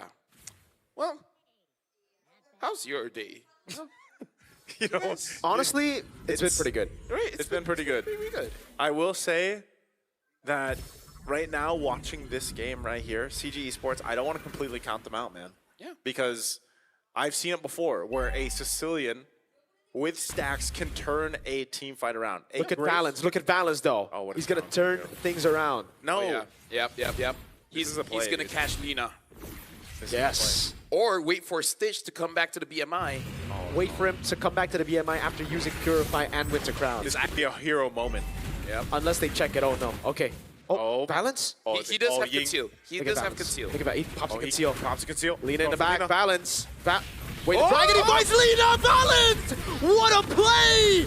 That shut him down. Immortality buy from Blink. He's able to sustain. Oh my goodness, Stitch is just going through them as a Sora goes in 1v3's A-OK. Just back in. Stitch with the Blazing Duet now. Pops in Purify. Blink walks up again now with Chiku, who's able to survive.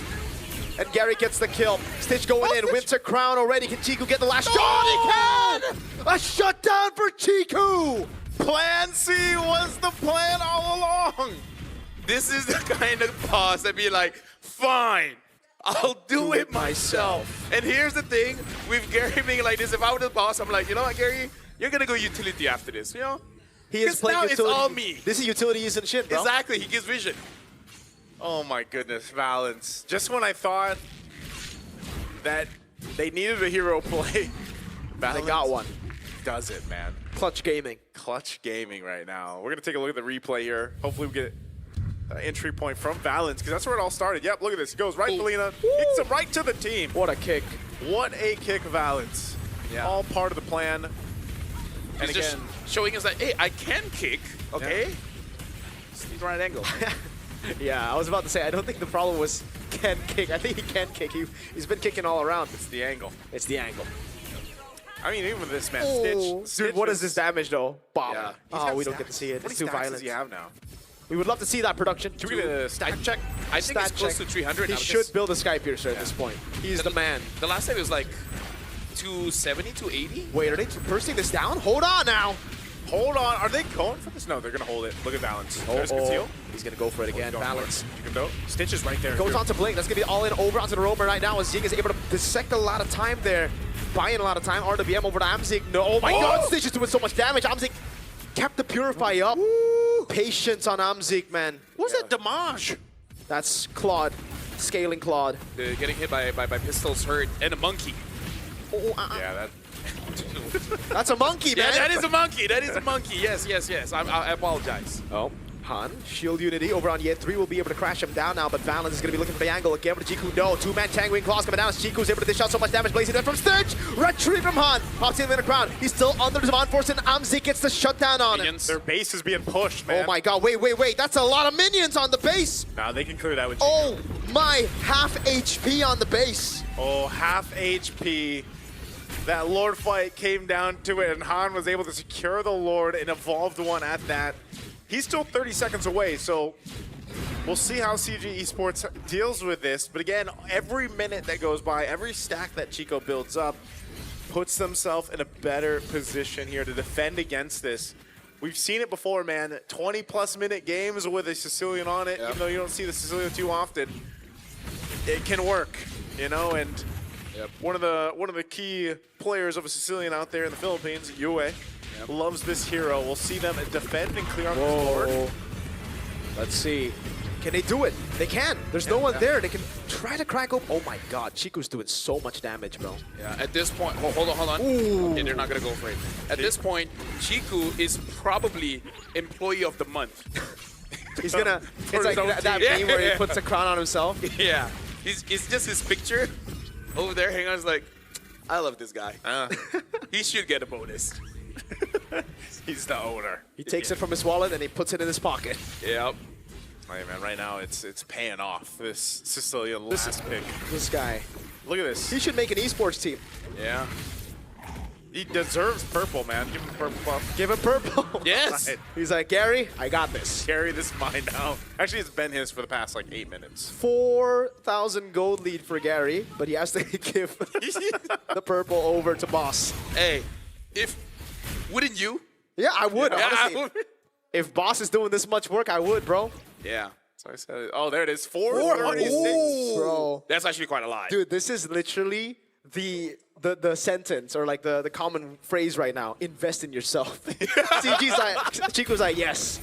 Yeah. As him, the other business owners are like, oh, where do you invest? Myself. Myself. It's like, oh, what do you mean? Like you look better? You fashion? No. Give me all the farm. Me. Give me the puffs. Hey, it's working out, man. Yeah. You got to think how much time this. It's just gonna be a bit awkward, huh, for the next work interviews. Why is that? You know, be like, hey, you guys are great, but we're gonna open interview for a few more players, just in case anyone's interested. You know. Yeah.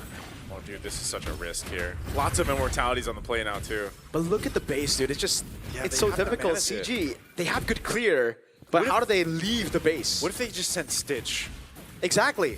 to push? They can. Well, they just hope that they don't. For CG, is that? Yeah, you just hope. Let's hope they don't. Hey, please be at the Lord. I don't think that's a proper win Oh, con. but look but at hey, that. The waves. Yeah, the exactly, waves. dude. There are too many waves to deal with right now. And it's expanding river, so technically you could, but then it's just Oh, gonna they're be gonna see cleared out. Chiku. It's And not there. Yangon can literally go all day. Oh man, Chico's gonna clear the wave, so they know. They've got the Yeah, information. 3? Do not walk up 2. Oh no, why? yeah, The Chiku is... Boss is in the base. You need to wait for Boss Man. Oh no! Trying to buy time, there's not Oh! enough time. Yeah, 3 gets away, not for long though. Blazing too wet, and Ying gets him down. And now it's going to be very difficult because it's 4 members. Why? Why did he do that, Lavelle? Maybe he heard wrong. Maybe the boss is like, hold on, and he's like, on. I don't know how you would misinterpret on to go in against 5, but like, I think that's an excuse, man. Oh, Blink has the Tsunami Slam again. Can Gary do it? Can Gary steal? Amzik would walk up now. Tsunami Slam lock him down. Lita's going to be killed by the way to Dragon, but all of the rest of the hit. team are on the back, and Val's going to lose his immortality. Gary will lose his as well. That's going to be a lot of damage from Chiku, who's still doing so much in the back line as Lita pops into RWM, and Amzik is able to escape. Ying gets the kill on Gary's stage! Jumps in with the winner crown. Chiku's caught all alone, and he gets gunned down by Stitch, who gets a double. The boss is down, and now it's Amzik who has to purify. But you cannot purify damage. Yangon Galacticos wipe CG Esports out. They will make it to the knockout stage, sending CG back home. Myanmar has never missed the knockouts, and it won't happen here for M7. It took them a little bit longer, but they'll go ahead and sweep CG Esports.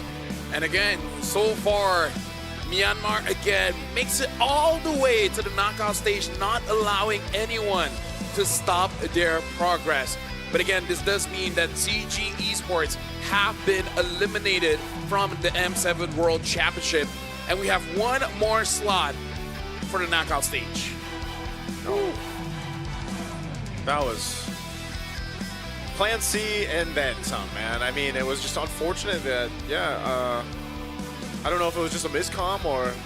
That was what happened 100% a miscall. Like, why would you walk up, fam? Yeah. When your boss is in the base. I honestly have no idea. Hey, a lot of questions, but not enough time to answer them, because after this we do have one more best of threes, and this is Yangon Galacticos' moment. They look good, and now they just have to start preparing for the knockout stage. Is this their pose? Oh man, Yangon Galacticos too. Like I said, you gotta respect the adjustments they've made over the Swiss stage. You know, starting strong and then going through a huge lesson in each of their tougher matches, and then even this one. Like, I honestly thought there was a moment there where we could see a game 3. Yeah. I think if the miscomm didn't happen, but it was kind of going through the series, and that's one of the things that we've seen from CG Esports over their matches is there tends to be some of these miscommunications that they just, you know, sometimes if you're not able to clean all those up, it's that one mistake, especially around those later lords, you'll lose it, and then no matter how many stacks the Sicilian had, Chiku had no choice too but to kind of decide to be on this side of the map. I don't know if it would have been different if they even would have waited. You know, this lord might have been just too beefy to deal with, but then again, they did have pretty good clear with the Sicilian. But yeah, again, this is just unfortunate as they had to juggle. Oh, I the see map. what happened there. Chiku was on the, what you call it? The thing that makes you move. Yeah, the dash, Cyclone Eye. Yeah, he stepped on the Cyclone Eye and actually dashes towards Stitch. Yangon Galacticos. So he put himself in a bad situation. But again, I kind of feel like this entire game, the best way that you can describe it is just awkward, weird, which I would say is kind of the thing for both best of threes for today. But now we're going on to the stage with Rose as well as Yangon Galacticos for their interview. You show the world what it's like to be bigger than ego. CG Esports, your effort to represent Malaysia on the international stage will never be in vain. And ladies and gentlemen, the 7th team to qualify for the knockout stages, give it up for Yangon Galacticos!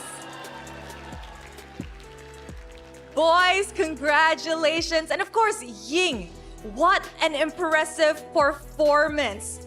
How does it feel to finally win the slot to the knockout stages?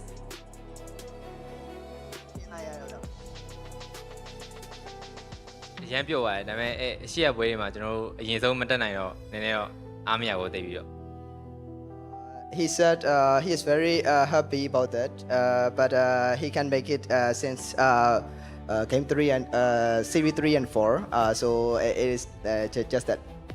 So I'm pretty sure everybody's really happy. Everybody's all smiles on stage right now. And of course, Blink, we noticed that after your victory up against ONIC, the team looked rather shaky in the next few matches. Can you tell us more about it?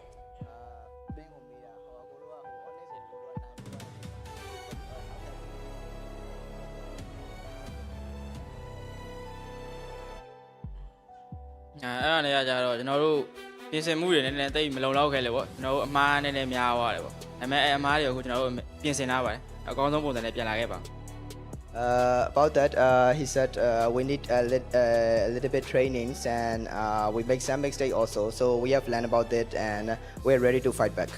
Now, Blink, do you think that the other teams know how YG plays? That's why it was also kind of difficult to secure wins, or it's just really internal problems that caused the losses?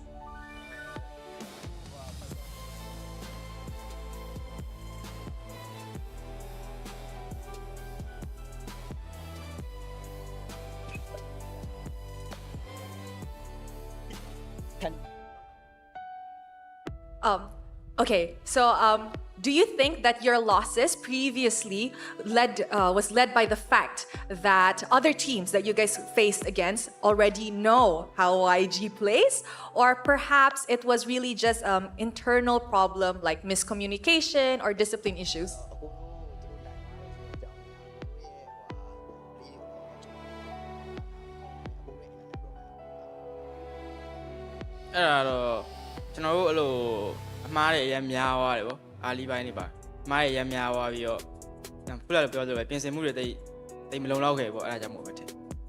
Not about these things. We make mistakes, so that make us lose. I see. Now we hope that YG actually bounces back and learn from these mistakes as we enter the knockout stages. And of course, Lina, going up in this match, you guys were actually facing a momentum-based CG because they were coming off wins. And for you guys actually were coming back from kind of a slump. Now, did you think that being scrim partners with CG made this game harder or easier?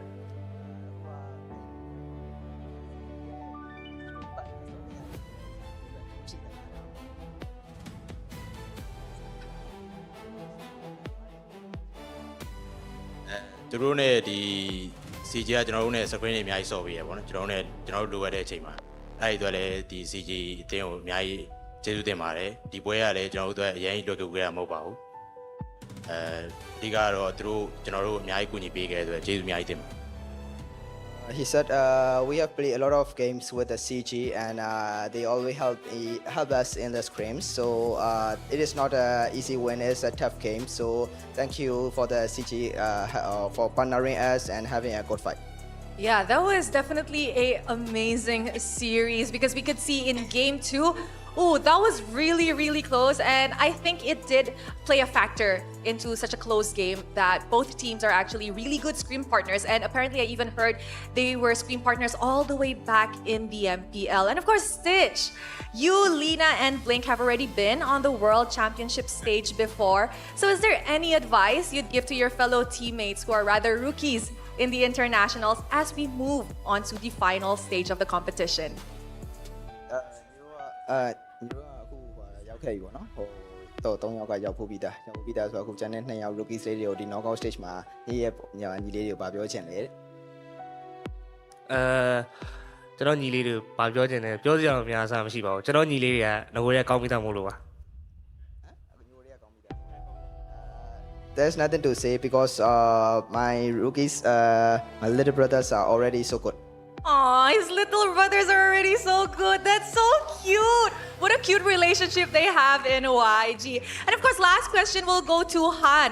Now, aside from the fact that Myanmar has actually never missed a knockout stage, as long as Myanmar is in the tournament, how confident is Yangon Galacticos that you guys can actually surpass whatever highest record or benchmark the other Myanmar teams have set previously?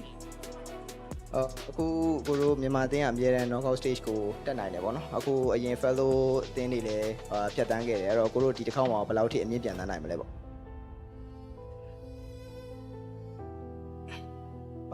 အနည်းဆုံး1 to 4 ကနေကြော်ရင်တော့ champion ပေါ့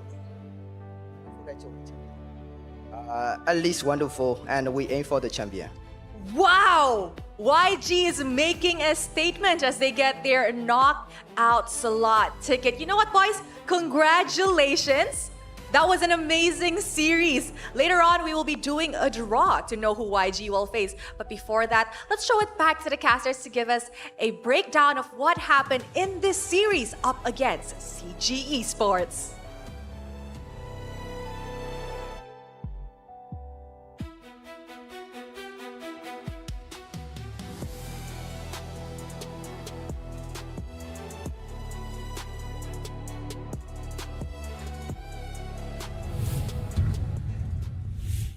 Thank you very much, Rose, as well as congratulations to Yangon Galacticos for making it to the knockout stage. And yes, after this, well, after the day is over, there will be a draw to see basically who everyone is going up against. And honestly, like in this game, it's going to be a lot to analyze because number one, you got to analyze CG's mistakes, but also Yangon Galacticos got all their personal S tier picks. Yeah. That rarely happens for any teams here in the world stage. I think what's more impressive is they actually almost got it done with the Sicilian. Yeah. Which is what was interesting about it is, because we already kind of talked about it, from the draft to, hell, the index rating, if we throw it out there. But what you see is, again, comfort picks, best picks for Yangon Galacticos. You're going to look at the MVP here, Stitch.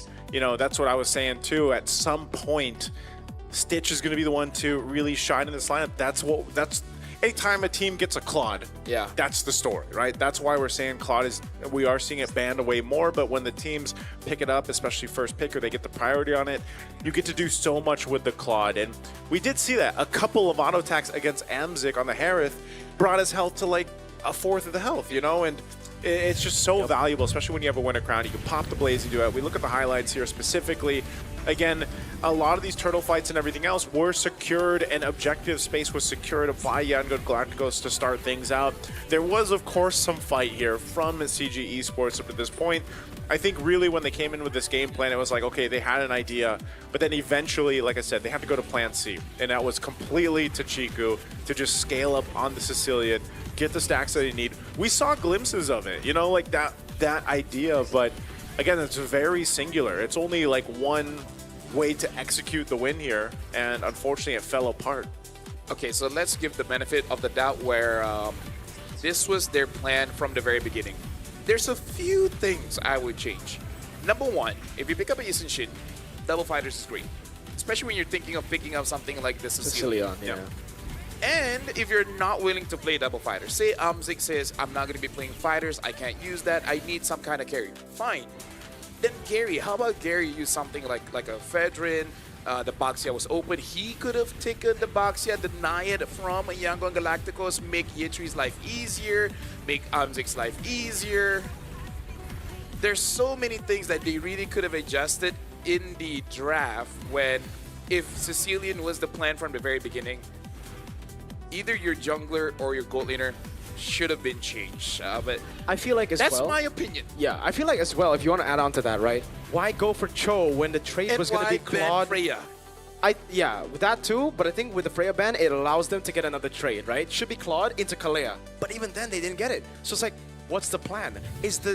Was the plan all the way from the start to give all the prio picks? Because I feel like, no, that shouldn't have been the plan, right? I think they just messed up because they saw Claude. They're like, okay, we're going to go for the Claude. They're going to go for the Claude. But then why didn't they go Kalea? Why didn't they just pick it up? Is it true now? I mean, he's never going to beat the allegations. Valens can only Cho Hilda? No, that's weird because he was one of the better Kaleas back in the league. So So there you go. It. Exactly. No, like, that's why it was so confusing because, you know, back in their own region, they keep on picking it. Okay. So I don't know what's the change. I don't know why he only plays Cho Hilda. Yeah, because, I mean, just think, that change alone, that taking the Kalea, you might not have had to take the 2 Purifies. Because that's usually the case. Like, if there's a Kalea across from you, you're usually going to see 2 Purifies, right? That change alone, you at least get the Kalea. Because even having the Kalea, Blink, pretty much either whether it was with the Tidal Strike or the Tsunami Slam into the RWM was like too much, and then a Baksha crashing on into you. And that final play, Ye3 was caught because of the Tsunami Slam, so... I feel like there's frustration from our side because you saw the game. There was chances that CG could have won. They just kind of lost from the very beginning. They just fumbled the bag in the drafts. Yeah. Started in the draft. I mean, it always draft starts is in the draft. very important. Yeah, that's why, like, you know, when we go through the draft, you know, yes, there's these key heroes, these priority heroes that get picked up, but there's also, there's a logic to it. And again, big respect to all the analysts out there, especially that are able to go ahead and, you know, pick all the picks that come up. But this is one of those things that it was draft, but also execution. Kind of glad I'm not analyst for this one.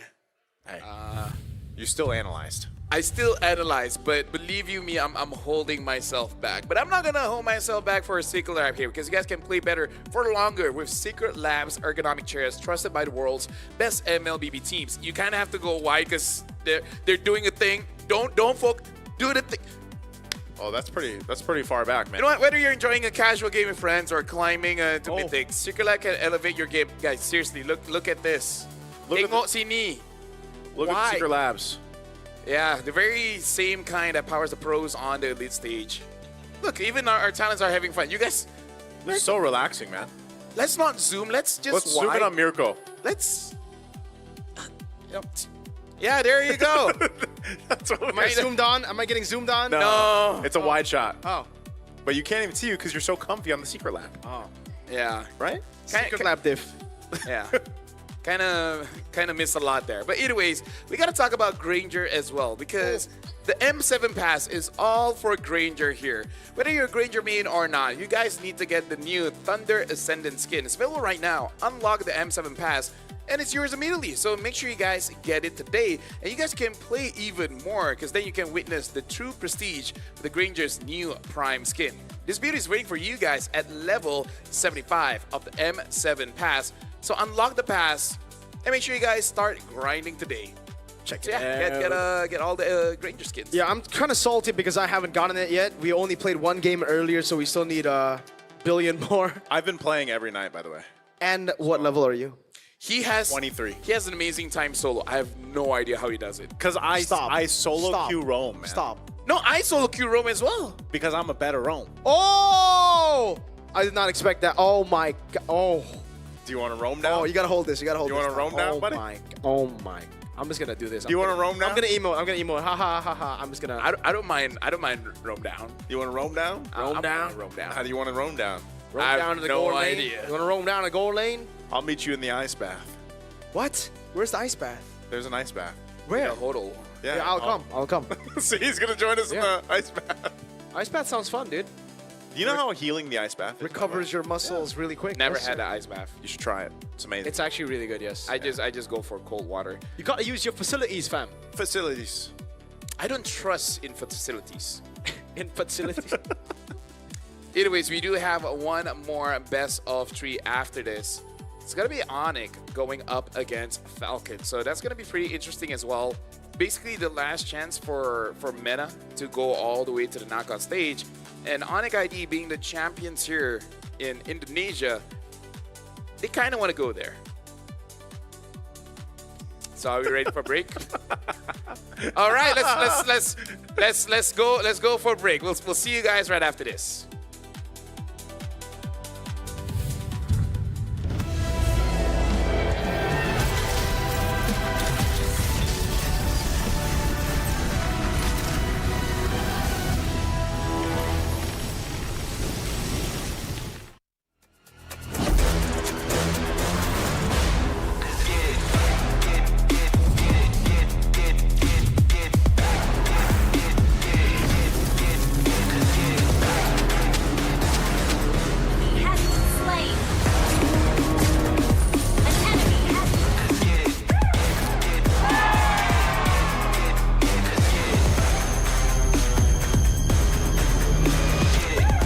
Realme 15 Pro M7 official gaming foam.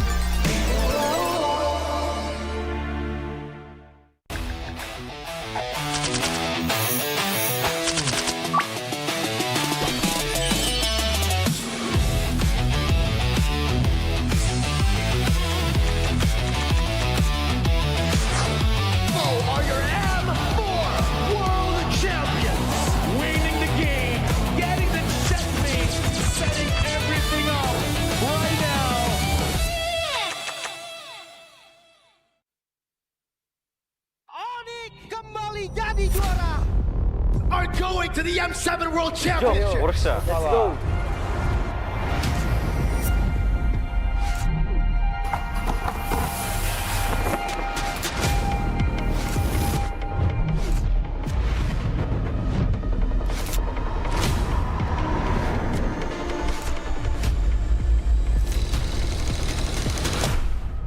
Futbol uğraşıyordum, futbolcu olmak istiyordum. Ama pandemi girdikten sonra futbola ara verdim. Birazcık da Mobile Legends oynamaya başladım o zamanlar, yani yaklaşık. Que nosotros empezamos desde la MDL, la ganamos, después subimos a la MPL, también la ganamos y ahora estamos en el Mundial y también esperamos ganar. I think Team Zone is underdog in M7. Nobody expected us to be here. Evo was once a dark horse and we break through the expectation of everyone. They broke history! Even though we are coming in as a newcomer, we are not just coming in here for experience. We know we have power, that's all, we are good. Nosotros somos el equipo Dark Horse. Who do I think will be the dark horse? A bit of a Malaysian bias, but I would say CG for sure. I'll lean more towards Yangon Galactic. I don't think anyone really is expecting CG to be a threat. Kita orang bukan dark horse, kita orang cuma pendatang baru.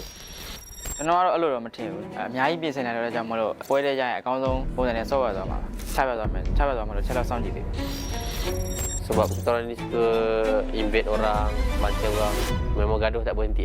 ညီရဥအောင်ချတယ်ပေါ့အဲ့ကြောင့်မို့ကျွန်တော် aggressive ဆော့ရတဲ့ဘောကြ Agresif, kenapanya? Karena suka perang. Karena kalau misalkan bermain agresif, musuh bakal kena pressure duluan.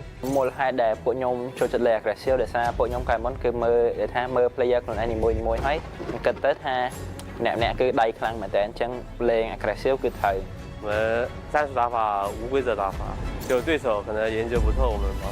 We are not that serious. We just playing for fun because it helps us not get pressure. If you play for real, we get a high pressure international. 可以打进世界赛的关键之一是早睡早起，保持好身体。 Siguro determination lang din talaga and focus sa sarili kasi doon nalalabas siguro yung pagiging consistent sa paglalaro. Our secret in our veterans in our team. Enemies need to respect us. Strong mentality and discipline because it's all about out of the game. King teams for me are gaming us.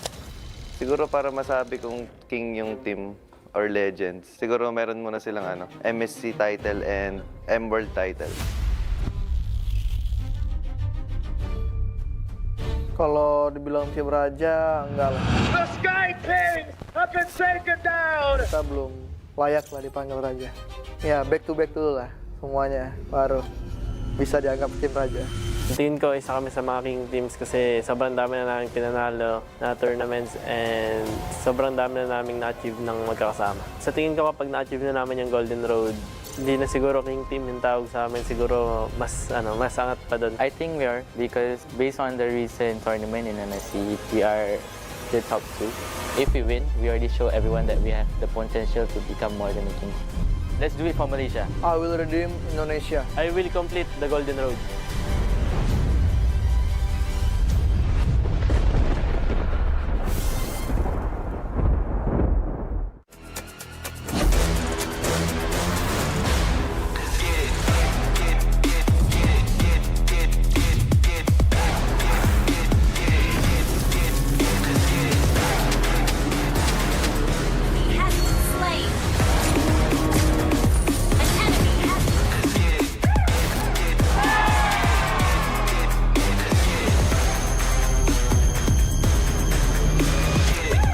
Rooney 15 Pro M7 official gaming foam.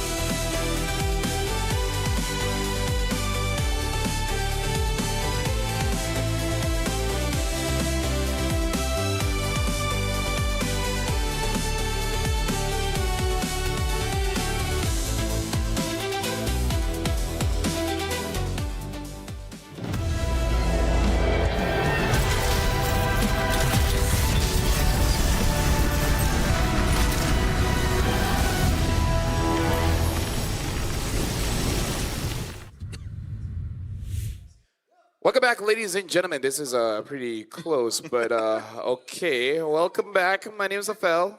There's other people here as well, you know. Yeah, there's Mirko as well as Naisu. Now 2 teams have been eliminated.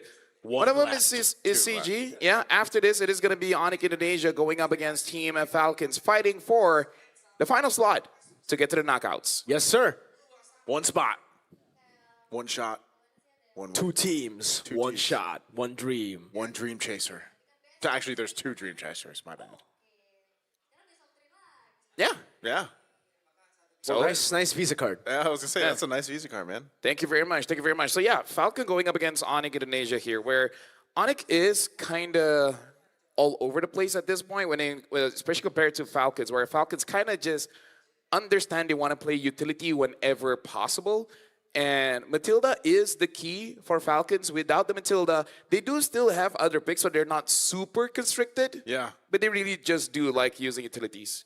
I was just going to say, not just that Matilda, man. I think teams that have figured out Team Falcons have also honed in on Boyet's picks. Yes, sir.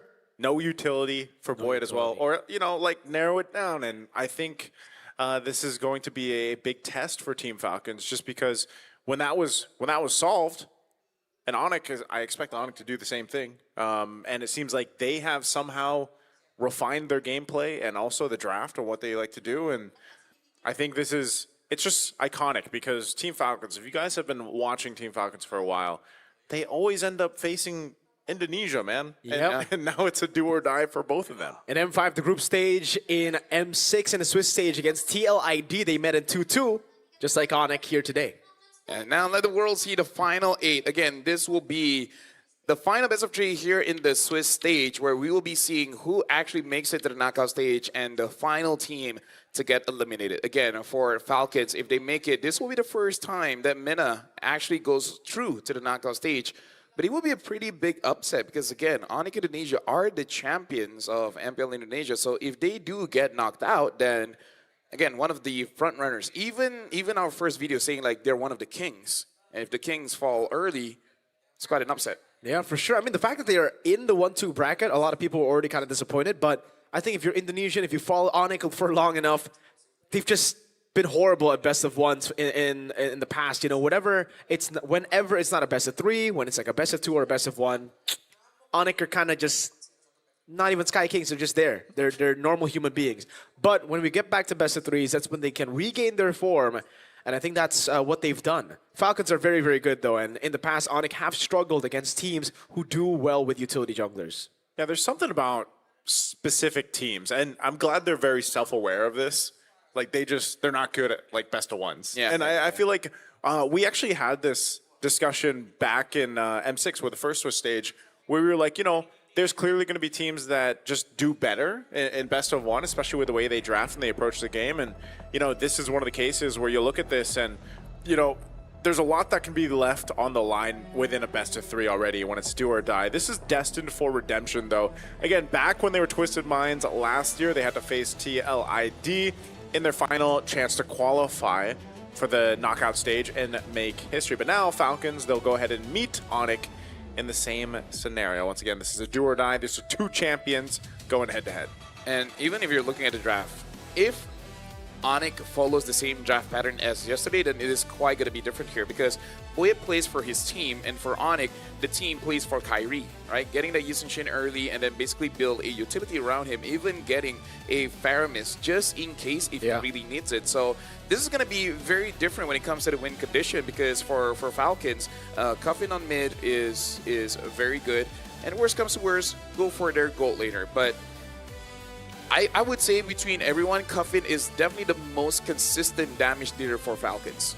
Yeah, I think after that, though, Sano comes really close. He's been amazing as well when he's given the proper space, right? Even against Aurora Turkey, they were doing so well. Sano was the MVP in one of those games in the comeback for game number 2, but in game number 3, unfortunately, Pagu was just better. He was able to find the carry in a very tight spot, and the rest of the team capitalized. Got a lot of those. Oh yeah, they got a whole lot of Sonics in here, man. We got the Sonics. They don't have drums though, no? Like, I believe that. Yeah, they do have drums, but I guess they don't have it today. Yeah, they don't have the drums in here today, but they definitely have the crowd in here. And that's one of the things I'll say though is again like they across the board, Team Falcons has just gotten better. We've seen these guys play so often now over the years, maybe under different team banners, but still nonetheless these familiar names. And I think across the board, this is probably one of the best forms that we've seen them in, over the years. And Falcon? Again, Falcons. Yeah. And again, granted that these guys all have been studying in engineer degrees, medicine degrees, and everything else. So like take that in consideration. They're smart. To where they are now on the world stage. Something that we do have to see, because throughout the entire day, most of the games are really just about the drafts. And between Falcon as well as ONIC, I would say Falcon is the more consistent when it comes to drafts, because it's kind of like good and bad. They have one play style, but you roughly know how to draft for that one playstyle. If ONIC ID, they just continue what they did yesterday, then I think they should not be fumbling the draft. Because, again, as long as it's a good draft for Kyrie, then you're good. If somehow they change things up, if somehow Coach ID is like, you know what, how about today we just play for Lupi, right? And then start to change up the draft. Not saying it's a bad idea, but changing the draft last minute can add more gears. And more gears just gives more opportunities for mistakes to happen. Absolutely. And I think that's the case. Even though a lot of people would just boil it down to, okay, best of one curse. Yeah. It's not like that. I mean, there's a lot of different problems, a lot of issues for ONIC that they had to deal with throughout their Swiss stage run so far. Yeah, I think they've had to adjust a lot, honestly, for ONIC. Even for me, like coming into this, I'm glad I didn't do a tier list, man, because I would have traditionally put them at like the higher end, but they struggled so much in the first days of the Swiss stage. And yes, they've made, some of those refinements and they covered the grounds, but I just feel like, again, it was almost disappointing. Like coming in and seeing the way that ONIC performed the way they did, especially being champions of such a, a contending region, strong region. And, when you look at that again, I think they've just had to go through the ringer. And I'm wondering if ONIC, even if they get past this test, Team Falcons, I do almost expect this to be a 3 games. I know we've had 2 sweeps so far, but I could see this one going 3 games here just because Team Falcons has really shown good synergy. And that's kind of what made ONIC such a strong team, the synergy together. Last time they met in GOTF, it was actually a full 3-game series. And that was decided by draft because game number 3, Falcon just completely dropped their draft and ONIC were able to win. Yeah, again, like something about today, it really is just all about the draft. Because even fans of ONIC have been quite critical towards ID, saying, doesn't respect ban and all those kind of things. But I think it's going to be warranted if he somehow, let's go with that Matilda, which I don't think should happen. You think that Matilda is that strong of a pick, right? Like, I feel like it's too comfortable. Yeah, it's like super, and that's the funny thing. Like no other teams really play the Matilda. anymore except Team Falcons. Except Falcons. And it's been consistently banned away from them after they showed it. So I wonder if ONIC's approach is going to be more of like, nah, I think we can handle it, or ban it out. Because again, losing here, just the first game momentum. We've seen that in the best of threes for today. Getting game number 1 is a huge confidence boost. Yeah, in fact, only the last game of YG against CG, that's the only game that went the distance. Yes. Everything else, 14 minutes, with stomps. over 10,000 goal lead. Yeah. It could still be the same for today. It's just that we don't know who's going to be suffering the loss. A lot of pressure on both their shoulders here. For ONIC, it's the pressure of being the home crowd heroes here. Number 1 champions in Indonesia. For Falcon, it's about taking down the Titans, who've always been the ones to take them down in international tournaments. The region that has always stopped them, gate-kept them from being great.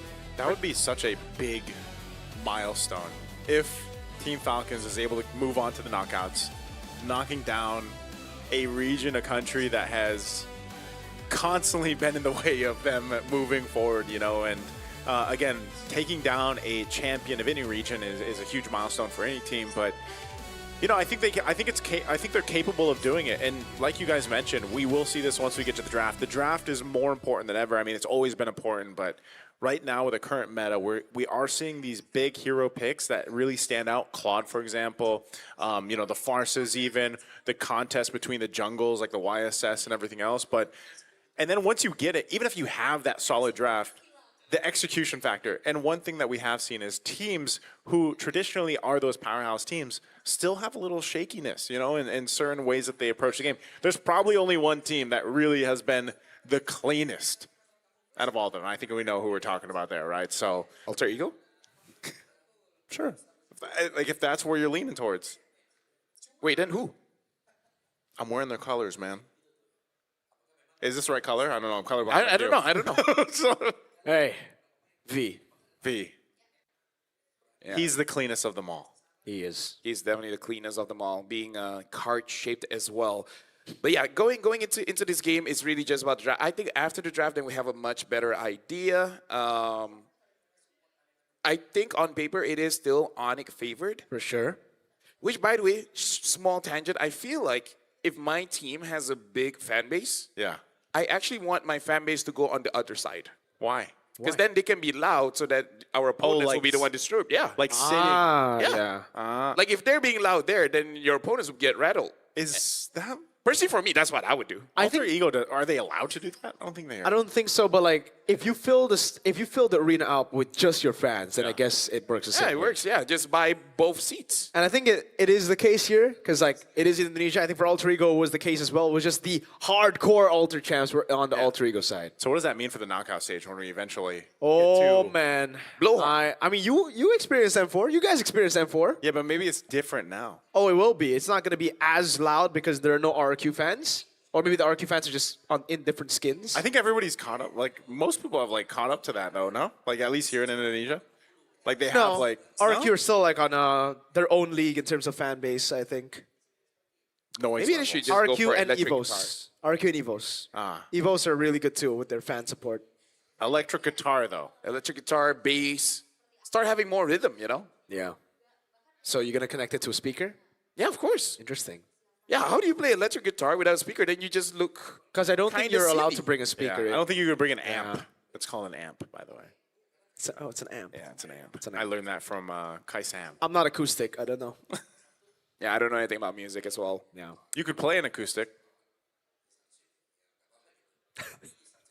Isn't acoustic just like a music form? Yeah, it's like... Yeah. Acoustic is basically a guitar without the amp. Yeah. I mean, but it's also the type of guitar. Yeah. Interesting. Speaking of interesting, I'm seeing the players starting to walk in. So that's maybe P, Skylar. we'll get into the game pretty soon. Right now, we're just waiting for the teams to walk in, and then we can get the game started. It's hard to really think about what they do until we get to the draft, man. Because like we've seen different things from them all throughout Swiss stage. Now that this is the last day of Swiss, I don't know if any surprises are going to come out.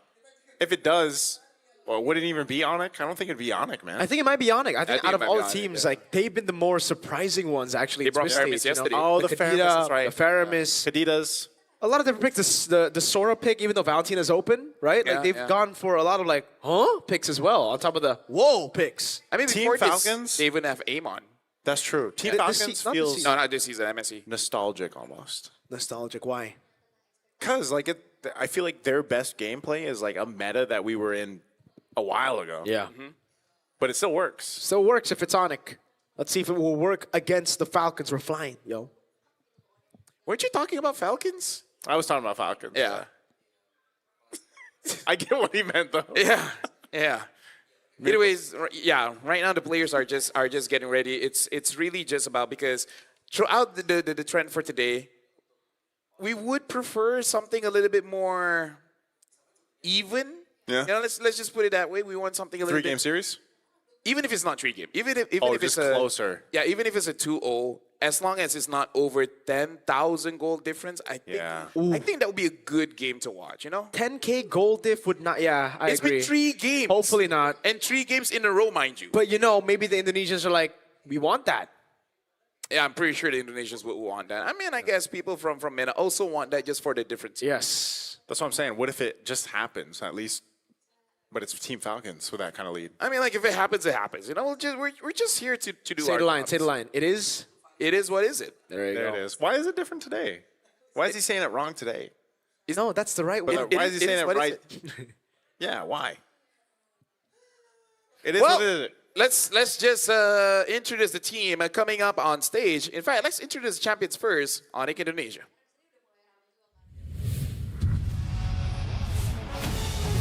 The champions, tested by unexpected setbacks, are now in the final stand with everything on the line. Defending Indonesia on home soil for the final knockout spot are Lutfi, Kyrie, Sans, Keyboy, and Skylar. Sonics, what time is it? It's ONIC time! ONIC's got to lock in because this is their final opportunity to get over to the knockout stage. And again, this is their home ground. They are the champions of Indonesia. It's more than just getting a win, man. They gotta make sure that their pride is intact.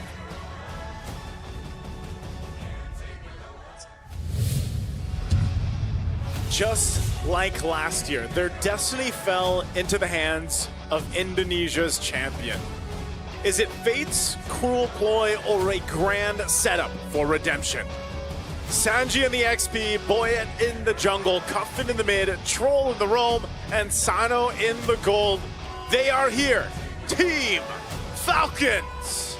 Falcons here again, coming as the challenger, having to face against, at this point, the best team from Indonesia. It is not gonna be easy, but they've been here for a while. They've been training, they've been screaming. Hopefully, they've got what it takes to take down ONIC Indonesia from the sky. We'll see if there's any new adaptation in their utility pool. Maybe this time we might see something like a Leomar. But for now, we're gonna be calling in the coaches coming in from both teams.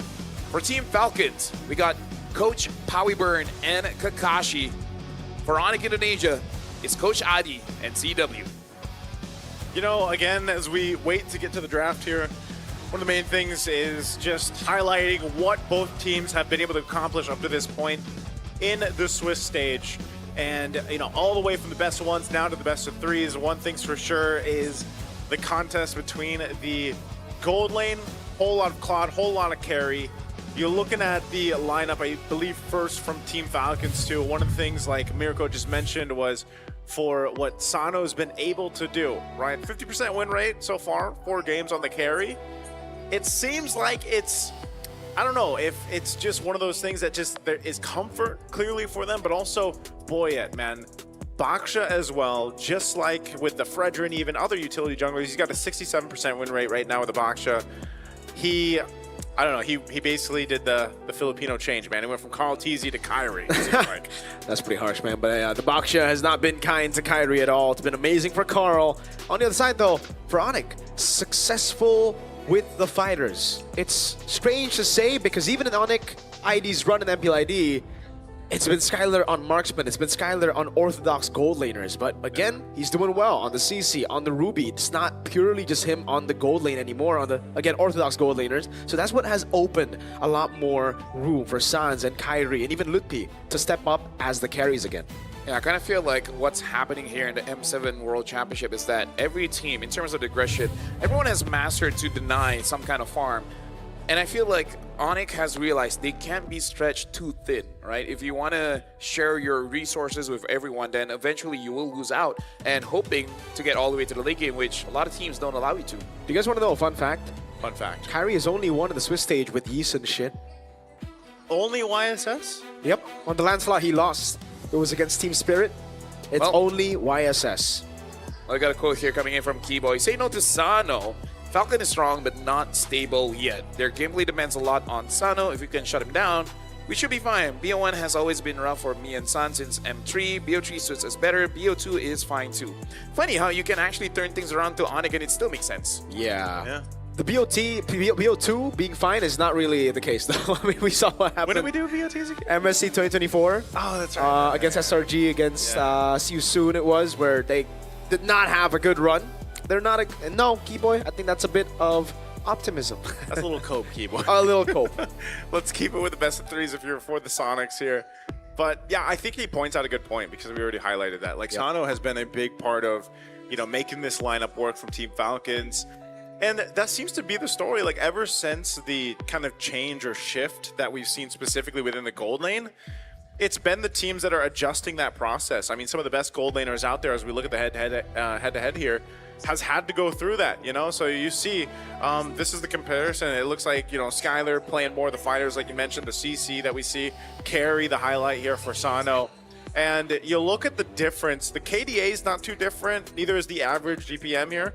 But the team participation, obviously with a fighter CC, you're going to be a lot more involved in those fights, unless you're like what we saw in the previous matchup, you know, where you're just, or with Hiko, where he played the CC and was just running it down his lane, knocking down everything he could. But that's the thing I was saying is you really have to see these teams adjust the gold lane of meta for themselves, but also the way they approach the draft around that. If Claude is just banned out, which I kind of almost assume it's going to be. I don't think either of these teams really want the Claw to go through unless they really plan to kind of draft around that. We might see that difference between the gold laners.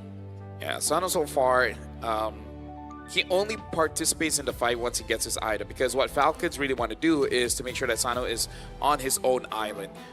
He has 4 games on the carry with a 50% win rate. And I would say all games, even in the games that they lost, it was actually quite close. So out of all the teams, Falcon is probably the only one that make carry actually look good. Yep. What is carry's win rate right now? Like, it's horrible. 50%. Terrible, right? It's under 30. No, for Sano. For Sano, 50%. That's what I'm saying. So for Sano, 50%. Everybody else across the board, it's like under 30%. Ooh, yeah, it's like 20-something. 20, is it 25 or 26? I think. Did we see a carry today? No, we didn't see a single carry today. Game 1, I think, right? And it lost. Yeah. So right now, too, as we get ready to go in the draft, it's going to be expanding rivers. So here it is. YSS's respect, as you guys just mentioned. There you go. Kyrie's only... So both teams, respect for each other. The utility, the Matilda, the Fredrin goes out. Baksha probably... Do you think that'll be the last ban in the first phase for ONIC? Just take out the Baksha and then... I feel like ONIC will ban something like an Eve or a Jushin. Yeah. Even though, yes, Cuffin is more like a Kimi kind of carry. But at the same time, I kind of feel like if they get something like a Jushin, they'll probably want to take it away from Sans. What about the Claude, though, right now? Oh, yeah, Claude, Jushin Eve, you can trade it open, but the Claude, I'm not too sure about Skylar on a Freya. See, like that's the question. If you have a good Freya player on your team, then you're fine actually letting go of the Claude. But if not, I think it's better to ban it out. Look at this. We're asking the chat who will win game 1. So far, only 2 for Falcon and 124 for ONIC. It looks like just a yellow bar, man. By the way, I like this carry ban because, again, this is their style. They want to have a very heavy front line. And maybe they just have a different pick for Sano here, forcing out ONIC. If ONIC does not ban out that carry, then probably easy carry pick for Falcons. Yeah. Well, no, you mean the Claude? Yeah, if ONIC doesn't make Claude, good for Falcons. So I was going to say, I think this just shows that they wanted to go ahead and prioritize the Claude. Yeah. You know, and then that would probably go back to the whole thing we talked about with Skylar playing a fighter in the gold. Yeah. I think banning out the Cloud is a safer option right now, right? And then Falcons can go for, say, Yeet, then it'll be a Juicin plus Granger, maybe a Cho Granger. They want to go for the straight-up trade. So if you go for the Cloud, we'll go for the Juicin without anything to hold the Juicin back. Well, it should be Claude. It really should be. Yeah, because Cuffin also is still, again, more of a carry type rather than a support. Plus, I feel like if you're going up against Jushin, you can opt for something like a Zintian without that range, and then just slow them down. Yep. Yeah. Sora can be a really good red 3 as well for ONIC if there's no Valentina, if there's no the picks, and then ONIC can just ban out the counters towards it. I think we'll just see them also just take the Claude and then eventually get the Baksha. So for Boyet here. Yep. The Grok is open, by the way. Yeah. Do you go Juicin Grok or do you go Juicin Cho? That's a pretty good question, yeah. Teams have been opting for Cho, man, you know, like especially here on the red. But Falcons will get a nasty combo if they get Grok and Cho. Grok Baxia. Yeah. Okay, it's gonna be the I like it. Jushin. Yes. This is the reason you don't ban Baksha as well, by the way. The Yuzong is a pretty good pick against the Baksha when it comes to stopping him from red tree, stopping him from getting the neutral objective. Alright, so we'll see if they actually go pick up their jungler right now for Boyet, but knowing that they've already got the Claude here, they're probably should be Grok. Grok, maybe Grok Farsa? Yeah. They want to go ahead and go and just pick up the Farsa here. Might be one of the, unless later on they hold on to that mid lane pick and they potentially get like a Lunox or something. But what about picking up that Lancelot for yourself though, right? Because like ONIC are clearly gonna go for the Lancelot here. No, Boyet has not used any assassins at all. Yeah. But he even opted for the Akai. Agreed, but also you have to take into account the fact that ONIC have the Yuzong, so the neutral objectives aren't going to be that easy anymore. Kimmy pick though instead of the Farsa.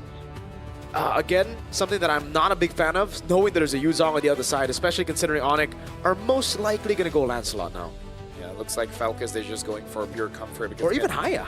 Because again, this is kind of like their S tier, and we did set this up. It really is, depending on the draft here. I wouldn't say Falcon making too big of a mistake, as yes, it is their best heroes, and compared to other teams, they haven't had the opportunity to scream as much as everyone else. Let's just put it that way. Who's that, ONIC? No, Falcons. Oh, Falcons, yeah. Oh, yeah. Focusing on studies and all. Yep. I thought that was going to be a Fanny pick, red 3, not going to lie. It's been a while since Kyrie has gotten the Fanny open in the banning phase, so the fact that they didn't pick it up means that they're comfortable putting in Kyrie on any hero, which isn't really the thing you would expect from ONIC usually. You would usually see the pick for him early. But alright, they have mid-prio with the Cho plus the Kimmy. Cho plus the Juicin. Now they ban out the Grok. I think they do, right? Yeah. Ban out the Grok, and then, I don't know, maybe Team Falcons will actually just hone in on... Oh, Minotaur ban. Huh, why the Minotaur? Troll did use the Minotaur before, an amazing game, and the opponents just could not figure out how to deal with the Minotaur. In fact, he even stole the Lord. Okay. There's no poke for now for ONIC, so that means that they want to go for, something of less range. That's why the CC gets caught up in the bans by Falcons. Good read. Is Skylar going to play the Freya? Are we going to see Skylar on gold lane Freya, man? The only other answer to the Claude so far, well, actually, the only answer has been Freya. Who knows? They might even go for something like a Sora. Sora gold? That's true. That's true. That is another answer we've seen work. And they are going to ban out the Uranus. So the thing is, you have to go Sora last pick here, right? Because if not, then the Valentina comes in. Yeah. But what's stopping Falcons from doing the same thing and picking up the Sora? The Yuzong is already picked up, so you don't really have that matchup anymore. The Juicin is in mid, so Valentina's not possible. What if you just ban a High or Lens? Yeah, I think that would be the best choice. Yeah. I almost would say just, like, if you're going to ban one of them, ban out the Haya. I mean, sorry, ban out the Lance. Yeah. Either or, I think it's still... Yeah. Like, if you really, because most of these are targeted bans anyway, you might as well just go ahead and ban out the Lancelot so that Kyrie doesn't get that. I don't know. I don't expect him to pick up any other utility. They'll go with the Harith. Interesting. Okay, so Harith gold. So a lot of those gold lane options, they're just trying to, once again, play into that strength of Team Falcon so far, which has been Sano for a lot of times, and he gets the best gold lane hero right now. So setting up around that. Now ONIC on the response. Do they go their...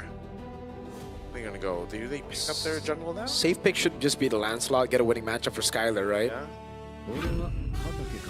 Oh, okay. That's what we were thinking, either Lance or the Haya. Lance or Haya, they go for Haya. 33% win rate hasn't been the pick Hasn't been that good. to get you They won wins a lot twice. here, yeah. Yeah, winning twice here. But yeah, Falcon right now, I'm more worried about their EXP pick right now because having a front line, you will be basically crushed by the Jushin. So you need something that has a lot more mobility. But the only thing that comes to my mind right now is the Lapu? Is the Lapu, Alice, to a certain extent, I guess, the Arlet, but it is kind of depends on how good you are on that pick. I'm This- thinking. Allow me Oh, do they go? Okay, Hilda. Oh yeah, Esme, forgot. That's a really good deny, by the way. I was about to say maybe Esme Gold, but there's a Baksha and a Claude. So This what? team can move really fast, man. Yes. Like, Team Falcons, if you look at a lot of their lineups, like it revolves around mobility, you know? And I they'll go honestly ahead and feel like go this is going to be a Granger. for ONIC. Yeah. Because what else do you have, right? Yeah, it's basically either Granger or like Fighter. Skylar might, but Do you go Lunox? Lunox Gold? Yeah, it's not the best choice. I don't know how it does against the Claude, but never mind. There it is. You have the combo with Cho. That's what I was thinking about as well, and it's really good against the Baksha and the Esme. So they actually do it. Yeah, so I think this one is a little bit up in the air because again, we did say about drafts and ONIC. Again, I kind of feel like this, you know, puts fuel to the fire. We'll see how it works out, but the same can be said for Team Falcons. But at least for Team Falcons, again, they play one style, so they roughly understand what kind of picks they need to achieve that style. I like that Team Falcons basically still sticks to the fundamentals of their themselves here. Again, referencing the lineup ratings that we mentioned, you know, it's you don't want to put too much weight towards it, but yes, they're pretty much even across the board. And if you do look at the draft, that's kind of how it feels when you look at both these coming into game one. Well, ladies and gentlemen, this is the final best of 3 for today. Falcons coming in, bringing the traditional style of a utility jungler again. Can they achieve a win against the Sky Kings, ONIC Indonesia? It's our last match between our last two teams to move on to the knockouts. One spot left, and it comes down to this. It's a packed house here in the EXO Hall for this match. Once again here, favoring ONIC, but I would say even after the draft, Team Falcons, what they've been able to show us over the course of this Swiss stage, there's still potential for them to make this work, man. Troll's taking a ton of damage, still holding on to the flicker though. Yeah, but I would say it's quite equal trade coming in from both sides. Took a little bit of damage there. Skylar just really utilizing the sustain he has to try and poke Sano out. Oh, Shield Unity. San's actually flickering out there. That's going to be the mobilization field coming down. Makai gets first blood on Troll. That's Comfort taken very low. Keyboy with a Shunpu out. Lethal taken by Boyet. You always feel, I feel like we've seen that so many times, man. A team with a Cho on it, you kind of forget just how much damage output he can put early on in the level 1, level 2. Looking at this, again, what's that? Festival of Blood on the Lunox. Festival of Blood. Yeah. I guess it's a way to deal with the fighter emblem, right? Yeah. Skylar has to be careful. Will flicker out right as the Shield Unity runs out there. A bit of panic from Sans and Skylar. Yeah, maybe just something that they've been practicing and telling each other is like, let's just respect. Sure, we might lose our spells, but hey, it's just 2 minutes. We got 2 minutes. Yeah. Nothing too crazy like that they have to worry about. Ooh, good take. Yeah, good take there. Delaying Boyet, but like I said, he's going to be able to rotate pretty quickly. Cross the map here on the Baksha. Once again, one of his marquee heroes that he likes to pick up. Kyrie waiting patiently, though. There's a potential here for a play before the turtle breaks out. It does spawn up. Troll's giving the information, but right now, ONIC controls this space. Oh, yeah, for sure. Troll trying to trade just a little bit against Keyboy. Sanji, though, is going to take a bit of damage coming in from ONIC Indonesia. So if Team Falcon still decide to contest, they just got to be a little bit careful because they're not the healthiest right now. Yeah. Purple buff take, though, from Kai right now. They're going to do a lot of damage over a Troll. Skylar has already rotated from the gold lane now, and that's going to be Troll caught at the bad spot. Kai with the quad shadow, a lift up from Boyet there. Tortoise Boy Sans coming down, and that's the burst for Skylar walking up as well. Black Dragon from on the turret, top finish, surely gonna fall from the skies. Ludpi falls as well, Furious dive. Troll under turret taken low. It's a double for Ludpi before he falls. They traded it out. I mean, that was ONIC just putting the pressure on the wound there. They get the turtle as well, so just kind of a chaotic fight for Team Falcons of the way they approached it, and ONIC comes out with the win in that one. Yeah, it's just unfortunate because Team Falcons, they are being as proactive as they can. It's just that ONIC ID, they're responding very well. Quad Shadow for Kai. Nope. Saves it. Doesn't go for it. Instead goes for the XP Crab.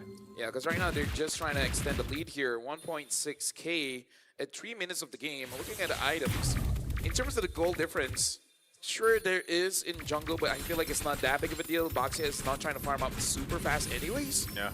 Yeah, but the goal lane there, I think this lead will be quite painful for Sano later on. Yeah, that's why he has to kind of... I mean, that's the case for every Claude we've ever seen so far in the Swiss stage, you know? You're kind of holding on the best you can. You're dealing with getting bullied, especially as teams have adapted to dealing with the Claude. But still, nonetheless, once you get those 3 items, you know, usually under the 10-minute mark for most Trinities, then that's when you really get to shine. And then that advantage that Skylar has, you know, it becomes more of a team thing. But right now, he's pretty much just able to post up in this lane because of he is a Lunox, and then he has the emblems that he has, the Festival of Blood, like you guys mentioned. So he almost doesn't have to worry about anything when it comes to laning him. It's more so the objective. Look at that early Divine Glaive. Wow. Rushes the Divine Glaive, first item. Yup. Now you know exactly what it's picked for, man. It's just picked for the front line. Big damn. But the thing is as well, Claude does not have a good time against the Lunox because once you go in for the Blazing Duet, Troll taking a lot of damage. Wait, the Dragon as well with the Shadow Kill, and that's going to be Troll dying in the hands of Keyboy. That was layered really well. Again, synergy right now from ONIC. They're going to continue to put pressure now on this side of the jungle. Just trying to take the purple. Yep. Oh, here comes Sanji though. They don't want to fight this, do they? Kyrie retreat, by the way, so they're going to take a bit of time. They won't go straight for the neutral. Actually, they will. He's just going to start it up. I think maybe they want to bait a fight here. Yep.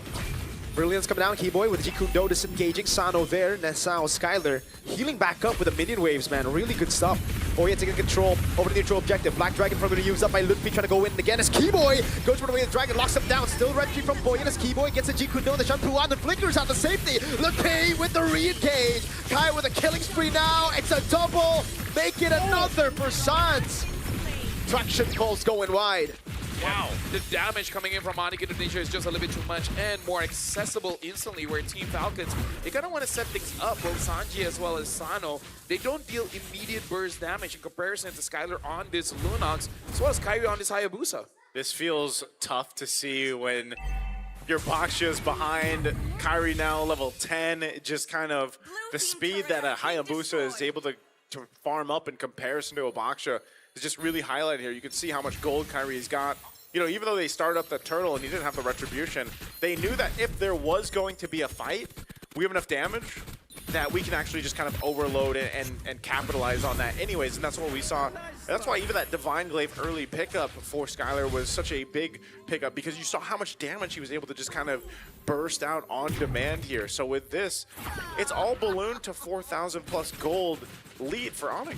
I thought for sure with a lead like this, Kai would go for a Sky Piercer first or second item after the Hunter Strike, but nope. He's staying consistent, doesn't want to risk it. Troll. All right, Troll's fine. Yeah. Honestly, I'm with Marco on this one. I thought he would go for the Sky Piercer just to make it like basically uncomebackable for Team Falcons. And now ONIC ID, they are pressuring the gold lane a little bit, but we've seen Team Falcons in this situation before. I believe by Second Lord, they will be able to come back. So it's really just the question whether ONIC ID will actually give them that opportunity, because we've seen what a even 4-item Claude can do. Yeah, that's what I'm saying. That's what most Claudes have to end up doing if they are playing behind even more so. So this turtle comes up here in a couple seconds. Looks like they want to make a play. Keyboy. Great cut. Jikundo, not even the way to drag it there. Purify baited out.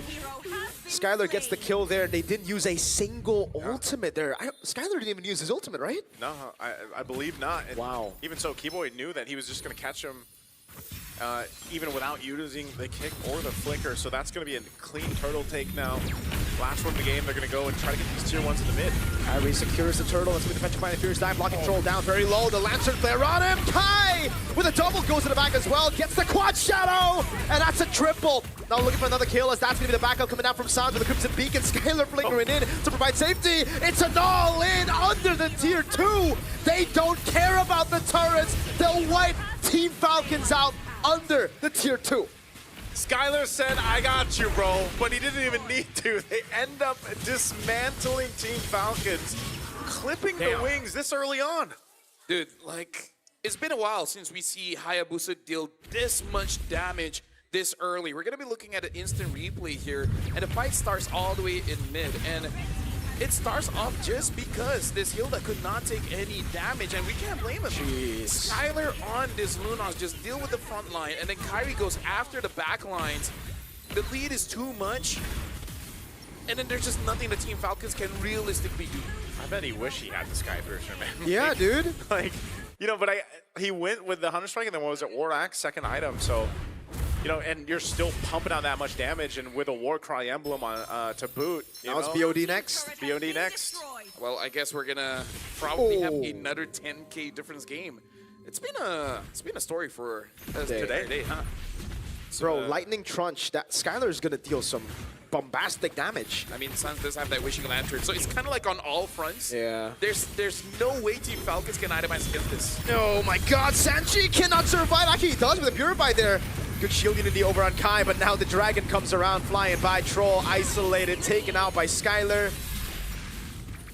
That's basically what a lead like this does, man. Yeah, you cannot take fights. Yeah, you can't really take fights, and sometimes you're just kind of holding on, trying to survive, and you're able to survive, but then you just lose the battle, and with this Lord coming up now, this has been the story all series long for our matches today. Oh, Skylar just jumping on forward. They want to get the shield down before they even take the Lord, so that's one step down. So Lord is up, they'll rotate ONIC in a clear control of this game. Massive lead now, almost 9,000 gold.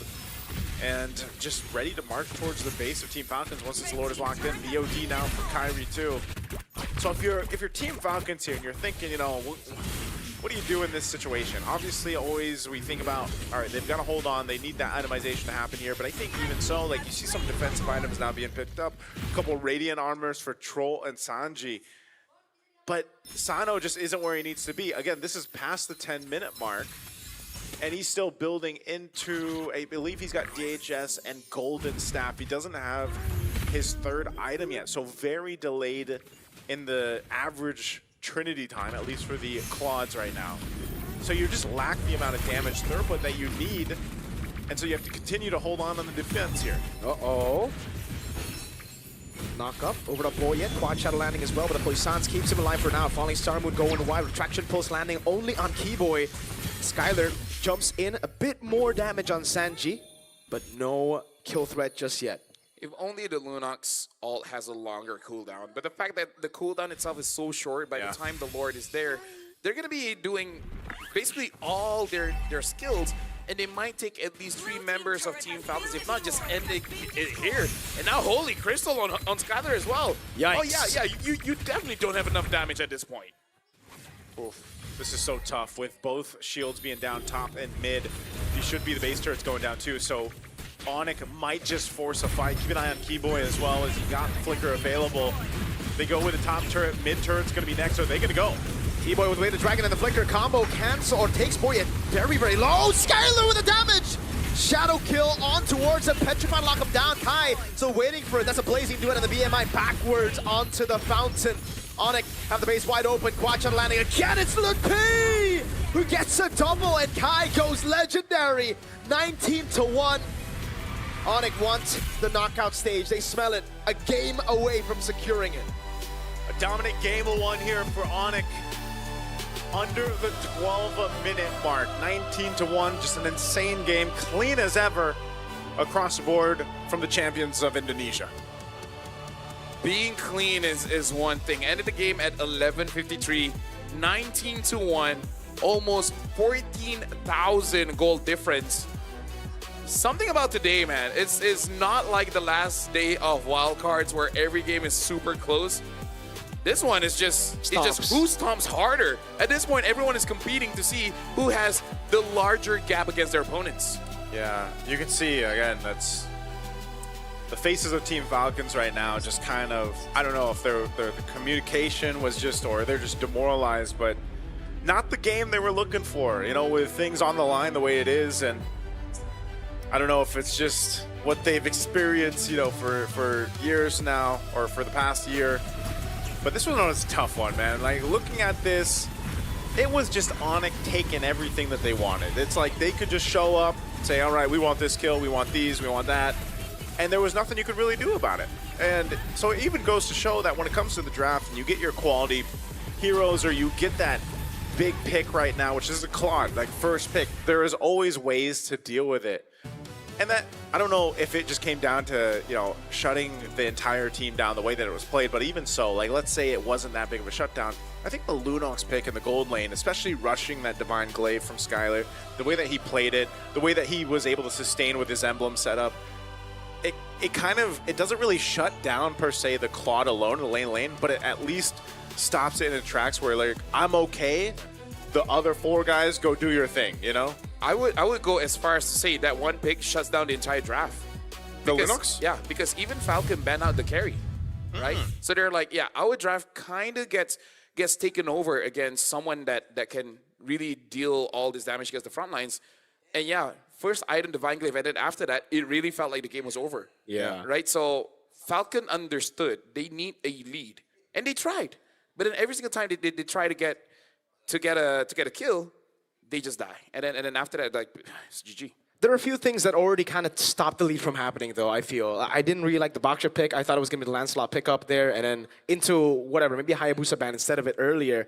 The fact that they picked up Baksha, especially after seeing the Yuzong already, I think kind of already, it's like GG. Because you're not going to win out the neutral objective battles. We saw how much that he would have to sacrifice even to get close to the turtle. And yes, he was able to get, I think, turtle number 2, but it was at the cost of his life. It was at the cost of the rest of the team as well, trying to brute force their way in, because usually how you control neutral objectives with Baksha is you're so tanky, you just walk up. But if you get shredded that much, the rest of the team will also feel the repercussions of the Baksha getting shredded.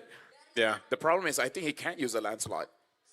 See, that's why it's cooked. Because they never use any assassins. Like, they ban all the utility.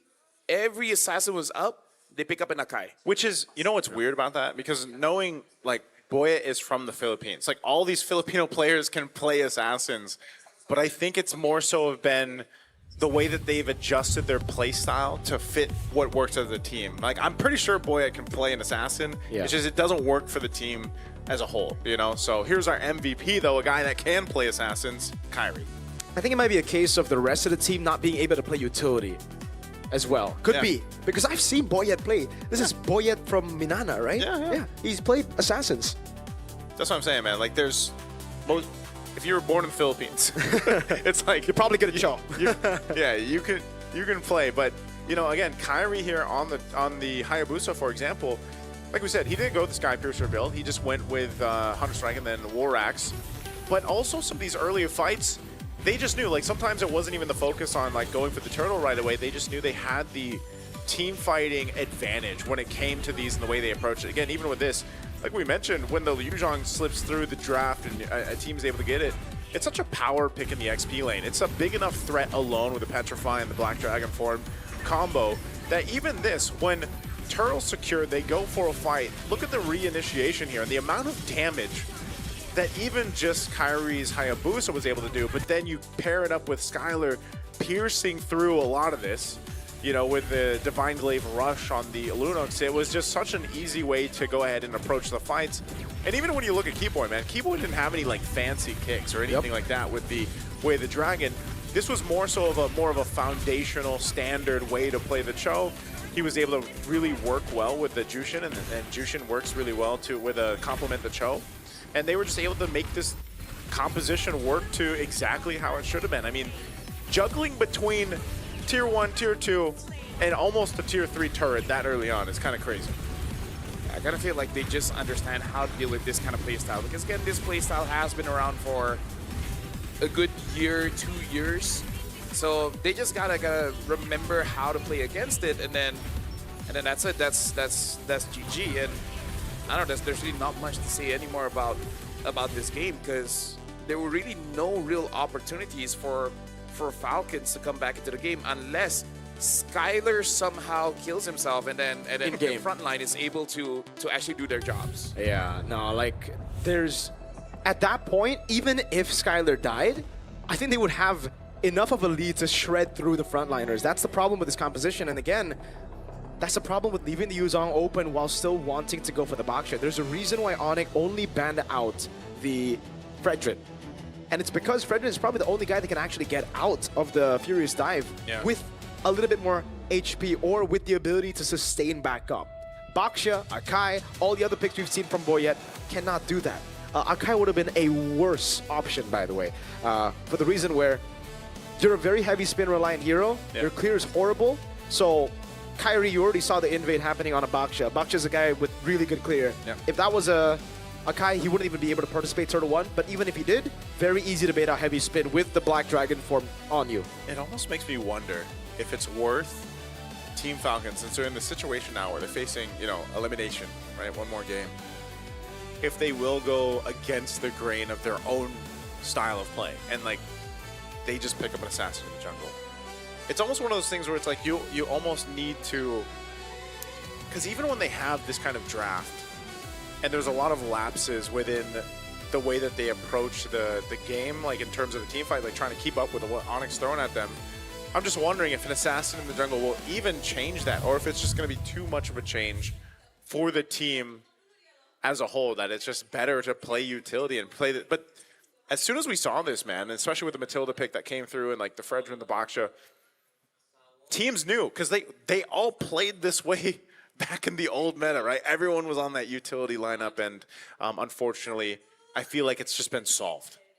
Well, we will go on to that topic later on, but for now, we got a new way to celebrate esports highlights. The official MLBB M Series tournament trading cards bring premium design and modern tech together. Available this January. Head on over to playit.com for early access and grab yours and hold a real piece of the M Series legacy.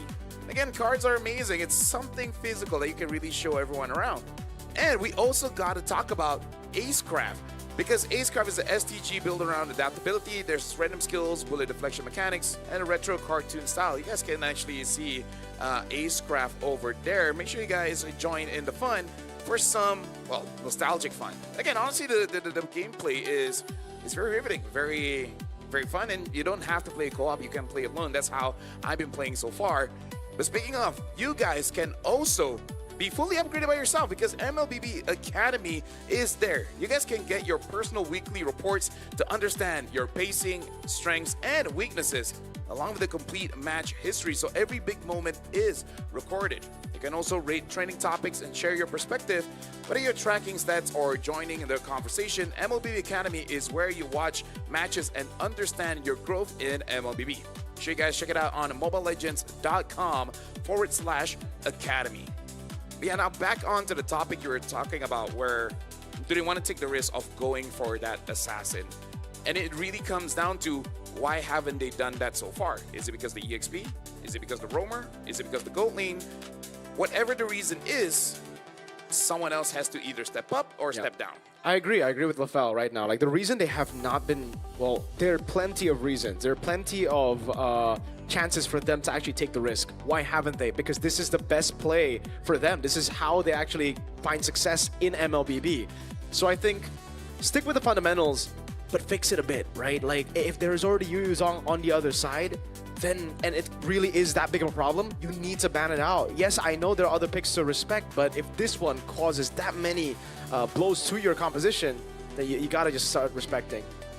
I think this is one of those situations too, based off what, you can't assume how the players are feeling, but based off what we saw from the camera after that loss, a devastating game one that was very one-sided. I think it's, hopefully they're able to reset, because I feel like that's one of those cases where, you are in this best of three, you just kind of got destroyed, so you need to be able to reset from that. And obviously we can say, well, yeah, it starts in the draft, but even if you have this draft, whatever favor draft they have, if they haven't been able to mentally reset from the game one, hopefully they can just forget it, stick with the fundamentals, like Miracle mentioned, but then come up with a better game plan. And maybe they swap sides. I think that might be one of the cases too. Like if they have a different drafting pattern here. But would they be willing to give the Claude over if they're on red, right? I think they would have, like, because here's the thing, I feel like ONIC just draft against their style. Because again, let's remember all the picks they've been pick up.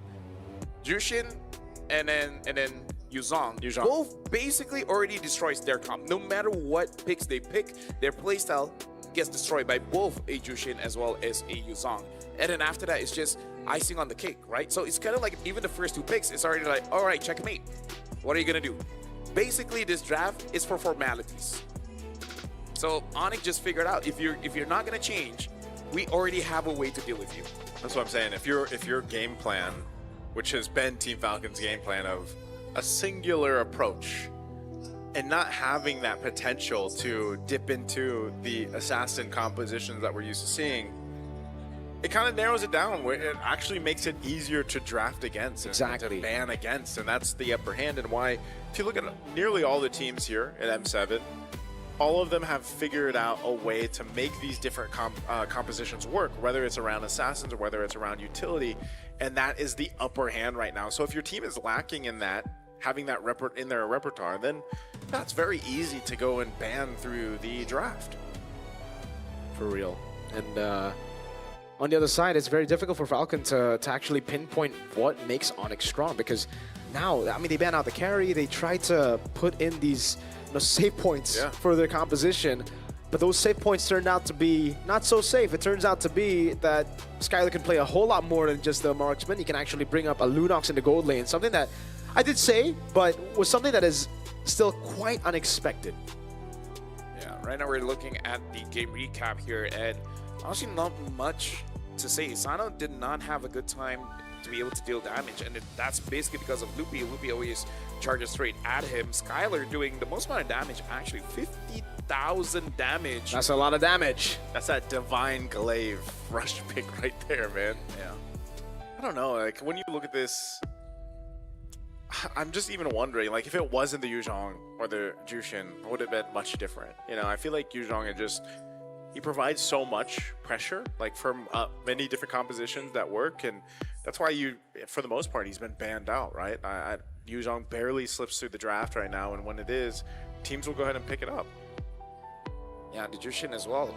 Again, I was worried because looking at the bans, both Jushin as well as Eve counters the draft quite heavily, and on the Yuzhong just makes it worse, right? So they had some time to discuss. I really feel like they got to switch it up with the bans, because I feel as strong as carry is against their style, I don't think it's worth it. Especially after Skylar can use a Lunox. Definitely not worth it. So I feel like you gotta take out. I don't know. I honestly don't know between Eve and Jushi which one you gotta respect. Brother, there's not enough ban slots right now. Even if you respect one of those, Claude gets open, you respect one of those, and again, Kalea gets open, Yuzong as well. So that's why I feel like maybe going on red side isn't the best idea, but also you want to take it away from ONIC, because ONIC have notoriously been more successful on red, even from back in the M4 days. Oh, sorry, M5 days. That's why I think when we get to the draft here in a second, you'll see if they are going to change the plan or not. This is the map stats, though, so now this is updated. Got a whole lot of broken walls. Yeah. And we're on broken walls again. We're on broken walls again. That's 1735. 1738. Anyway. It's one of the things I'm going to say. Like, as quick as last one went, I don't know if we're going to get close to that average game time right now with broken walls. Unless Team Falcons can surprise us with this draft, and this is where it's going to happen. You look at this, they're still on the blue side, man. Yeah, they have to. They did ban out the Claude. So maybe they want to prioritize the Jushin here. Yeah, you got Jushin. But so Yuzong comes out. Yeah. Yuzong Cho. Yuzong Cho? Yeah. Makes sense for Car. I'm not so sure about that, but okay. Yeah, I mean, I guess sure, ONIC. They just want to take it because, again, Sano pick. Sano pick. Fair. I wonder if they want to go for a Granger. It's dangerous, but yeah, that's what I thought was going to be the pick for ONIC, Granger. But yeah, they go carry. Do you go for I think for Falcons, it should be... Ooh. Cho. So again... Don't remember Troll on this pick. Yeah, he was actually really good on this pick a while back as well. So I was gonna say, this is one of his like older heroes that we've seen him play before. So I feel like in a way it's comfort, but also like your question is, do you pick up your jungle now, knowing that the Fredrun was already banned? You know, do you want to go Baksha again for Boyet? I'm not sure if that's the best choice. Oh man, I'm especially not a with fan the of it, Yuzhong. yeah. Ooh, there you go. Here's the swerve. But this isn't like a proper answer to the Yuzhong. This is still a problem. This is like, what we asked for, though. Like technically. Yeah, but if you were going to go for an assassin, why not Lance? Lancelot actually, you know, gets past both. More so the Yuzhong actually. I mean, again, we just don't know what's going on in their camp. Maybe they need... I don't know. I don't know what Haya really offers that a Lance cannot give. So yeah, I don't know. We just don't know what's going on in their camp. I think it's just more so of they did this to us. Let's go ahead and just try to run it back, you know, but in our hands. Oh yeah, it is roughly the same draft. Wow, now that's a pick that has been pretty horrible in the wild card, but 0% picked here in the Swiss stage, and it's actually, you know, it didn't, right? It lost both times it was picked up. It was also in the grand final, so yeah. But this is San's signature pick, by the way. When he first transitioned into mid lane, it was this and Xavier. Man, I'd love to see a Xavier pop up, man. Like, at least some point. I do think when we get to the knockouts, though, like, we'll see some more of those adaptations go on here. You can see that Uranus going to be banned out. Again, XP lane still going to be up for grabs, of course, over here for Team Falcons. And going against Yuzhong, I'm wondering what that will be, you know? Because, again, you want to be able to go ahead and have some similar impact that the Yuzhong's obviously going to have throughout this. I'm very interested on Falcon's gold lane pick here because honestly for ONIC, they're kind of doing the thing again where they are having multiple threats on each side of the spectrum. All right? fronts, yeah. Yeah, the front line, they're going to have a hard time against Lilia as well as the carry. And then the back line is going to not have a good time against the Yuzhong. Maybe there will be a pick for Kyrie to go to the back lines as well. A Joy or something if it's let true. But yeah, like ONIC right now have a pretty good draft where I feel like for any marksman, they kind of don't like go up against this kind of draft. Yeah. How Do crazy they would want to it go be? crazy like a Moskov or something? I'm not a fan. Yeah, I'm not a fan. But like it always comes to your head like what do they want? I think it should just be the Granger, honestly, right? Like that's the only other safe choice to go for. Granger, but then also too, like, what do you put in the jungle? Yeah, now that's well.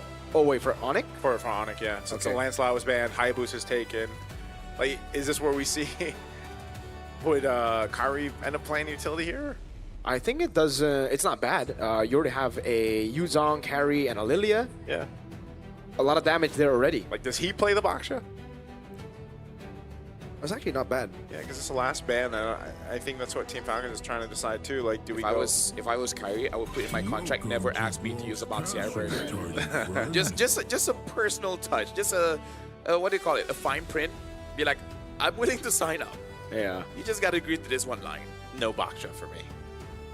But yeah, I agree. It's still a pretty good pick. Oh wait, Fanny's still open. You're gonna have to deal with a Cho, but maybe you last pick it then. You go for a roamer. Now, how crazy would it be if they go Minotaur themselves? Because they ban Minotaur with the composition you see on the left. Yeah. Keyboy can play Minotaur. He's pretty good at it. What if they go Kufra even, right? They got some smiles on their face, man. I don't know. Like, it has to be a strange one here if Keyboy's laughing like that. Yeah. Adi's probably like, Kufra? Haha, let's go, coach. Also, not meta. Does the Lilia work pretty good against the Jushin too? I mean, I feel like... boring. That's normal. But hey, that's... Maybe he was asking permission. Maybe he was, and then Coach Adi's like, no. But it does make it difficult for a Granger. Right, you got to penetrate the Hylos, and then the Yuzon's gonna chase after you. It's not gonna be having a fun time. Makes it difficult for the Hayabusa as well, because right now there's Revitalize on top of the Black Shoes, so Dude, much sustain. Your escape just kind of sucks in general. Yeah. Like, trying to get away from a Yuzhong flying over you, a Glorious Pathway drop down, and then a Lilia, depending on the build path too. Kinda crazy. Yeah, it's just gonna be annoying to try to disengage if they don't get the upper hand in terms of a team fight because you really have to protect whoever your gold laner is going to be for Sano especially. And, you know, it's not like they're super tanky either. So that's, if they get into that fight and, you know, there's going to be a revitalize over here by ONIC. So that's why they pick up the glue. They do go the glue. They pick up ACC. That kind of helps with some of the durability issues that they were going to have here. I like that. I like that too. I like the CC pick, yeah. Really, really good stuff here by Falcons. All right. And it fits with the composition, right? Actually, it's kind of all in-ish on Boyet. But, hey, like... I think that's what I'm saying. This is the change that maybe they needed. Whoa, Guinevere. Whoa! Guinevere gold? LaFell, your favorite pick. No, it's jungle. Oh, yeah. I was like, huh?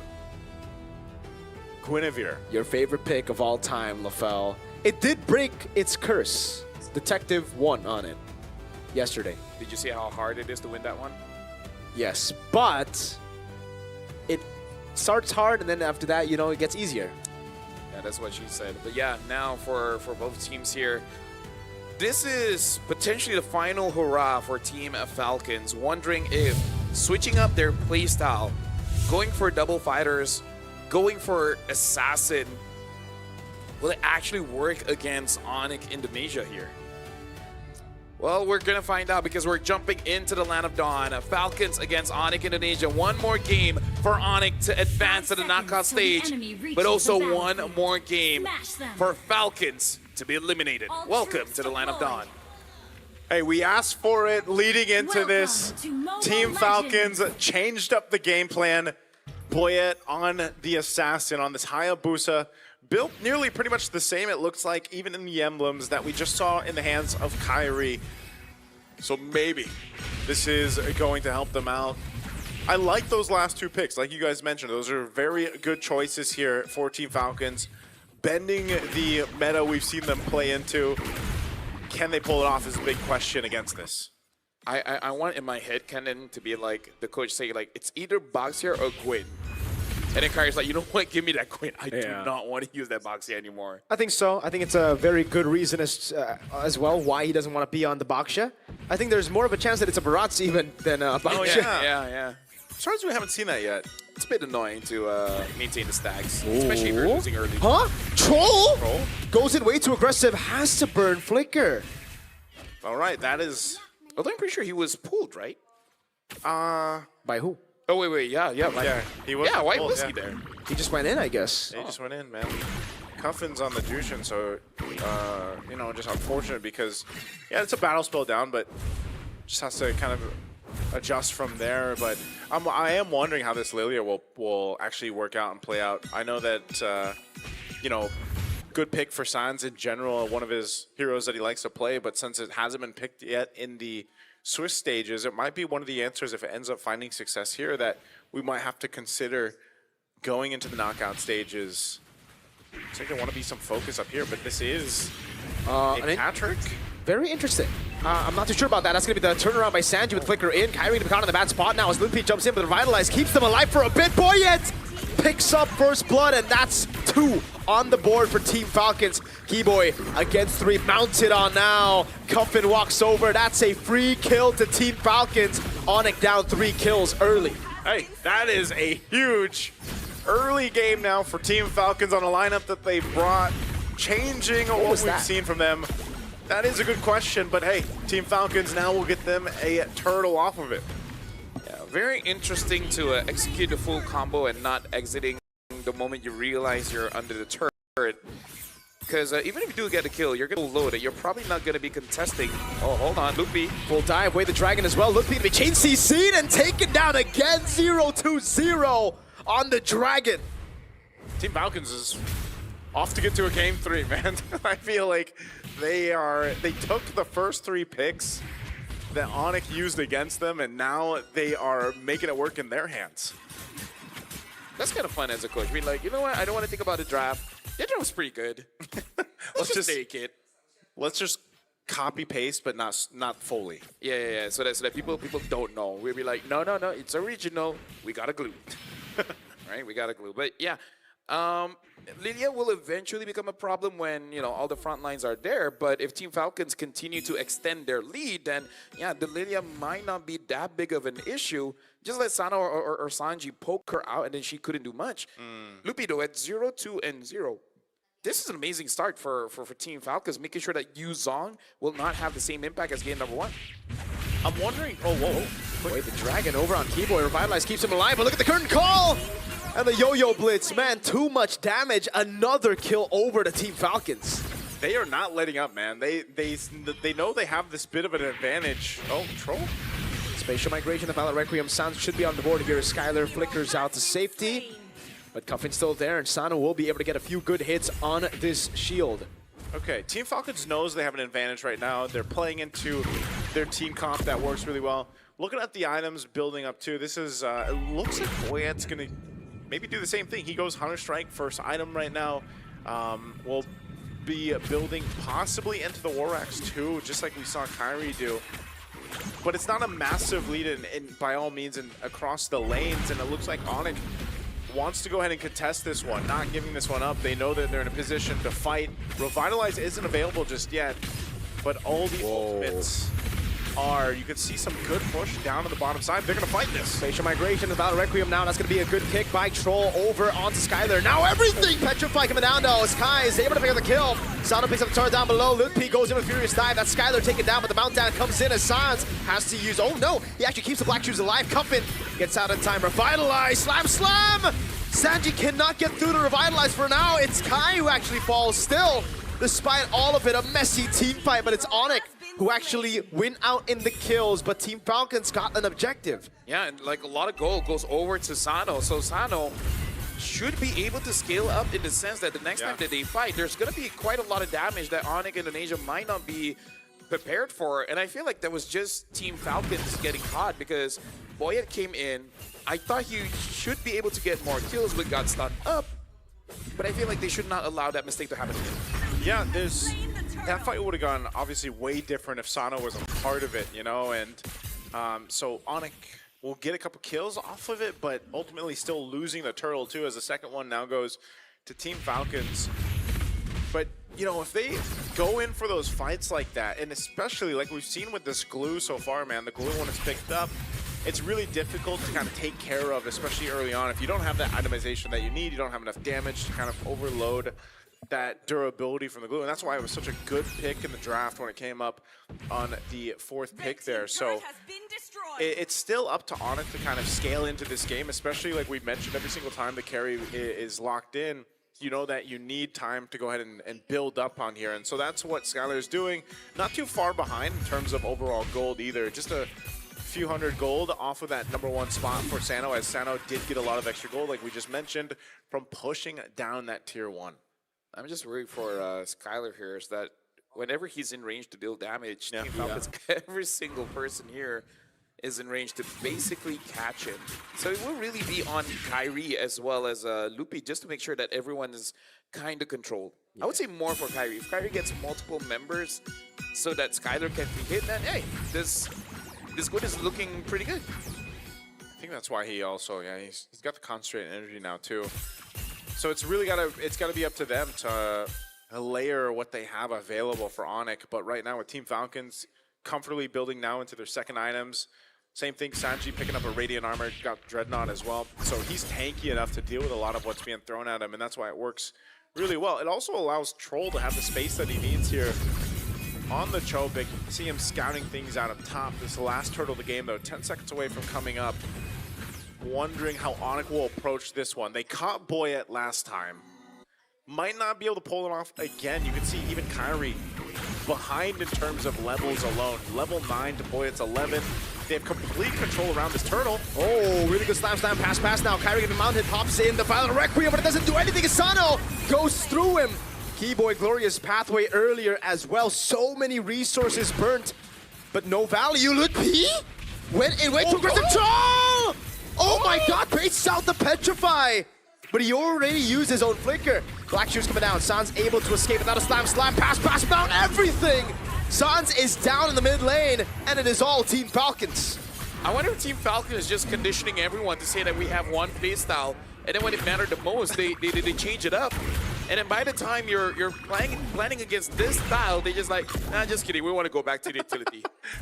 Yeah, I mean, that was a big question because they haven't showed it throughout the Swiss stages, and I'm sure people were like, yeah, can they play this kind of style? Well, look at what's happening right now. 5,000 gold ahead of ONIC.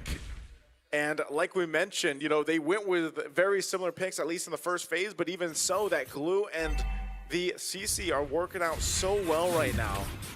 And you have to look at, okay, well, can they continue to go ahead and do this throughout the game? Can they go ahead, continue to secure themselves the objectives? The next one's going to be the Lord in a little over than a minute.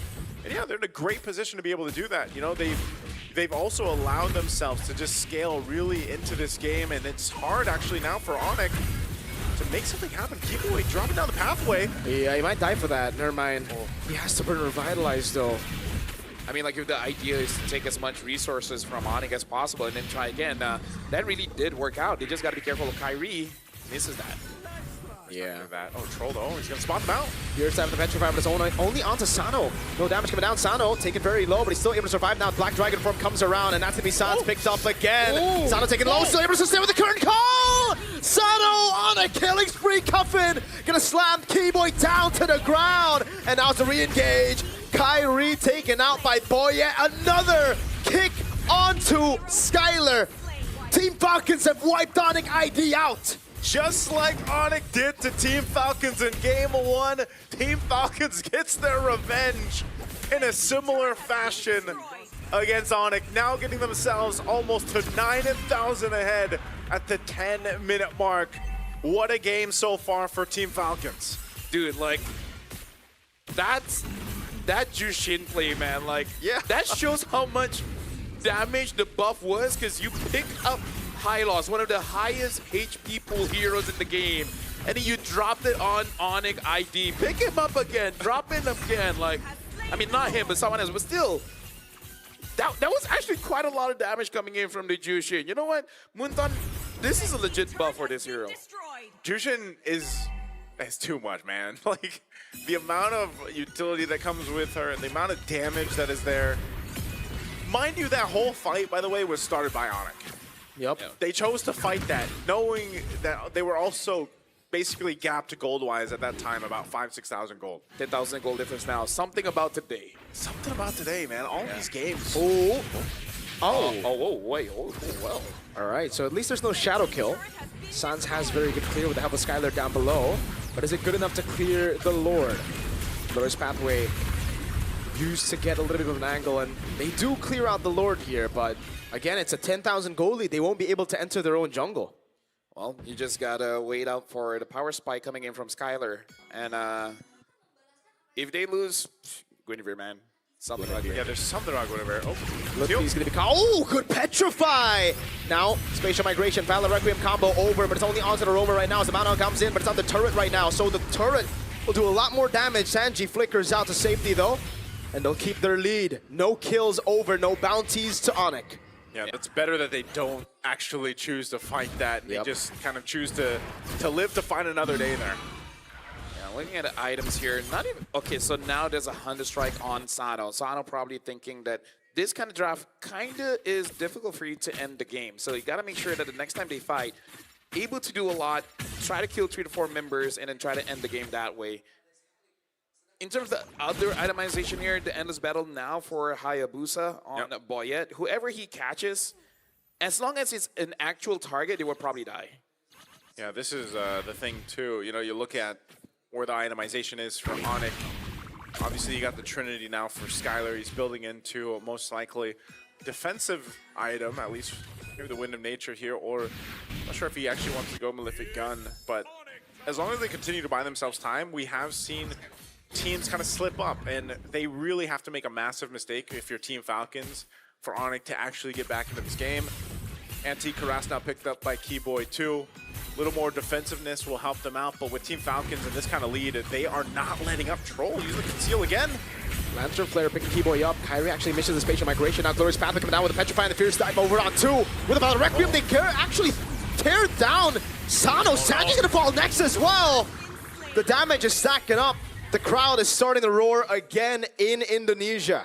Oh man, 2 big kills right before the Lord comes up in about 10 seconds too. That's is what I was talking about. That is a blunder. I just mentioned Team Falcons will have to make a big mistake. Well, that was a big mistake. Now, can they delay and stop ONIC from taking this Lord? If they do secure this, that's going to be a massive swing further in their favor here. They're just starting it up. They're blitzing it down. Cuffing going to be caught. Does not have a Purify. He gets shut down as well. Wade is dragging over to Skylar right now, but Skylar's able to survive for a long time now. Still goes through, flickers out. The quad shadow from Boyet takes him out. No shadow left to play with. Kai, can he go for it? Quad shadow landing. Lutpi.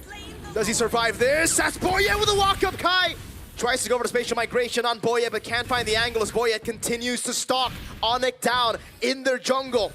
Keyboy's looking for the stun. Boyet will not go for it. ONIC, they sneak a Lord. Yeah, ONIC Indonesia, once they get those picks, because now Skylar does do quite a lot of damage. And yeah, I didn't even realize, yeah, Coven does not have the Purify. Yeah. Which comes to the question, I don't know why he didn't flicker earlier, because once you see the glorious pathway on your tracks, I kind of feel like it's a safe bet to kind of just flicker away. Yeah, I actually was like waiting for him to do it too, man. And so they'll clear out the Lord, that's fine. They're still ahead, 6,000 ahead for Team Falcons. But what that last couple minutes did for ONIC was give them back some momentum, give them some space to get actually resources out of their jungle now, and continue to build up, especially defensively. Earlier on, they were being shredded through and dealt with. Ooh, Troll. Out. Yeah, he's looking for those angles because we've seen it before. Like I was saying, you know, you got yourself now about 4,000, 5,000 gold over to your team if you're ONIC. And so you're in a much better fighting form to be able to take some of these fights. So looking at the updated items, you can see this, right? So the Malefic Gun is what Skylar went for. Now building into most likely Wind of Nature. They're gonna go again. Oh, Sanji. Pathway dropped. They gotta watch out for Troll. Ooh. Okay, that's it. Lightning Truncheon for Cuffin. There you go. And just make sure deals a little bit more damage. Because, yeah, this is just something that their team is lacking just a little bit, because they do quite a lot of damage on the front lines. But just in case someone gets caught, because again, no purifies at all for Team Falcons. Whoever gets caught by Kyrie, that's it. They're probably going to die. The damage from Skylar as well as Sans is probably just a little bit too much for Team Falcons. Yeah. So someone has to be opening up the vision here, and I'm guessing that's Troll. But at the same time, Troll wants to get a good flank angle. They got to figure out where Kyrie is, because the next time they get caught, that might be GG. That might be an angle for ONIC ID to win the team fight. And then, if not end the game, expose one of the sides of the map. Yeah, it's really, it's got, even though with a lead like this, Team Falcons still has to be very cautious. Not only with the lack of purifiers, but also just the amount of crowd control that we talked about that can be set up and utilized with this composition. Yes, they have crowd control themselves. You know, they're able to go ahead and utilize, especially this Jushin with them. Troll, once again, it could become down to one of those clutch conceal kicks if Troll's able to find especially the right target. That might be one of those cases where like he's got to lock down either Skylar to force a flicker or maybe even Kyrie. And that might just be his job. You know, Troll, he's done it in the past. Uh-oh. Do it again. This Lord is up. Team Falcons spotted out the positioning here. They're going to go start this up, but ONIC, they want to go and respond. Troll, Immortality now available to him. Lord's going to go for a reset. That base turret is so low up top, but they actually managed to clear it in a way where it should be building back towards him. Keyboard's trying to bait out the mount, but Sanji is very patient with it. Yeah, right now for ONIC ID as well as Team Falcons is a bit of a push and pull here, where they're trying to bait out, like for Falcons, they just want to bait out Kyrie. For ONIC Indonesia, it's really just waiting for Lupi to have a good angle to get multiple targets from Team Falcons, and then a good follow-up coming in from Kyrie. So they have two different ways to engage into the fight. Yeah. Trolls, you just want to clear that out. Black Dragon for spatial migration in the battle record with the Venom Crown this time. The quad shadow doesn't land actually, and now Kyrie's still able to escape. Throwing the back lines, giving the red tree coming in, but Kai gets it down. Jikundo with the Venom Dragon, but it's only onto Keyboy now as Skylar's mounted down, but he will fall in the end as Sanji takes him out of the fight. Sans flickering out to safety. Kyrie still playing with it. Sans doesn't have the black shoes anymore, and Sano will be able to take him down. It's Keyboy next to the chopping block, mounted by Sanji. Now Lutpi, furious dive. Sano with a yo-yo blitz constantly on him. Good disengage by Kai. Tries to run away, but Sano's going to constantly go for more damage on Kai. Violent Requiem down already. They want to go for the wipeout. They have a wave in the mid lane. 18 seconds for Skylar. Lutpi, can he survive this? I don't think he can. Oh, they're going to run it down mid, and they have the waves pushing in, even with a Lord. It doesn't matter. Troll is looking for the play right now. Lutpi somehow was able to survive. 5 seconds on Skylar. Lutpi buys the immortality. The wave actually spawns in. The Lord up top going to crash into the bases. That's going to be Falcons trying their best to clear it out. Skylar respawning. Lutpi right there. They have to defend it, but look at the base up top. Is it a turret? Cuffin is horrible at clearing waves on Jusin. So slow. They get it cleared. Saves the base turret, but man, Lutpi surviving that was insane, and it bought enough time. Let's take a look at the replay here. I'm not sure where it's going to catch up on, but there was so much time bought. Look at this initiation. Great usage of this glue. Again, finding Skylar. Yes, Lord was secured. Troll looked for his own angle. Goes in there, even though the Lord was secured, Skylar was just stuck on, right? That's why the glue is so good here from Sanji. Able to take out Skylar. They choose to go back to fight. Boyet goes heals back up, gets his orange, and then they go ahead and follow through. And then it was just a chase, you know, and Kyrie really tried. Good thing he actually kept Lutpi alive. I know the timing eventually came there, but with Lutpi still alive, it also kept Team Falcons from possibly ending that game. Yeah, but something that ONIC ID they have to consider, if that happens again, they might not be able to defend that because now it's 20 minutes. Yeah. At 22, the respawn timers will be around 50 seconds up until 1 minute. So it was good on Lutpi, bought enough time so that the rest of ONIC ID was able to respond. But the next time that happens, that's probably going to be the end. I'm wondering what the answer is if you're ONIC ID here, especially for Skylar. He had to deal with Sanji sticking on to him.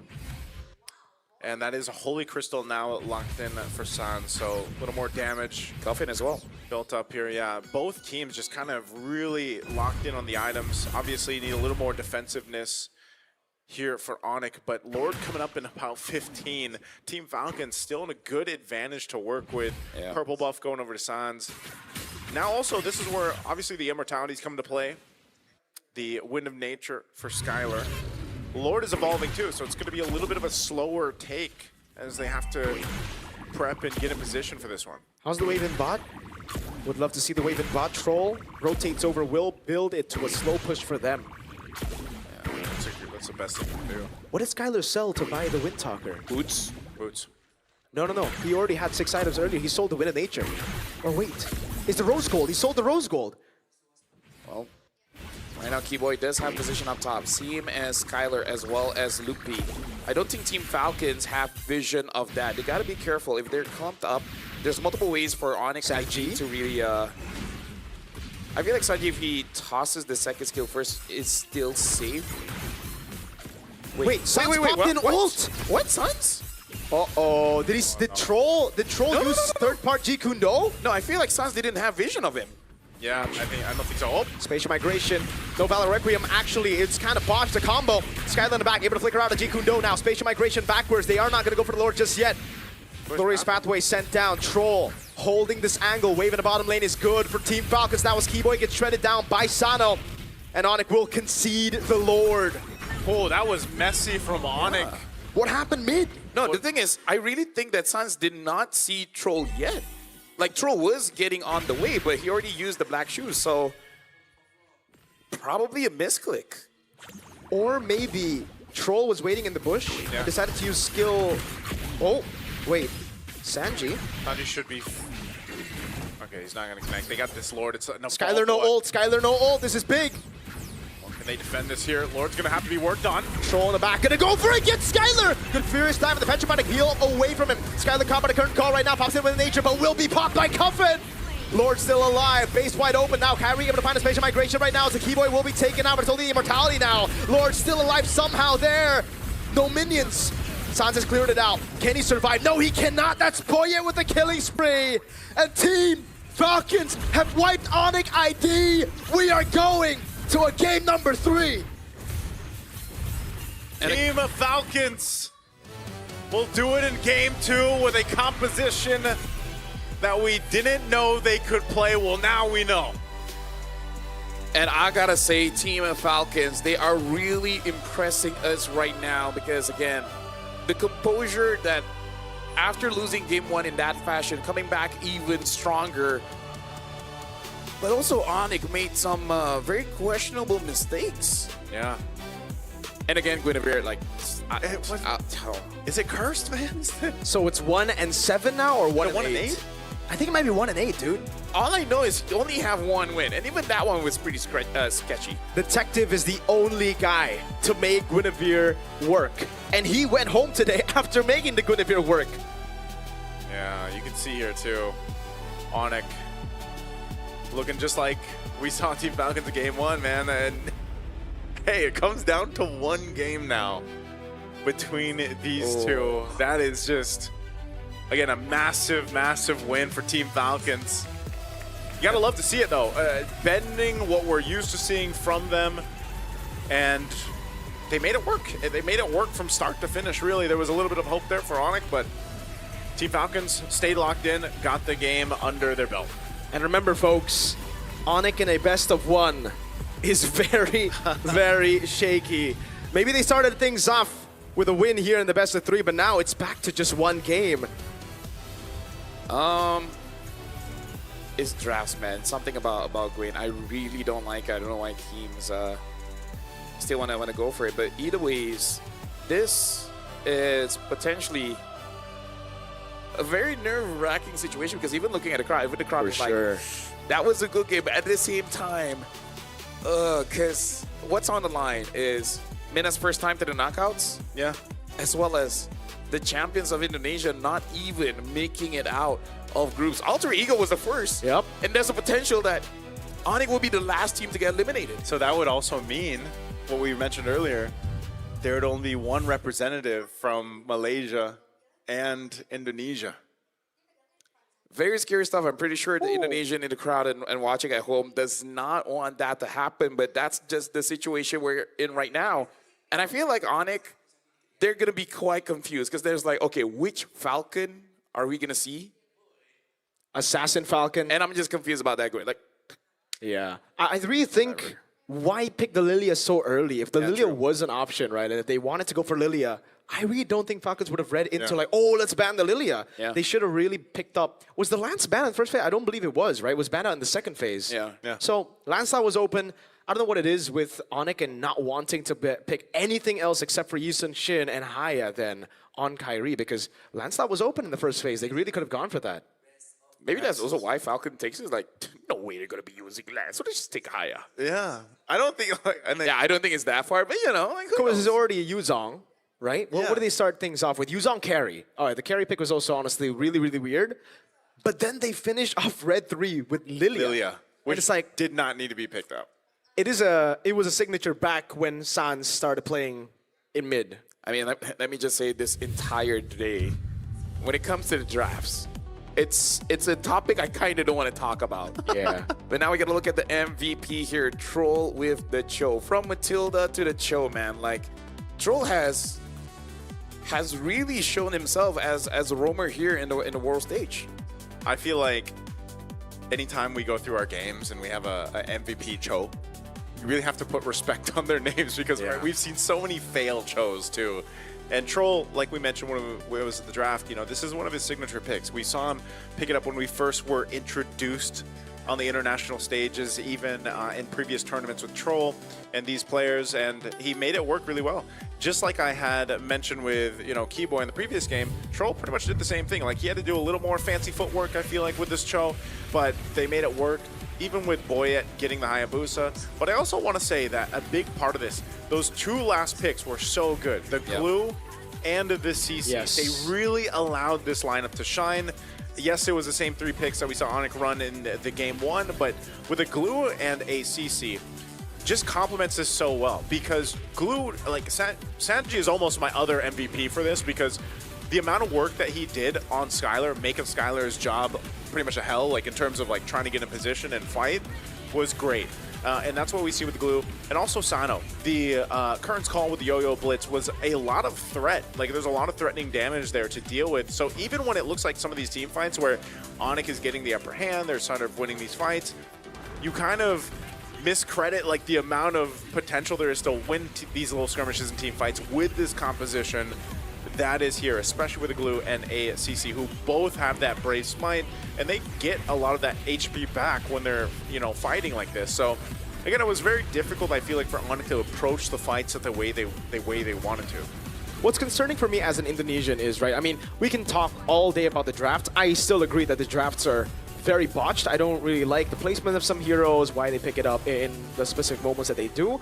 But what's more concerning as an Indonesian is how they played it, because it wasn't like it was a completely cooked draft from the start of the game. In the start of the game, I think Neutral Objective 1 should have actually been free for them. They have a Yu Zhong that can actually go through. They have a Guinevere who cannot be CC locked by the Glue as long as you pop in ult.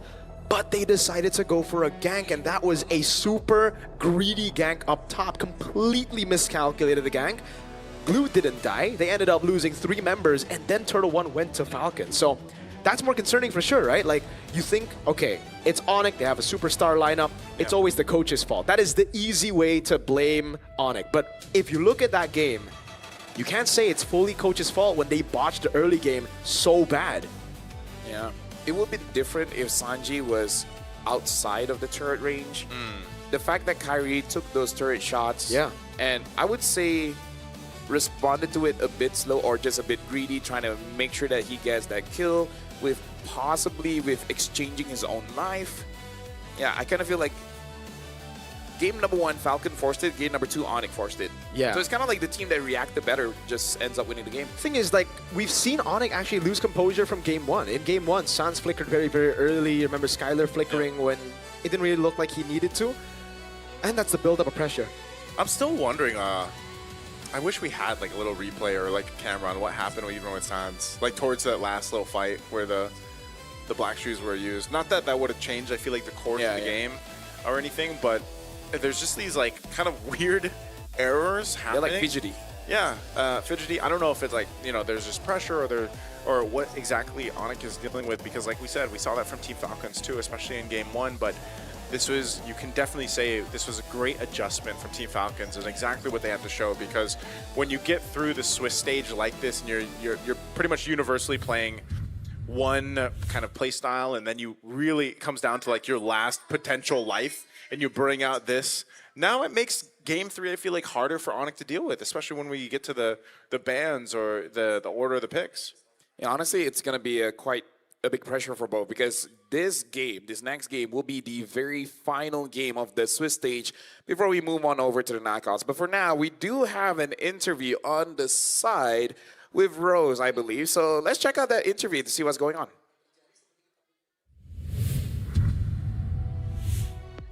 Hey guys, Rose here in a 1-on-1 situation. As we wrap up the Swiss stage, I would like to catch up a little bit with the side of Team ONIC Indonesia and of course Team Falcon. So with me here we have Paddington and Kakashi. Let's start with Paddington. Okay. Paddington, how are you? Are you nervous?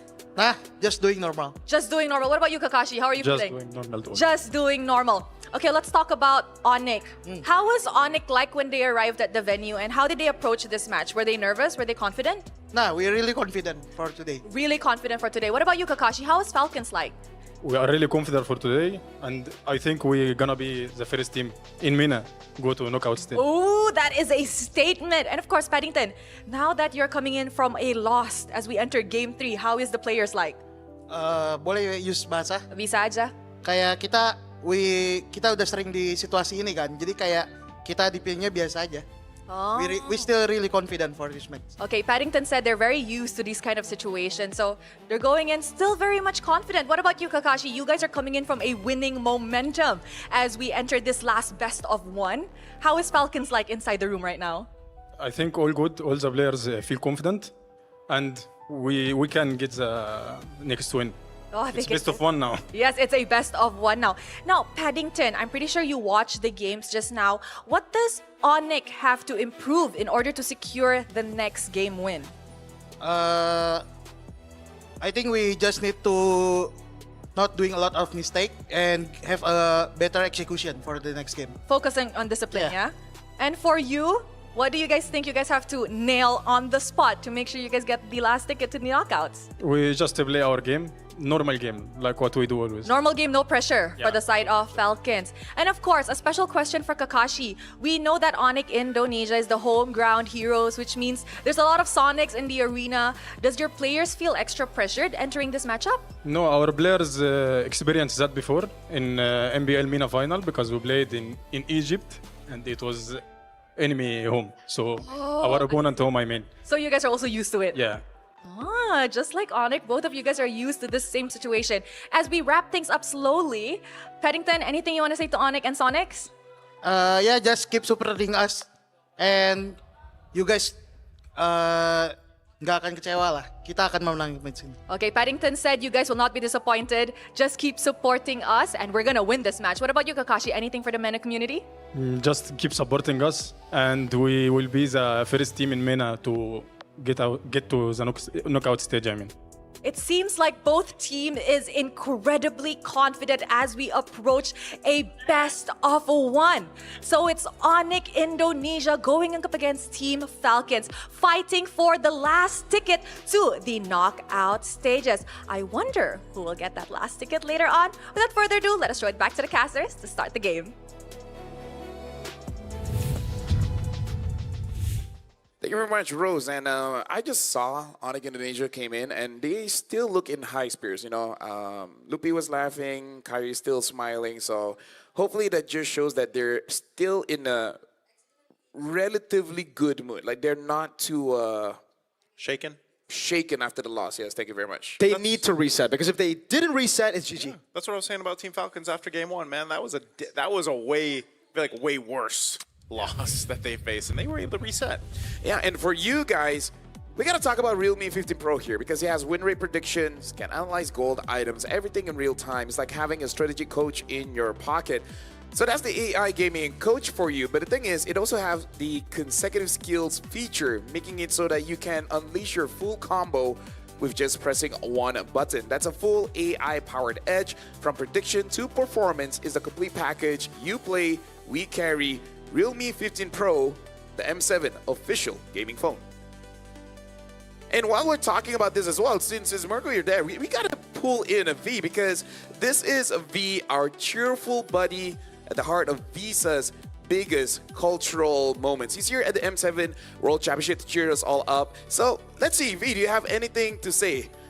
Bonjour, mon nom est V. Je viens de Visa, le marquis qui connaît le monde. Et je suis votre mascotte fiable. Mon rôle est de vous aider par vite en toute sécurité et de manière intelligente. Shopping, voyages ou les petits achats de tous les jours. Avec vie, vous êtes toujours rassuré. Alors, ensemble, commençons une vie cashless plus pratique et agréable. A bientôt. Thank you very much, V. And remember, this is our official payment partner. V is international. He's been all around the globe. Thank you very much, Visa, for having us here, helping us out doing the sponsor stuff. Yeah. WV. Can't wait to be the real V. Can we get a WV in the chat right now, chat? WV. MVP. WV. MVP. And also, Patrick has been wrecking up shop all over the land of Dawn. Make sure you guys grab the Patrick skin because it is available in game now. And the thing is, you just buy it out. No spin. No, do this, that, playing games. You just buy it straight. I love that. I love when you can just buy it. Dude, I agree. You know what I don't want to work for it, you know? Yeah. But you know what I want to know? What? What do you want to know? If that was the highest grossing, like, individual skin. Ooh. Probably one of the JJK skins or Naruto. I think Naruto. I think Naruto skin for sure. If you consider you have to, like, roll for those. But let's say, wait, I guess you couldn't really compare that then. Because I guess just buy him out of the shop. I guess let's see, like, who has the most owned skin, right? Like, who actually possess those skins? The most owned collab skin. Yeah, collab, yeah. Okay. Probably. Because out of all the skins, Patrick is the easiest. Everything else, they're behind some kind of event. That's true. What about the Neymar skin? The Neymar skin was like... Yeah, that was pretty big, right? Oh, yeah. True.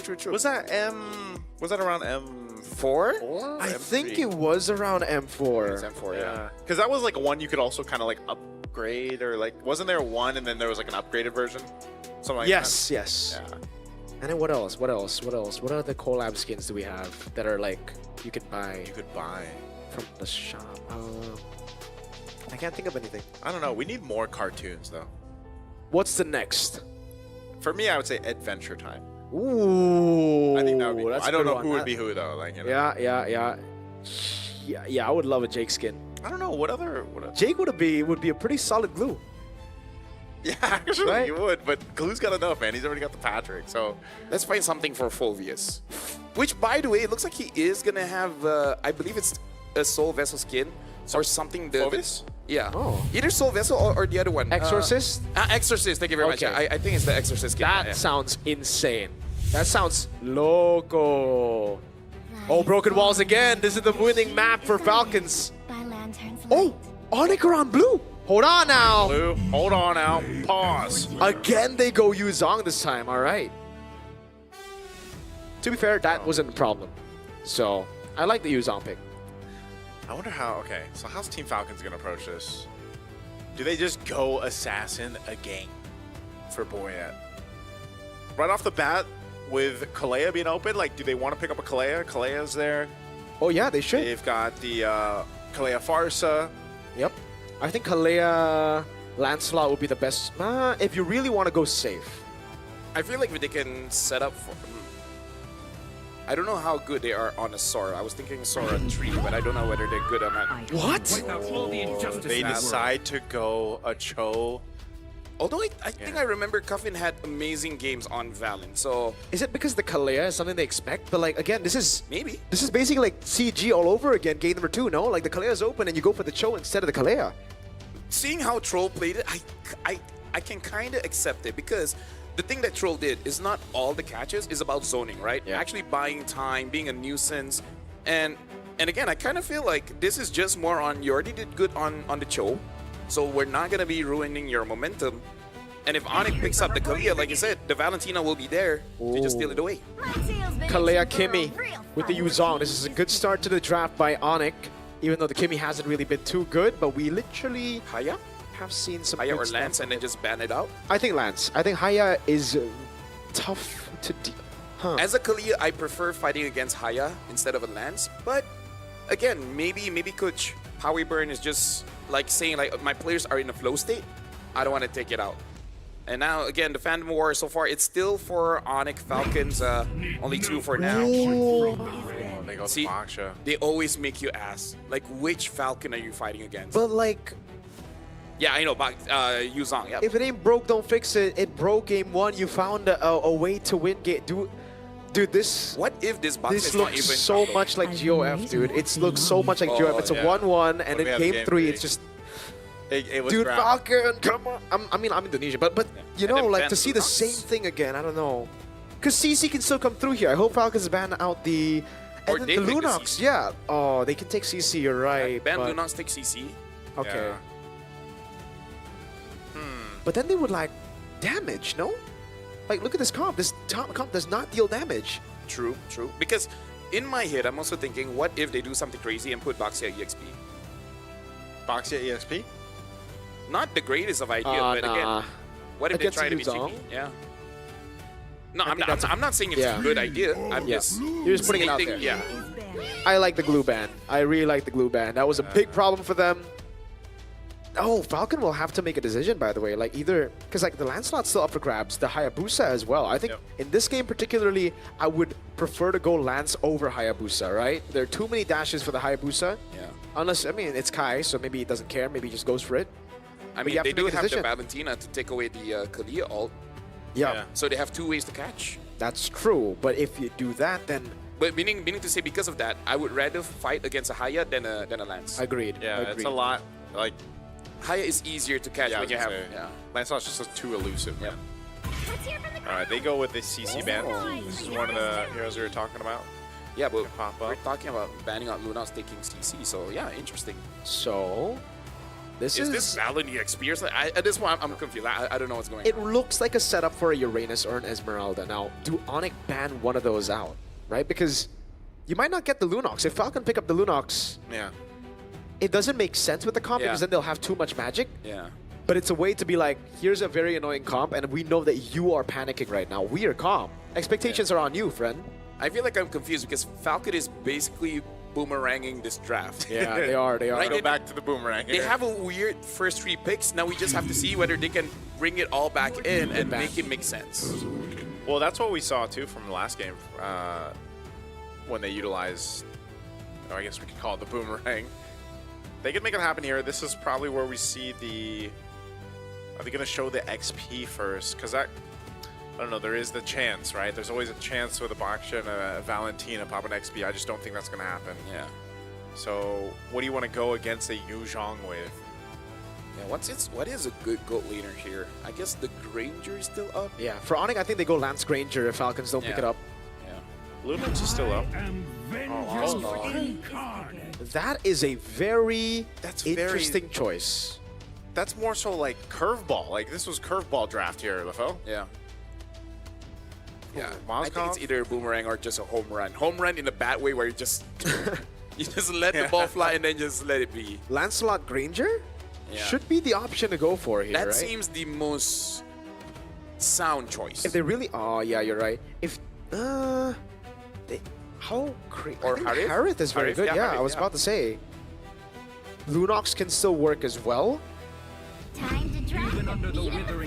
Joy Granger. Joy Granger. The Joy's really, really good against the Baksha, but I think I think this is a very risky choice. I don't know why they are not going for Lance on Kyrie because, I mean, we were talking about it, Haya or Lance. Haya would be the easier target to target by Cho and by the Valentino who can still Tsunami Slam.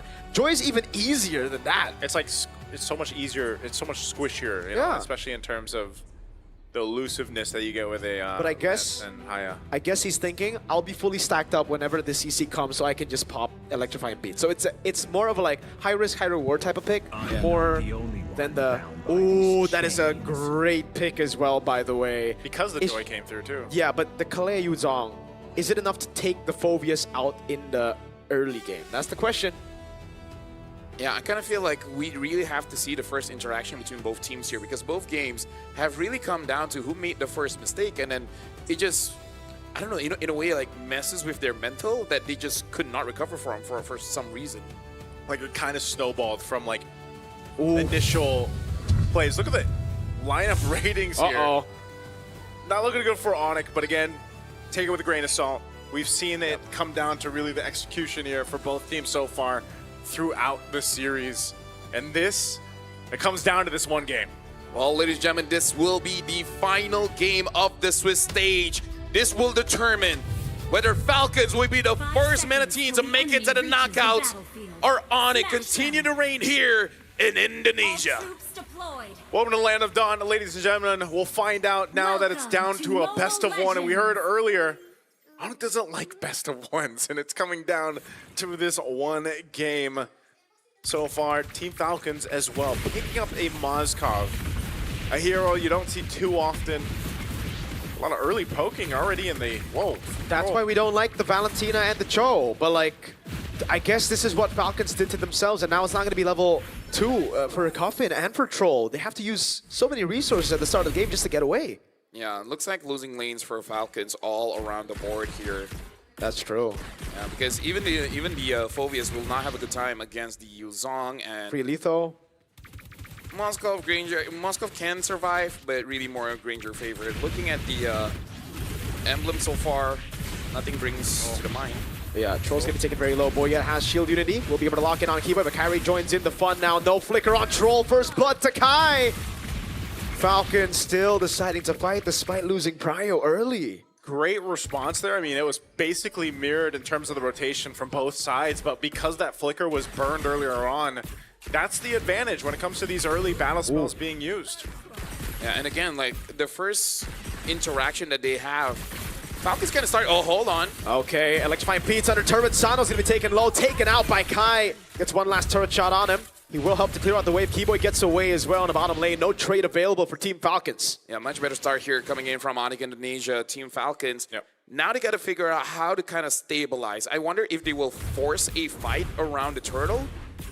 At that point, I don't even know if that's a good call. It's crazy, man, because Troll's only level 2, you know? So, like, yeah, I don't know how they're going to deal with this first turtle coming up. It might be easier. Yes, Keyboy's not level 4, but He's working on it. They're going to battle for it, though, it looks like. Electrifying beats coming down now. Boya's going to be chain CC. Kai wins out the red tree battles. That's too much damage for Sanji to deal with. Now it's Boya caught. Kai is on a killing spree. Man. That's why I was wondering. I don't know if they want to contest it. Yeah. They should have just, given how the first portion of the early game went, they should have just given that up at least to just buy themselves enough time to kind of reset in. I don't know what's going on. Like, I really don't like when drafts just go 1,080 when you already have a winning. You mean 180? Oh, 1,080. What's 1,080? No, you just spin so many times. Ah, okay. So 180 times 10. Yeah. Damn. Gotcha. That's a lot of spins. Yeah. Yeah, I see what you're talking about, though, too. Like, you know, again, this lineup that Team Falcons brought to this game 3, if, you know, with the Moskov, we already know it's going to take time to build up, especially against Skylar here on the Granger, but more so, too, you're playing around this Cho, and you were delayed so much. I mean, he's still level 3 right now for Troll. And so your game plan, the way to make this work is kind of, it's stalled out. You know, you're entering that portion of the game where already that second turtle is going to be up here in about 30 seconds or so, and you're just kind of waiting. Keyboy going to be a whole level up. Yes, Cuffin's holding on to his own Tsunami Slam, but they kind of have to rely now on Boya to go ahead and rotate around, set things up with Sanji later on for this objective fight. Oh! Tsunami Slam, lock control down. He just got the flicker back up, and now Kyrie sings a song, or rather puts a song down on him. That's yet another kill for Kai for 0-1. Yeah, I gotta say, Troll set up so that a kick had a good angle for Boya to do something about it, but that was really nothing for him to do about it. And now Boya is gonna get pushed by ONIC ID. Oh, wow. I think, yeah, just forced off again. Kyrie playing into an advantage that he can build up with Turtle coming up now, too. Troll not having a flicker again. You're kind of just... Sans doing his thing. Giving the dance there in the mid. As much as I enjoy... Oh, SOD! Don't take it, Sans. What? Huh? What? Sans got that? Wait. Oh, did he get it from the burn of the way one? I mean, Kyrie did not use Red Tree, so... Oh, Red Tree. He used it for this, so that's why. Yeah. But also, it's like, yes, as an Indonesian, happy that ONIC's winning, but why does this always happen to Falcons game 3? I don't get it. We just saw this, I feel like, was it last month? GOF, yeah, dude. It's Valentina, Cho, and then Baksha. I mean, like, it's like... We don't have losers interview, but games like this... We need a losers interview because, like, they gotta explain. I don't know if it's just... Again, with even the way the order of the draft came through, you're looking at it. I mean, Troll had an amazing game last time, but when your Cho doesn't have, like, even if he gets a kick, it's like, what can you do with the kick? No, honestly, in games like this, reminds me of Jake Paul, man. Jake Paul? It's every day, bro. No, if you think about it long enough, you'll see what I'm saying. Or is that Logan? Wait, is that? No, Jake. No, that's Jake. That's Jake, bro. Yeah. It's every day, bro. Yeah. Wait, how does it remind you of him? I can say it off broadcast. Oh, okay. Yeah. All right. Leave them guessing, man. Yeah. Right now. W chat bait. I was gonna say, oh man. Yeah, they got caught in the traction pulse. Sans is just 360ing, or as you said it, LaFell, what, 1080? 1080. Wait, 10. Yeah, 1080. How many rotations 1080 again? I kind of forgot. By the way, it's not like 10, but yeah, it's not 10. I don't know, bro. Faster maths. Yeah, technically one. Type in the chat. One full circle is 360, brother. Just chat bait the chat. So that's bro. like 3x. Just chat bait the chat. It's 3 spins. Yeah, 3 spins. Yeah. Right now, Team Falcons is spinning around right now, trying to decide what to do here. I wonder if chat understands what I'm leading to. I think they are, man. Yeah. Chat is way smarter than you imagine. Whoa! Tsunami Slam, but I don't know if you want to go on Keyboy. Another Tsunami Slam. Look at the zoning from Lumpy up above. Boy, yeah, it's going to be taken down. Skylar picks up his first Sky Piercer stack. Sanji going to be next on the chopping block as Skylar gets a double. And ONIC push their lead to 6,607 and 0. Wow, at the 6.5 minute mark too. A lead like this, they'll go and force their way under the tier 1 turret. No threat at all from Cuffin and Troll here. And now with this turtle up, last one, just gonna go in the hands of Kyrie as he secures it. 3 for 3 in the turtles. 2 for 3. One was Sans, brother. That's right, Sans. Well, right now with 7,000 gold, 7-0. Kind of feels a bit over because so far there's not been any good Moskov games from wildcards till now. It's almost like Falcons just intentionally No, that's why I say cook their own draft. This feels like Jake Paul. I understand it now. Okay, I get it. You don't have to say it off broadcast. I understand. Yeah. I get the assignment here. Yeah, look at that. Oh, dude, look at the goal difference. 3,000, bro. Oh my goodness. 3,000, bro. I don't know. I just don't know why it happens every game 3. Is it just the pressure too much that they like? Is it in their contract? Maybe. I mean, Tsunami Sam around Boyet into the immobilization. Traction pulse as well. Boyet to be taken very low, shredded down by Physical and Magical. Good body block for Sanji, but it's not enough, man. And he's caught all alone. Lut P, we're in the bush. Petrifying and Furious dive. Baiting out the Purify now as Lut P walks back onto Sanji. Oh no, Sanji's baited in. Another stack for Skylar. Tsunami Slam stolen. Skylar gets a double. 10-1. Sans is spinning. We always get the zoom in of Sans doing his thing here, but man, Team Falcons now on the other side of it, dealing with this kind of lead. Boy, it jumps in. Oh, good Furious dive there to prevent Troll from going G-Kundo Flicker. Skylar now walking back up. Rhapsody coming down over on Boyet, forcing the point Sans there. Oh, threading the needle. Skylar 6-0-2, 60 stacks on Sky Piercer, a free orange buff. You know what? You really need this Granger skin, man. It's really growing on me. Dude, I have it. We haven't been able to play, man. I need to wait for my diamonds. Oh no, under the turret they go. Electrifying Beats. Oh my, Skylar's godlike. Oh my days. Oh my days indeed. Team Falcons, where did it all go so wrong? Dude, 10.6. I really don't want to talk about the game, man. Look at the stats. 486, 492, 970, 702, 8214, 8222. Yeah. 702, an 030, an 041. Take it, Sano. Oh, man. And that's a 315. Yeah. I don't know what's going to happen here for Team Falcons. This lineup as well isn't the best defensiveness that we've seen from compositions. Whoa! They go all in on Sans, but he has the Purified Troll, goes over the way the Dragon Blue, look at the peel coming down from Keyboy. Sans gets shoulder bashed and finally gets taken out, but Lutpe comes around. 1v3? No, but oh no, Troll. The sacrifice. Electrifying Beats, a shot from Skylar puts him at 80 stacks, 8-0-2. Okay, they went to go make a play. They get Sans. They got to deal with this Lord coming through. Sans will be back up for this, so will Troll, but still, nonetheless, they're still in the same position here. No bounty, man, so like, yeah, exactly the same. Actually worse, because Skylar got a stack. Got another stack. Oh man, this is... I think for them, they understood that they're losing. Yeah. But Sans did too much. Yeah. Too much spinning, so like... They can let's handle just the kill loss, him. but not the disrespect. Yep. Yeah, right now, look at this. The shots, too, from a distance, just kind of poking them down. Lord slowly making its way down this bottom side here. Cuffin's holding on to that Tsunami Slam. I don't know if they can pull a miracle play off. I don't think so. I don't think they have the damage. Cuffin needs to land a 5-man Tsunami Slam. Yeah. There you go. That's possible. one. That's just one. Now Lil P comes around. Keyboard's going to be taken very low. He still survives. What? Oh. He dies finally to the SOD. Boy, it goes over to shield unity. Lil P jumps in. Petrify on 3. Gets all of the DOT and the healing now. Goes in for another slash as Kyrie walks up with electrifying beats, and that's going to be Cuffin taken low. Lil P right there. Skylar, does he execute anyone? No, he does not. 2 base turrets to ONIC ID. ONIC says, you know what? We've got this lead. Let's not throw it here. They take the 2 base turrets down off that push. A Divine Glaive now in the hands of Sans. But Team Falcons have bought him a little more time. I'm not sure exactly what the game plan for them is going to be here. Kasano so far away, man. Again, on this Moskov, still trying to build in. Only has a Corrosive Scythe, Golden Staff, doesn't have the DHS yet. As you take a glimpse, I mean, oh my goodness, dude. 5,000. Big gap in the gold lane right now. Dude, that's crikey, mate. That is crikey indeed. At this point. Oh, 4,500. Oh, that's painful, mate. There we go. They're going to go for it.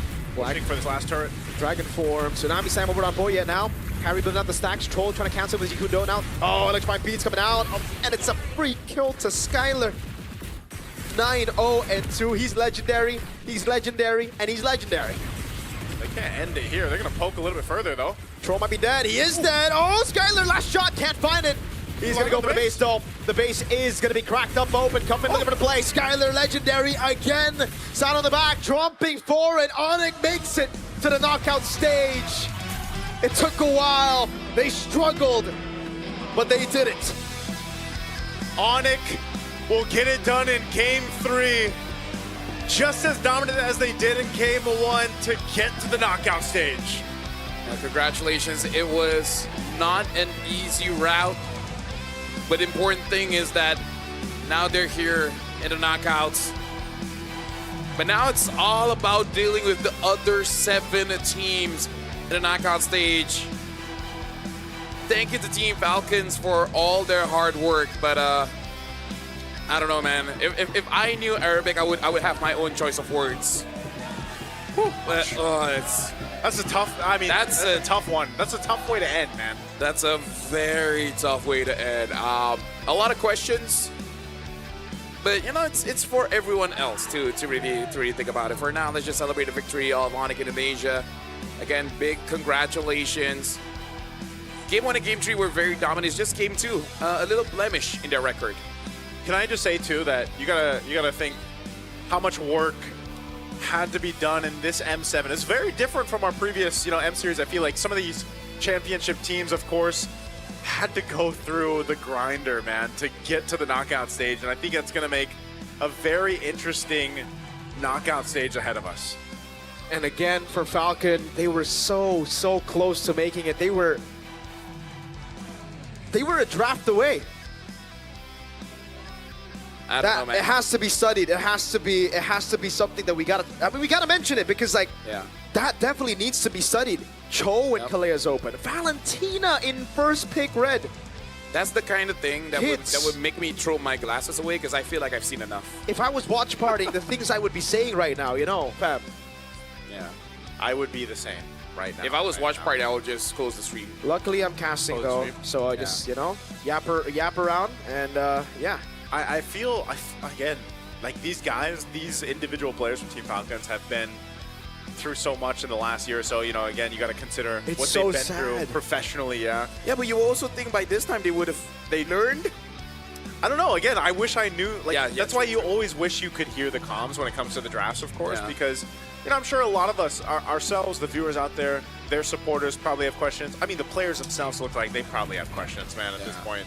But this one was definitely, it was a draft issue, and there was just nothing that could be done, especially when you kind of, you just get smacked around from the start to the finish here. Yeah. And I feel like we are seeing all of this out of love. Because again, if we didn't care, we're like, oh, well, GG, good job, ONIC, but the fact that we're talking about is because we see the potential. Yeah. We see how strong they are. To see them fumble does hurt a little bit in the boo-boo, But anyways, right now, we will be going over to the stage with Rose and the rest of ONIC Indonesia for the interview. For 2 years straight, Team Falcons had to bow out of the competition, just one win away from qualifying to the knockout stages. Although they could not advance further to the next stage, their presence alone in the international stage was more inspiring than anything they've ever done. Once again, thank you so much to Team Falcon for such an inspiring journey. And of course, the team to get the last ticket to the knockouts tomorrow. Indonesia, make some noise for ONIC ID! Wow, that was an intense series, and I think everybody was definitely at the edge of their seat. Now, Sans, congratulations on securing the last ticket for the knockout stages. What does this win mean to your team, who's had such a shaky journey so far in this M7? Let's go, Paddington! Mungkin kemenangan hari ini ini bikin kita mental naik juga. Terus alhamdulillah menang juga hari ini 2-1 dan kita udah masuk playoff. Pastinya besok kita tetap main lagi dan kita sisanya kasih yang terbaik aja sih. Okay, San said that actually this win definitely helped their momentum and their mentality state as they play for the knockout stages tomorrow. And of course, all that aside, they will definitely do their best in their upcoming match. Thank you so much, San. And of course, Kiboy. Kiboy, game 1 was definitely amazing. It was dominating, in fact, for the side of ONIC ID. Game 2, however, was so shaky. Could you perhaps share with us what actually happened in the game that led to such a shaky game? Ya menurut gua tim Falcon kuat juga lah dan nggak mau kalah juga karena ada jauh-jauh datang ke Indo. Jadi mereka berjuang mati-matian juga. Terus kita juga bikin banyak mistake lah di early sama mid game lah. He said that, yes. Paddington, okay, Paddington. Translate. Okay, let's go, Paddington. Apa tadi? It's okay, I'll do it. I got you, Paddington. So, Kiboy said that they could see the fighting spirit from the side of Team Falcons as they came from a very far place. They came here to play their hearts out. It was definitely a do-or-die situation, and in that situation, Team Falcons stepped up. And of course, from the side of ONIC, they could see a little bit of the mistakes coming in from the early to mid-game. Okay, guys, Paddington, you need to step up as my translator, okay? Okay, very good. Now, Kyrie, just so you know, based on stats, you actually haven't died 3 out of 4 games up until you picked that Guinevere. And you haven't died 3 out of 4 games ever since, until you picked that Guinevere. So, could you share with us, Guinevere kind of has a shaky statistics right now here in the M7. Do you think Guinevere is actually still very much viable?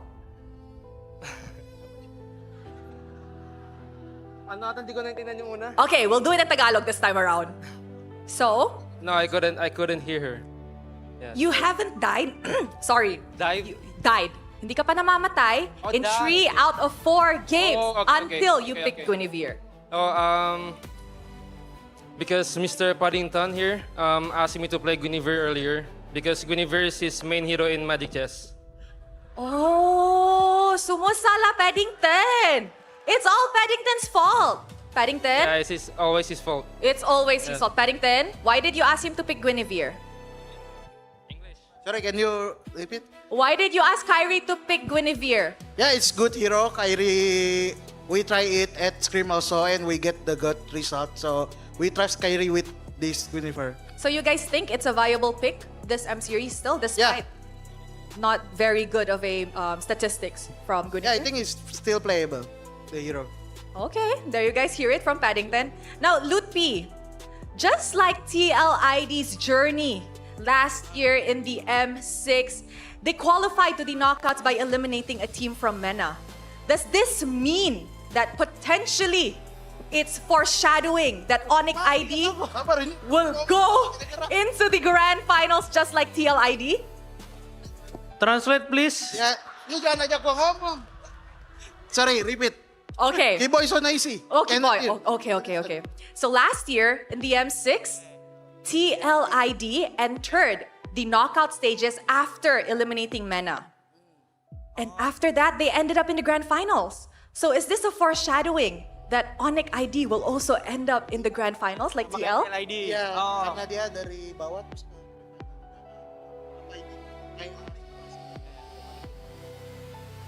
Jangan ini tahu. Kalau dari aku ya mungkin semoga kita perjalanan sampai kayak TLID kan. Terus habis itu ya yang semoga yang di finalnya kita bisa menang lah. He said he hopes that he has the same journey as TLID and they end up in the grand finals. But this time around, they hope to win the grand finals. And of course, last but not least, we have Skylar. I will need Paddington's help. Yeah. Okay, Skylar. After this interview, we will be having a draw for the knockout stages, right? 3-2 will meet 3-0. Who do you want to meet? SRG or Alter Ego?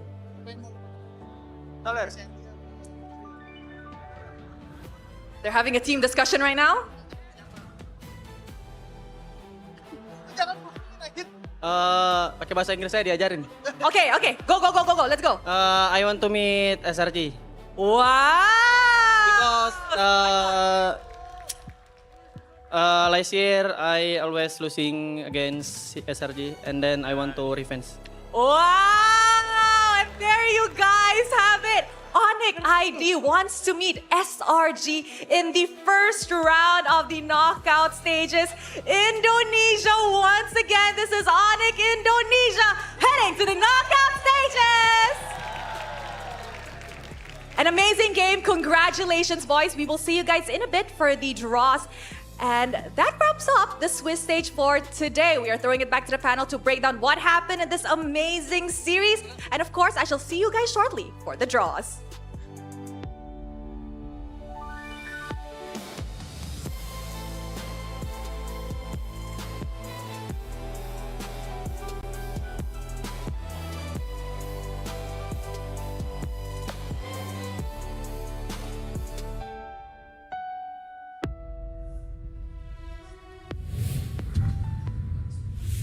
Thank you very much, Rose, as well as big congratulations to ONIC Indonesia. And yeah, doubly for Skylar. We always love when players are like, yes, we know they're strong, but that's kind of why we want to fight them in the first place. Knowing the netizens, they will use that against him, which is like the worst thing in esports. Yeah. But I still appreciate the players for having personality. Because is it fun to just stomp on your opponents, right? It's more fun fighting against someone at your level and actually sweating for that W, you know? Absolutely. Yeah. I love Kyrie's answer too, you know, with the whole Guinevere question. Yeah. Like, it was Paddington. Because he it's Magic Chess. Magic Chess.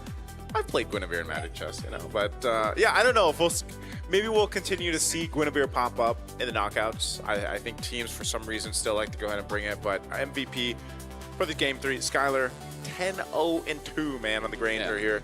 And it's been nice. It's been nice to see Skylar in form again, I would say, especially here on the international stage. For me, it was nice when Paddington was saying how Guinevere is still good, and then Keyboy's just like, Keyboy's face in the back, yeah. Sure. I think he was like, it's good. I'm sure Please the draft, ban it against us. That's every player's like reaction when they get the call. CG ban Guinevere, man? Like, I have no clue. I don't know. We'll look at the highlights. I'm gonna imagine today never happened. No, we have to imagine it happened because LaFell, it did happen. And we had 3 teams eliminated, 3 teams secure their spot in the knockouts. And I don't know, man, as we look at the highlights here, you do make a point, though, LaFell, that there were so many games that just had like these 10,000 gold leads for some reason. I don't know what it was today.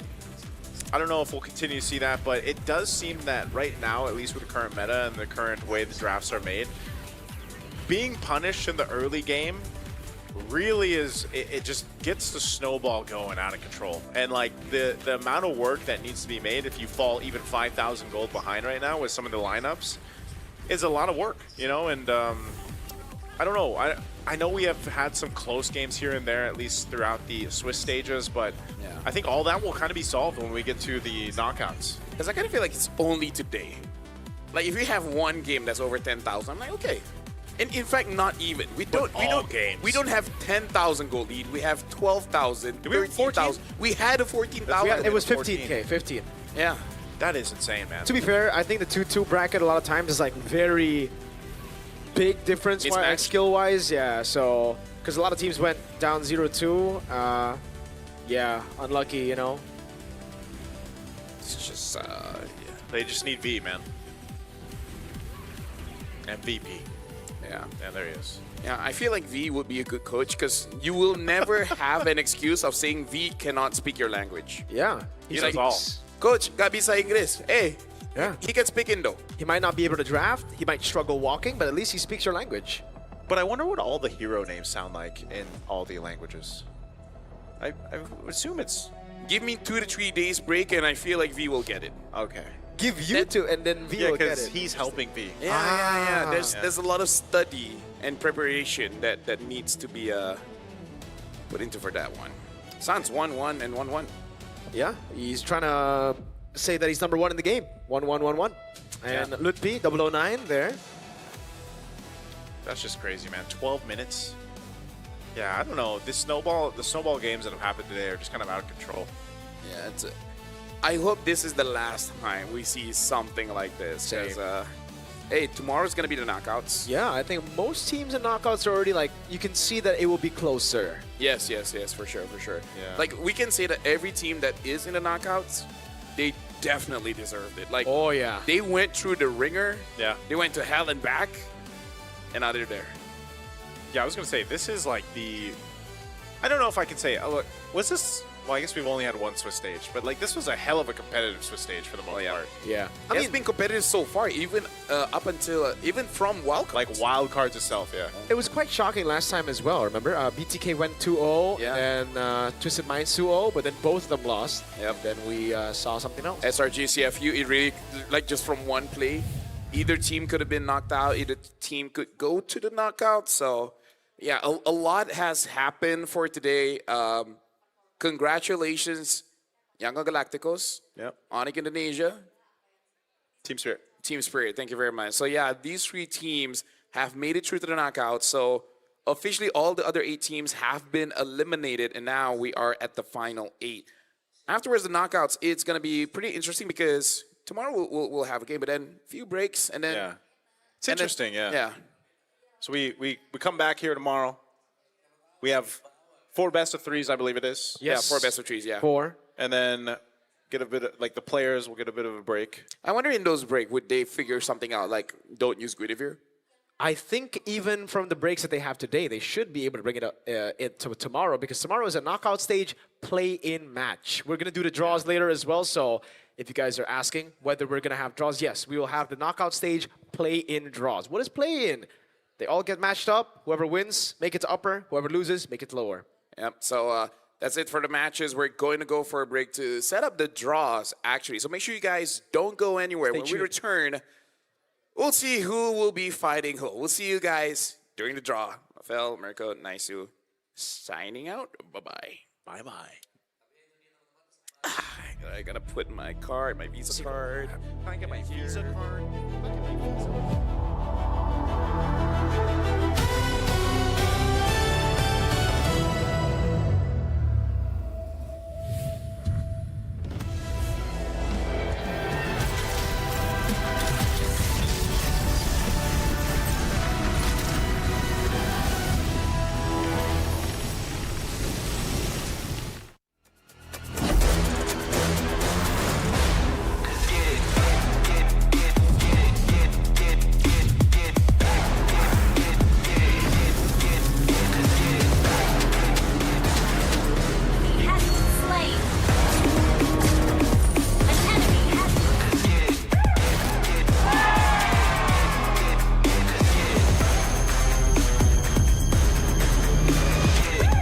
Realme 15 Pro M7 official gaming foam.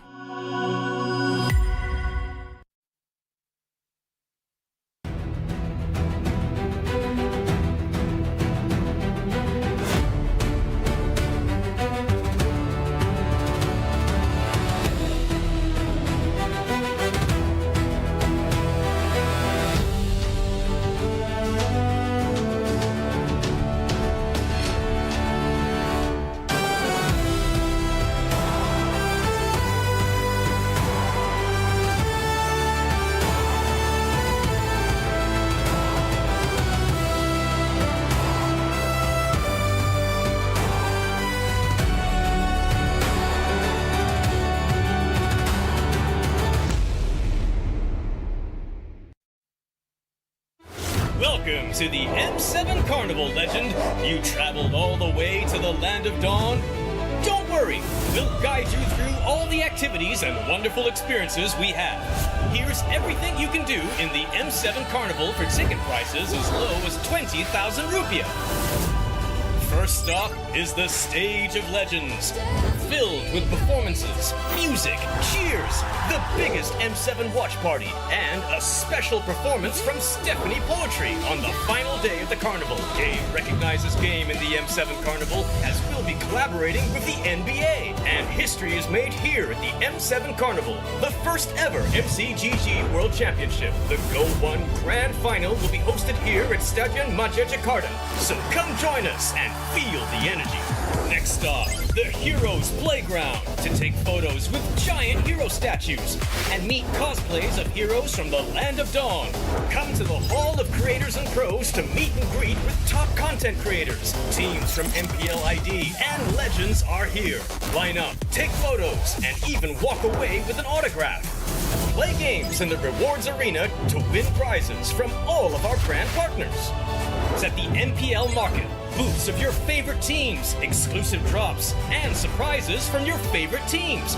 Take a quick bite at GoPay's Land of Dine. We've partnered up with GoPay for your food and drinks. The Magic Map has shown us all 6 zones in the M7 Carnival. We're calling you to play, explore, and wander. Don't miss out on exclusive gifts ready for visitors worth over 2.5 billion rupiah, including M7 limited edition swag bags, exclusive merch, in-game chests, and special skins. Are you ready, Legend? Get your tickets soon, because we can't wait to meet you at the M7 Carnival.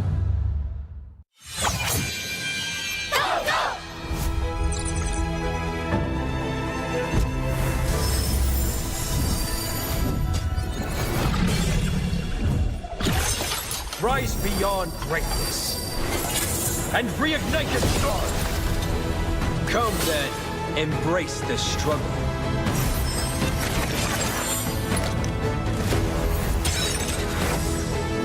Hold on. Let it become your strength.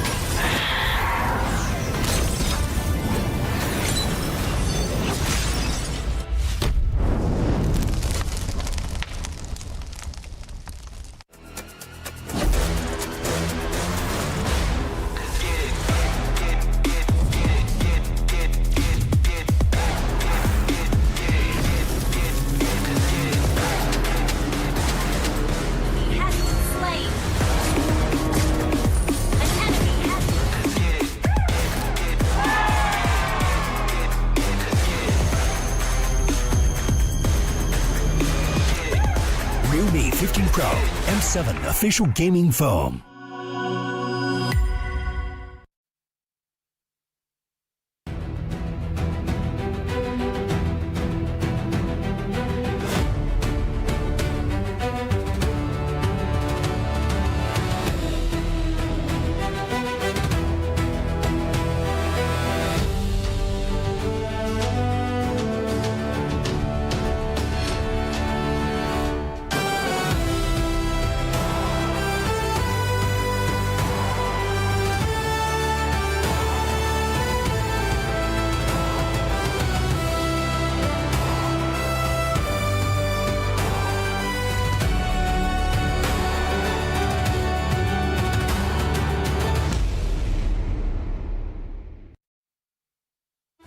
Welcome to the M7 Carnival, Legend.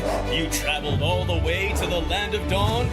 Don't worry, we'll guide you through all the activities and wonderful experiences we have.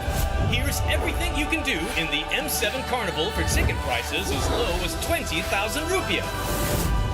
First stop is the Stage of Legends, filled with performances, music, cheers, the biggest M7 watch party, and a special performance from Stephanie Poetry on the final day of the carnival. Game recognizes game in the M7 Carnival, as we'll be collaborating with the NBA. And history is made here at the M7 Carnival, the first ever MCGG World Championship. The Go 1 Grand Final will be hosted here at Stadion Maja Jakarta. So come join us and feel the energy. Next stop, the Heroes Playground to take photos with giant hero statues and meet cosplays of heroes from the Land of Dawn. Come to the Hall of Creators and Pros to meet and greet with top content creators. Teams from MPL ID and Legends are here. Line up, take photos, and even walk away with an autograph. Play games in the rewards arena to win prizes from all of our brand partners. It's at the MPL Market. Booths of your favorite teams, exclusive drops, and surprises from your favorite teams. Take a quick bite at GoPay's Land of Dine. We've partnered up with GoPay for your food and drinks. The Magic Map has shown us all 6 zones in the M7 Carnival.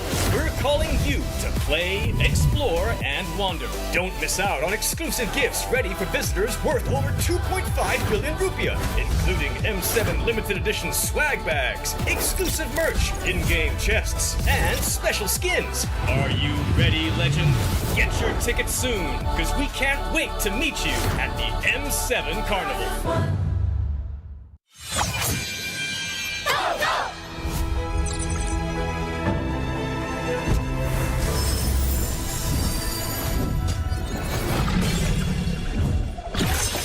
Rise beyond greatness and reignite your star. Come then, embrace the struggle.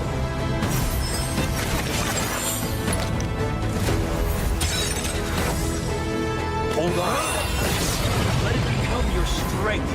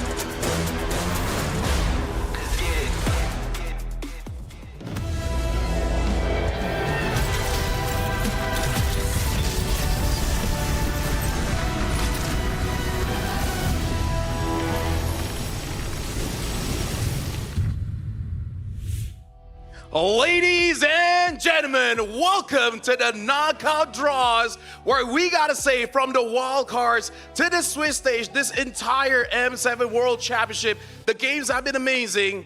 And I gotta say, there were a lot of stories being told. My name is Afel. Alongside with me is Luminaire, as well as my partner in crime, Mirko. Mirko, the last time we were here, I gotta say the draws haven't looked that great. So how do we feel about that right about now? I mean, it wasn't too great for you, man, but my boy Luminaire made sure it was pretty good for us, man. I mean, people back at home. Hey, speaking of, Luminaire, we watched the games for today. Yes. 10,000 goal leads everywhere, a lot of fast games. What do you think about today's matches? I know ONIC will be win easy, should be, because they the strongest team in Indonesia, but I don't know why they losing one game to the part-time esport. Well, either way, it's like right now the strongest, we'll see whether it's ONIC or Alter Ego. Speaking of, right now in front of us, we do have 3 different pools here. We got the 3-0 bracket, the 3-1 bracket, as well as the 3-2 bracket. In history, you know, me and Mirko does not have the best of hands. We're pretty bad. So right now, it really will be on Luminaire. So this is what we will do. Luminaire will first go over to the 3-0 bracket here. Grab both teams. Both teams will be on different halves of the bracket. And then afterwards, he will go to the 3-2 slots and see the first 2 teams will be fighting against the 3-0 team. And then the other 3-2 team, they're basically going to stand there until we draw the 3-1. So, Luminaire? Yes? If you please, come over here. This is going to be exciting, LaFell, because last time we did this, he was really good for us. Yeah. Indonesians, I mean. Yeah, okay, so on the count of 3, 3, 2, 1, go. There's only Alter Ego as well as SRG here. So I would say the first draw, it wouldn't mean much. It's really when we get to the 3-2. Now that's when it gets exciting and terrifying. That's true. Both teams here made it through the Swiss stage with a spotless record. None of them took any losses in the Swiss stage. Looked dominant all throughout, both SRG and Alter Ego. All right, this will be the first team. And it's gonna be Alter Ego as the first team being selected. And again, it doesn't mean anything just yet. We'll see what happens in 3-2. Thank you very much, Luminaire. There you go, we can see Alter Ego there. Yeah. We know definitely what's next here, but we're still gonna go and pick up the ball, open it up for you to see who makes it. Hey, how crazy would it be? Yeah. All right, so the other team is gonna be SRG. Are you sure, LaFell? If I'm wrong, I don't know, bro. How sure are you? A different level of caster curse. It is indeed SRG, Selangor Red Giants. All right, so now we can see on the brackets, they're on different grounds here. But now, Luminaire, this is gonna be the real test. Oh yeah. We're gonna go over to the 3-2 bracket, so you can put that down now. And again, just to remind everyone, here in the 3-2 bracket, Mirko, we got Yangon Galacticos, Team Spirit, as well as ONIC Indonesia. And to remind everyone, this is just the matchup, not the timing for the schedule. Yes, sir. See, Luminaire has avoided an Indo-Indo matchup in the Swiss stage, but can he avoid it here in the knockout stage? Wait. Luminaire. Who do you hope for here? Yangon Galacticos, Team Spirit, or ONIC Indonesia? Yangon. Yangon Galacticos. Okay, let's see whether he gets his wish. Again, these are the teams who just qualified in today. I'm gonna get a quick little peek. I actually can't tell who it is. Yep. I don't see anything yet. I caught a bit, but I don't know if it's... Ladies and gentlemen. Oh my God! He is the guy who has gotten both MY, PH in the Swiss stage, and in the knockout stage, straight up, it's going to be Indo. Alter Ego meets ONIC ID. How do you feel, Luminaire?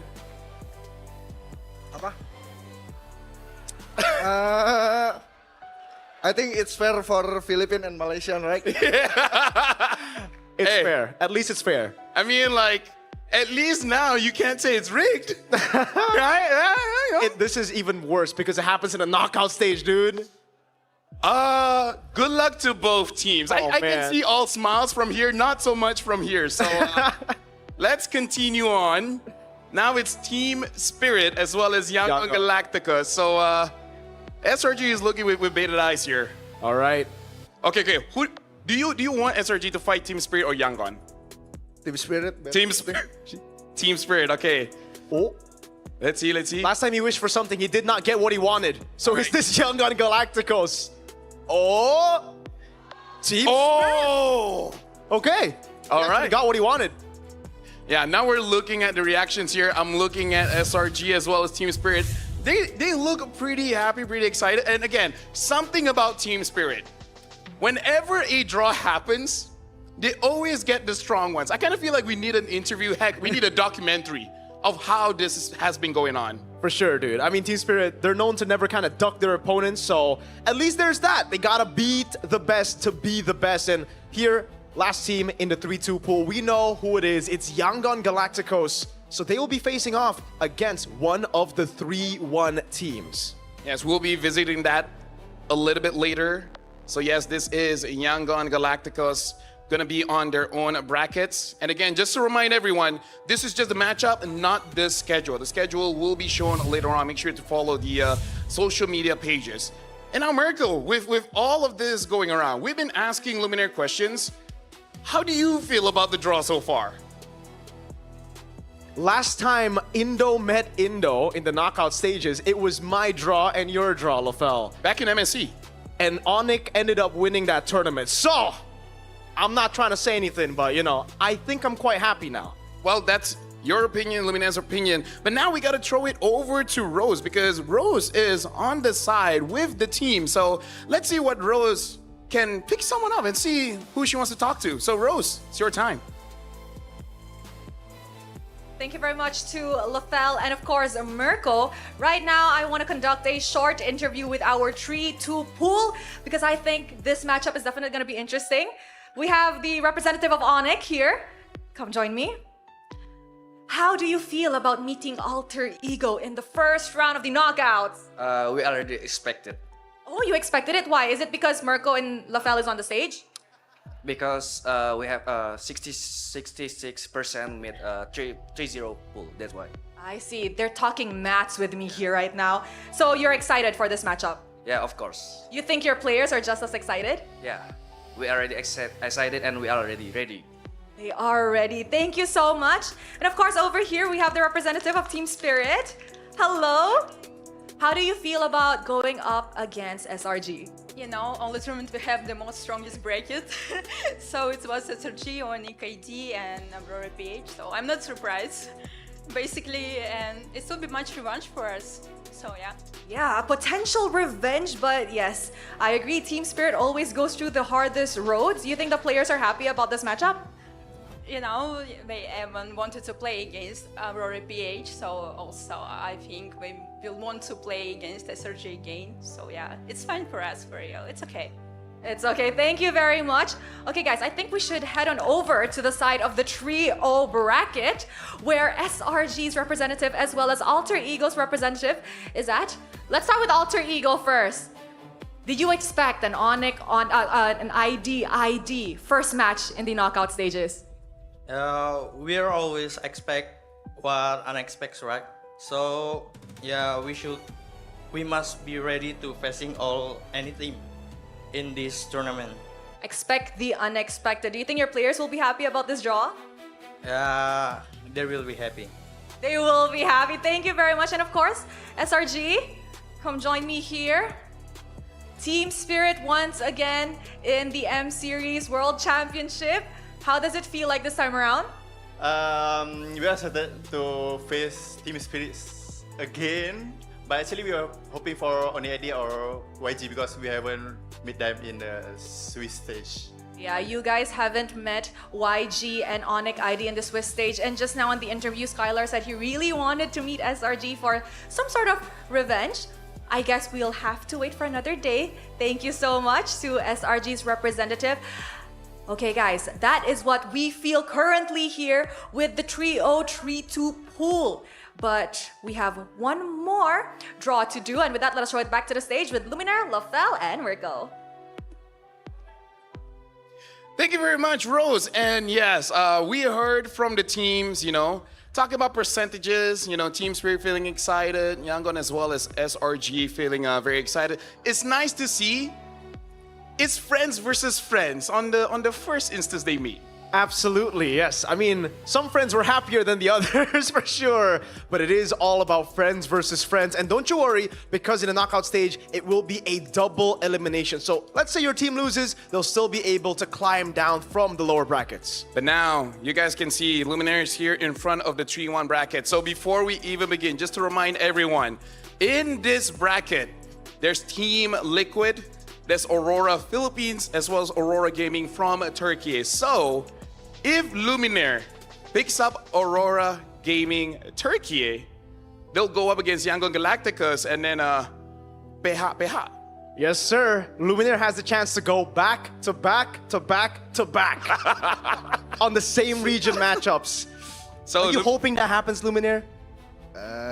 I think yes, because it's good for Indo and Malay, right? Yes. Fair enough. I like that whenever we ask, it's good for someone. Hey, he's an optimistic person, man. It's good for someone out there. Well, Luminaire, put your hands in the box because this is going to be the deciding factor. Whichever he picks will basically confirm the next matchup as well. That's true. Now, who's it going to be? All right. TLPH, Aurora Gaming Philippines, or Aurora Gaming? Well, I can't see. Okay, we just see the reactions coming. Oh! What is it? Everybody's celebrating! Team Liquid! Oh, TL versus Yangon Galacticos. But that also means it's Aurora versus Aurora. We didn't get the same region matchup, but we got an org civil war. Aurora versus Aurora.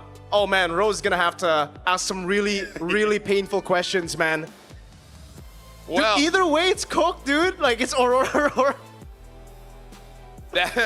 Man. Oh, wait, it's not facing YG. Oh, wait. Oh. Oh, never mind. We got the wrong info. Looks like TL will not be facing Yangon. Oh, interesting. Okay. Okay, so it looks like TL is in a different bracket, okay, I guess. So now this one will be the one. Okay, now looking at everyone's reaction, they're like, oh. So technically, PHP. It can still happen. Both can happen, right? Okay, production. This one, Luminaire picks up. Who will they be fighting? Who will the guy, the pick, who? Anyone help? Yes. Yeah. Oh. Okay, we'll see. It's Aurora. We just don't know which Aurora. Would you rather Turkey or Philippines, sir? This will fight against TL? Who is it? Aurora PH! What? Bro, how has he done it? Back to back to back to back, bro. What is... Luminaire, are you proud? Are you happy? Bro! I'm not sure. He's not sure. Hey, careful, your IG, huh? Indo, peha, bro. Here's the thing, we apologize because as you guys can see, me and Mirko have been working the entire day. We haven't been able to prepare for this knockout draw, so the order, was a bit mixed up, but... Oh my lord. ID, PH, MY, dude. Let me there. 4 times, man. Next time, we're not gonna get you. Yeah, we're gonna get 1 or something, Well. Are you okay with that? Okay, this matchup, though. Last ball, so this one we're going up against Yangon Galacticos, which is gonna be Aurora Gaming Turkey. So, quite the draw here, Mirko. Yeah. I wish we rehearsed just a little bit, I agree, but hey. Yep. This is only for formality. We knew it was going to be Aurora Gaming Turkey. They were the last team to get picked up here, but there you have it. It looks like some people are smiling more than the other, as usual. Yeah. Oh. Huh? Malaysian people are happy, he says. Okay. Malaysians happy? Huh? Oh, they say double thumbs up, so there you go. You know what? I feel like happy, not happy, we'll see how the bracket really turns out. Win, lose, like if you win, who you're going to face up against next and everything. But speaking of happy, Luminaire, are you happy? Little bit happy. Bro, he got Indo, and PH, bro. He's just getting ready for all the comments to come in. Well, we got to see. Rose will be talking to a few teams. We'll see if they are happy. So, no. Rose, I can see you're already over there in front of SRG and Yangon Galactica. So the floor is yours. How do they feel? Oh my, what a crazy draw. Luminaire with a 4-peat. And of course, over here, we're going to talk to a bit of the teams. We have Aurora Turkey's representative here. How do you feel about this? I mean, we got last pick 3 times already. So being last pick as well, I guess, is a formality, I think. Would you have rather faced YG, Aurora, or TL if you could have the option? Personally for me, I don't think it kind of matters. I think all teams are strong, when they get here. And facing any of them, we just have to overcome any of them anyway, eventually. You think your players are happy with meeting YG? I'm not sure. They're in the hotel. My phone kind of shake a little bit. So I guess maybe. Ooh, thank you so much. And of course, right beside him, we have Aurora Philippines representative. Hello. Now, how do you feel about Luminaire's luck? PH, first round. Actually, we're just having a conversation earlier because he wants to have like a Aurora versus Aurora matchup. However, I told him that we'd rather have TLPH on the matchup. I mean, it's sad to see PH versus PH, but I think TL and Aurora is meant for each other. So, yeah. Just meant for each other. You think your players are particularly happy with this draw? I think the emotions will be neutral because if you want to win the M7 championship, you must be ready to face anyone because everyone is so strong. And that's on period. Thank you very much. And over here, we have Team Liquid Philippines, another Filipino representative. What about you? Are you happy with Luminar's luck? A little bit surprised. A bit surprising. You didn't expect a PHPH in the first round. Not really, but I think I expected it when I saw Yangon go to Aurora, Turkey. Okay. And one last question. You think your players are happy with this? All I know is Carl TZ wants his third title. All you know is Carl TZ wants his third title, and that means completing the Golden Road. Thank you so much. And of course, last but not least, we have the representatives from Yangon Galacticus. Hello there. So what about this? You happy with this? You happy with Aurora Turkey meeting you guys? Yes, we are happy. And we didn't expect that because we thought we would be facing with the trio team, SRG especially. Yeah. You guys wanted to meet SRG, or you guys are actually happier to meet Aurora Turkey? We are happy with facing with Aurora Turkey. That's of course. All right. Is there anybody in particular you guys want to meet if you guys advance further? Yeah, as it is knockout stage, no matter which thing is, we want to face anything. Yeah. You guys are ready to face anybody. Thank you so much to YG. Thank you so much. Okay, guys, what an interesting draw. And of course, we shall throw it back to the stage where Mirko, Lafel, and Luminaire are kind of chatting it up because this was definitely a chaotic draw. Let's go back to the stage, guys. Thank you very much. Yeah. It just had to be us. It just had to be us. ID, PHPH. It just had to be us. What's your favorite matchup? Oh, definitely not the ID matchup, bro. You know what? I like SRGTS. I think that's a fire matchup. I also like Yangon Aurora Gaming Turkey. So just not the same region matchups. What about you, Luminaire? Which matchup are you more interested to see? ONIC ID versus Alter Ego. He knew that was gonna happen, bro. I kind of feel like no matter what, the matches is gonna be insane. After this, we will be looking at the bracket just to kind of solidify what has happened here today. And again, not scheduled just yet. We'll see the schedule later on back in social media, but this is the bracket we're gonna be seeing here. Oh. And yeah, just to confirm it out.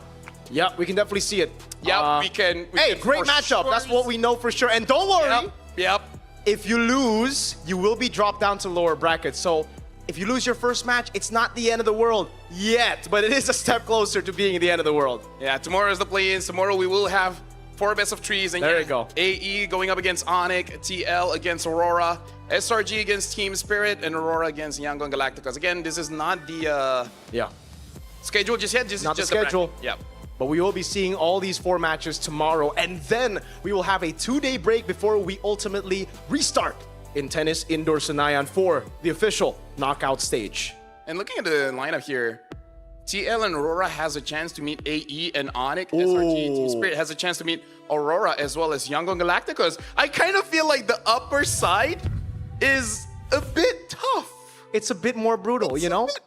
Not only did he get ID, PH, but he got it in an order where ID will face off against PH. Luminaire, I think you made a mistake. Yeah, I made a mistake. I think for PH and Indo. At least MY's happy. At least Malaysia's happy.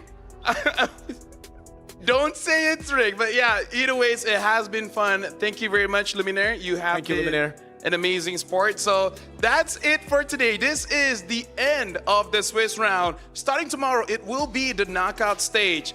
My name is FL. This is Luminaire. This is Mirko. We're all saying thank you, and we'll be seeing you guys for tomorrow at the start of the knockout stage. Good night.